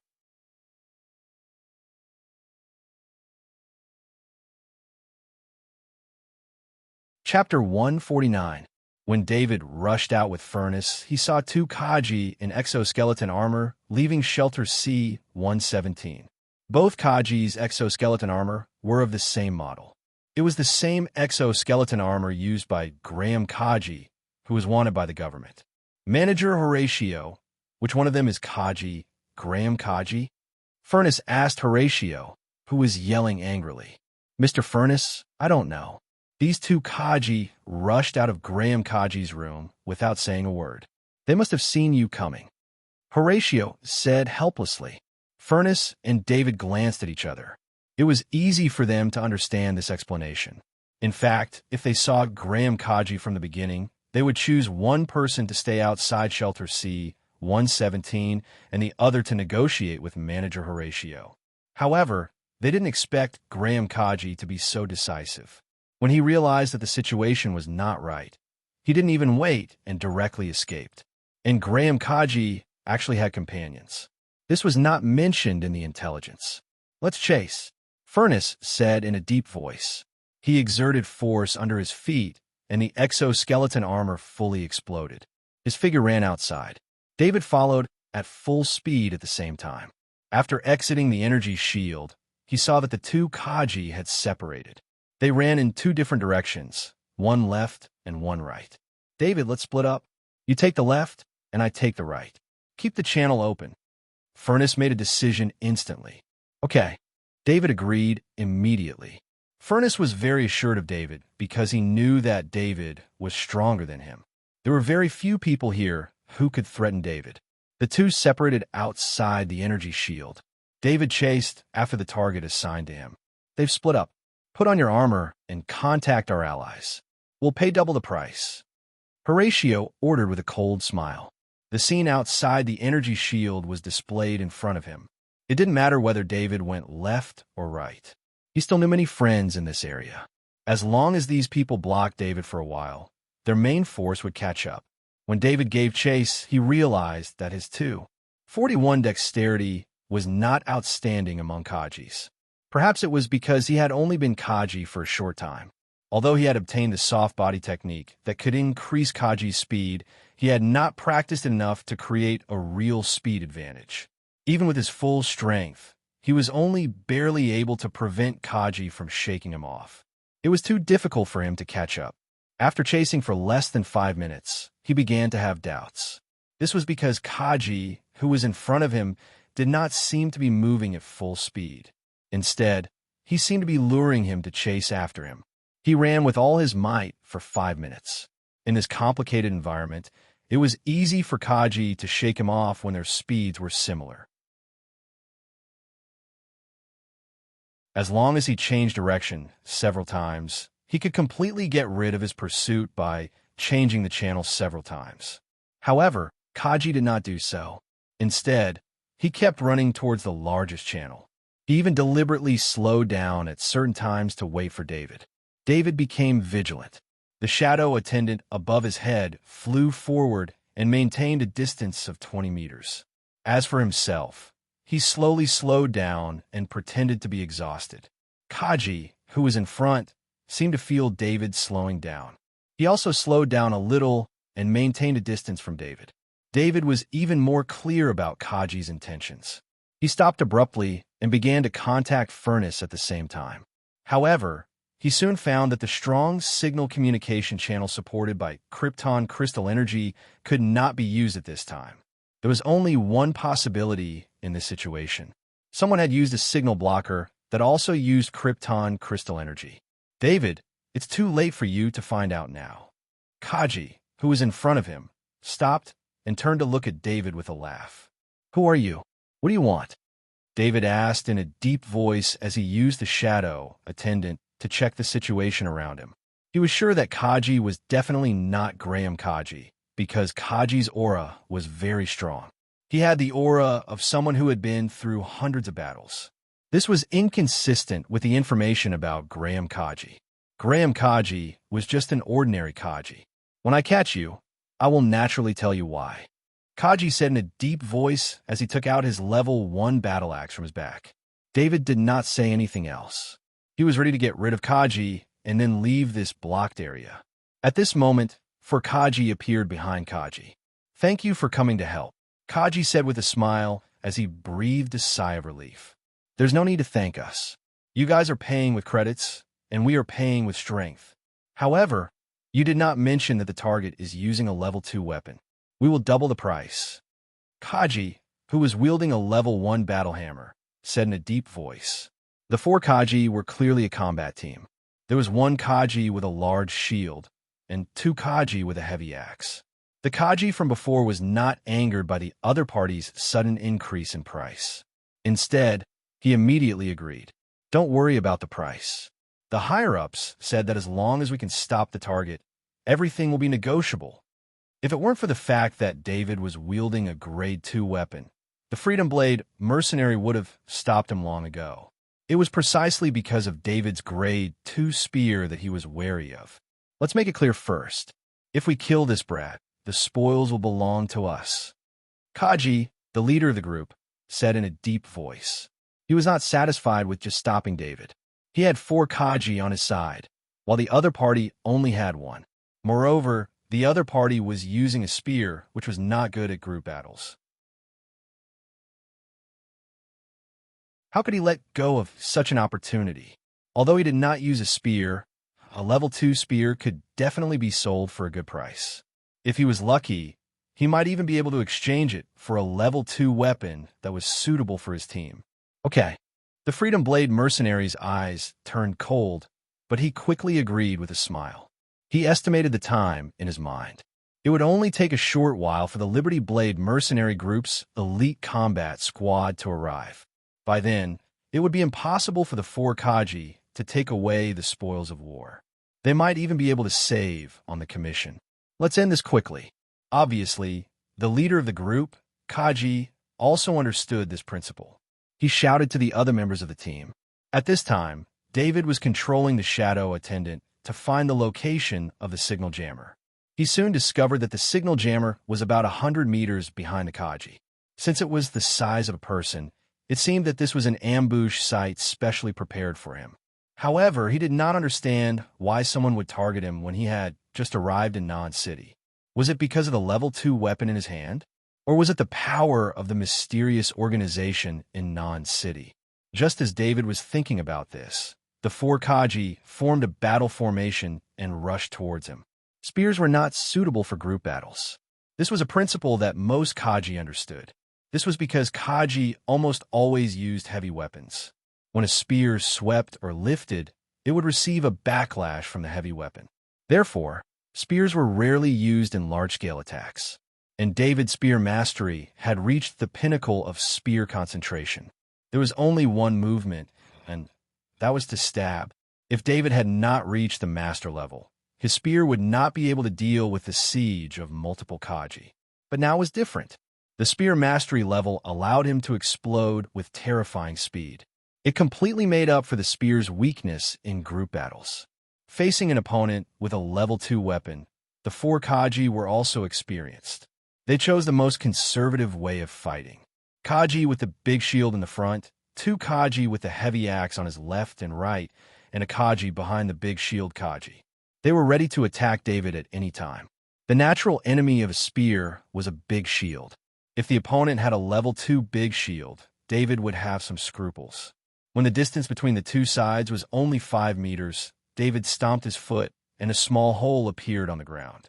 With a well-practiced stab, he rushed forward with a strong momentum. The opposite Warhammer Kaji had a feeling that David had become an army. An army wrapped in an unparalleled, murderous aura rushed towards them. Warhammer Kaji's eyes were full of horror. He remembered that he had encountered such an imposing aura a long time ago. It was when he was still in the army and met a Warhammer master who came to guide him. That Warhammer master wielded his Warhammer with such an imposing aura.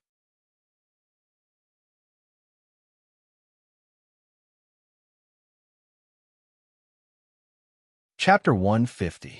The rank 2 spear in David's hand seemed to have disappeared the moment it was thrust out. When the spear reappeared, it had already returned to its original position. Opposite David, the shield-wielding Kaji suddenly stopped moving. On the neck of Kaji's exoskeleton armor, a small bloody hole was gushing out blood. The shield-wielding Kaji wanted to say something, but his mouth, ears, and nose were all covered in blood. After David's stab pierced through the rank 1 shield, its power was actually weakened by a lot. However, he chose to stab at the weakest part of the exoskeleton armor. There were many communication, scanning, and control devices around the neck, so the outer layer of the armor was relatively thinner. Also, to make it easier to move the neck, there was also an armor interface. Normally, it was almost impossible to attack this part, because as long as one lowered their head, this weak spot would be protected by the solid armor. However, David's spear was too fast. His master-level spear mastery allowed him to ignore air resistance. And with the support of his spirit aura, the 4 Kaji were more or less affected when he thrust out the spear. This was the terrifying part of the master level. When one touched the edge of the spiritual realm, the power of the weapon in one's hand would be greatly increased. "Back off!" Hammer Kaji screamed in horror. He finally understood what kind of existence he was facing. David's second stab was performed again. Hammer Kaji on the left had already taken a big step forward. Due to the length of the spear, Hammer Kaji had to take another big step forward to attack David. Hearing Hammer Kaji's roar, he had already made his move forward, so it was too late for him to back off. David's second stab was aimed at him. This time, David did not move. He only shook his body and released his power. The spear in his hand flashed once again. The heavy axe-armored soldier on the left was in the process of taking a step forward, and a hair-raising sense of crisis made his mind stagnate. Then he felt a chill in his chest, and a big hole opened in his heart. Kaji, who was on the left, fell forward and landed right in front of David's feet. He saw David's feet covered in exoskeleton armor. He tried his best to see what kind of person could kill him so easily, but when he raised his head halfway, the last bit of strength in his body disappeared. Heavy Axe Kaji on the right reacted even faster. When Big Shield Kaji was killed, he had already retreated together with War Hammer Kaji. At this time, They had retreated to about 6 meters. "Master, please wait a moment," Warhammer Kaji shouted. His silhouette flickered as he charged towards Kaji of the Freedom Blade mercenary group. David was stunned for a moment. His body stopped moving, but he maintained the best charging posture. No matter what happened on the other side, at this distance, at least 1 or 2 Kaji would be left behind. In fact, if the 4 Kaji had resisted with all their strength, David would not have been able to kill 2 Kaji so easily. Before the two sides started fighting, the other side did not know that David was a spearmaster. This gave David a chance to attack. Warhammer Kaji obviously overestimated David's strength.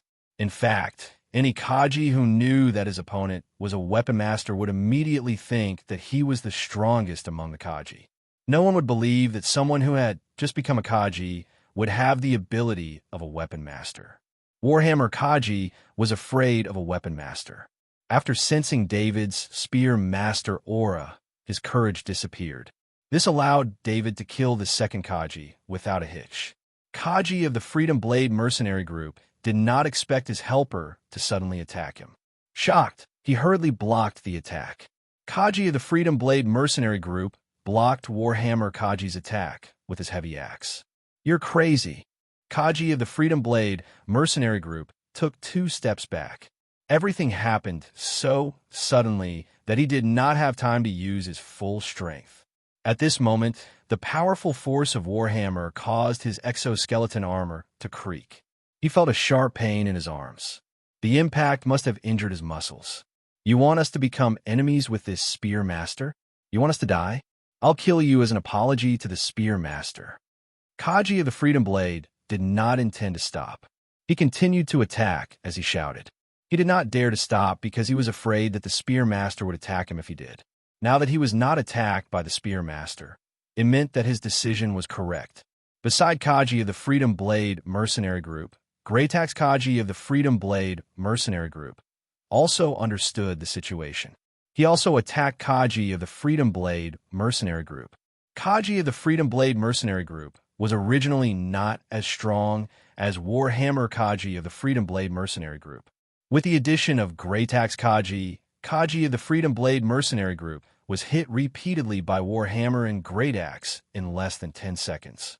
Warhammer Kaji of the Freedom Blade mercenary group pointed at Kaji of the Freedom Blade mercenary group and said respectfully, "Master, we didn't know that he wanted to attack you. Please allow us to use him as an apology." David did not intend to kill them all. These 2 Kaji of the Freedom Blade mercenary group had helped him in some way. Otherwise, after he killed the 2 Kaji of the Freedom Blade mercenary group, Kaji of the Freedom Blade mercenary group would have fled long ago. "Go," David said in a deep voice as he waved his hand. "Thank you for sparing us, Master." Warhammer Kaji's voice was full of surprise. After he finished speaking, he immediately turned around and ran away without even asking about the bodies of his companions on the ground. Greytax Kaji of the Freedom Blade followed closely behind Warhammer Kaji of the Freedom Blade mercenary group. This was probably the fastest speed the 2 Kaji of the Freedom Blade had ever run in their lives. The Shadow Attendant had absorbed the souls of the 2 Kaji of the Freedom Blade mercenary group, but it had not absorbed the soul of the Kaji of the Freedom Blade mercenary group. It seemed that this Kaji of the Freedom Blade mercenary group was not completely dead yet. David came to the side of the Freedom Blade mercenary group Kaji of the Freedom Blade mercenary group. He used his spear to pry open the mask, revealing a pale face. Due to his heavy injuries, the Kaji of the Freedom Blade mercenary group looked very pale. However, due to the protection of the mask, his face was not damaged. David recognized the face of this Kaji of the Freedom Blade mercenary group. It was the man he saw talking to Horatio through the Shadow Attendant in Shelter C-117. At that time, Horatio was telling this man something, but because the Shadow Attendant was too far away and their voices were too soft, Zhang Heng did not hear what they were saying. Now that he thought about it, this attack must have been arranged by Horatio. "Tell me, why did you attack me?" David saw Kaji of the Freedom Blade mercenary group open his eyes and asked in a deep voice. Kaji of the Freedom Blade mercenary group laughed and spat out blood. His body was injured by the great axe and the war hammer, and his internal organs were severely injured. David frowned. He did not intend to ask this fearless person for a reason. He was ready to stab him to death with his spear. David, you've been delayed for too long. You can't escape. Even if you're a spear master, you're dead for killing a member of the Freedom Blade mercenary group. Kaji of the Freedom Blade mercenary group said with all his strength. The Freedom Blade mercenary group seems to be the mercenary group that took the mission to stop the military in Parent City. This mercenary group is so powerful that they even have people here. David understood the reason and could not help but sigh. This was a big problem. He stabbed the second-grade spear in his hand into Kaji's head. The shadow attendant flew forward and absorbed his soul. They're here. David did not have time to feel the pleasure of the shadow attendant absorbing the soul. His sharp senses told him that Kaji was approaching from two directions. It seemed that he could not escape. He exerted force on his feet and kicked Kaji of the Freedom Blade mercenary group into the air. The powerful force sent the body wearing the exoskeleton armor flying towards the signal jamming device not far away. With a loud crash, sparks flew from the signal jamming device. It was completely destroyed. Since we can't escape, let's fight, he said softly. However, he didn't dare to let his guard down. He was very clear about his own strength. In terms of technique, his spear technique was definitely the best among the armored soldiers, but his strength was too far away. If not for the second-grade spear in his hand, he would not have been able to win so easily. He did not know if the other party had learned of his true strength from the two Kaji who escaped, but he needed to be prepared to fight to the death. He still remembered that in Parent City, a group of 6 Kaji of the Freedom Blade mercenary group blocked 10 Kaji of the military and gained an absolute advantage. You're tuning into the Warrior Lore YouTube channel. Don't forget to subscribe and join us on this journey to catch the most captivating stories.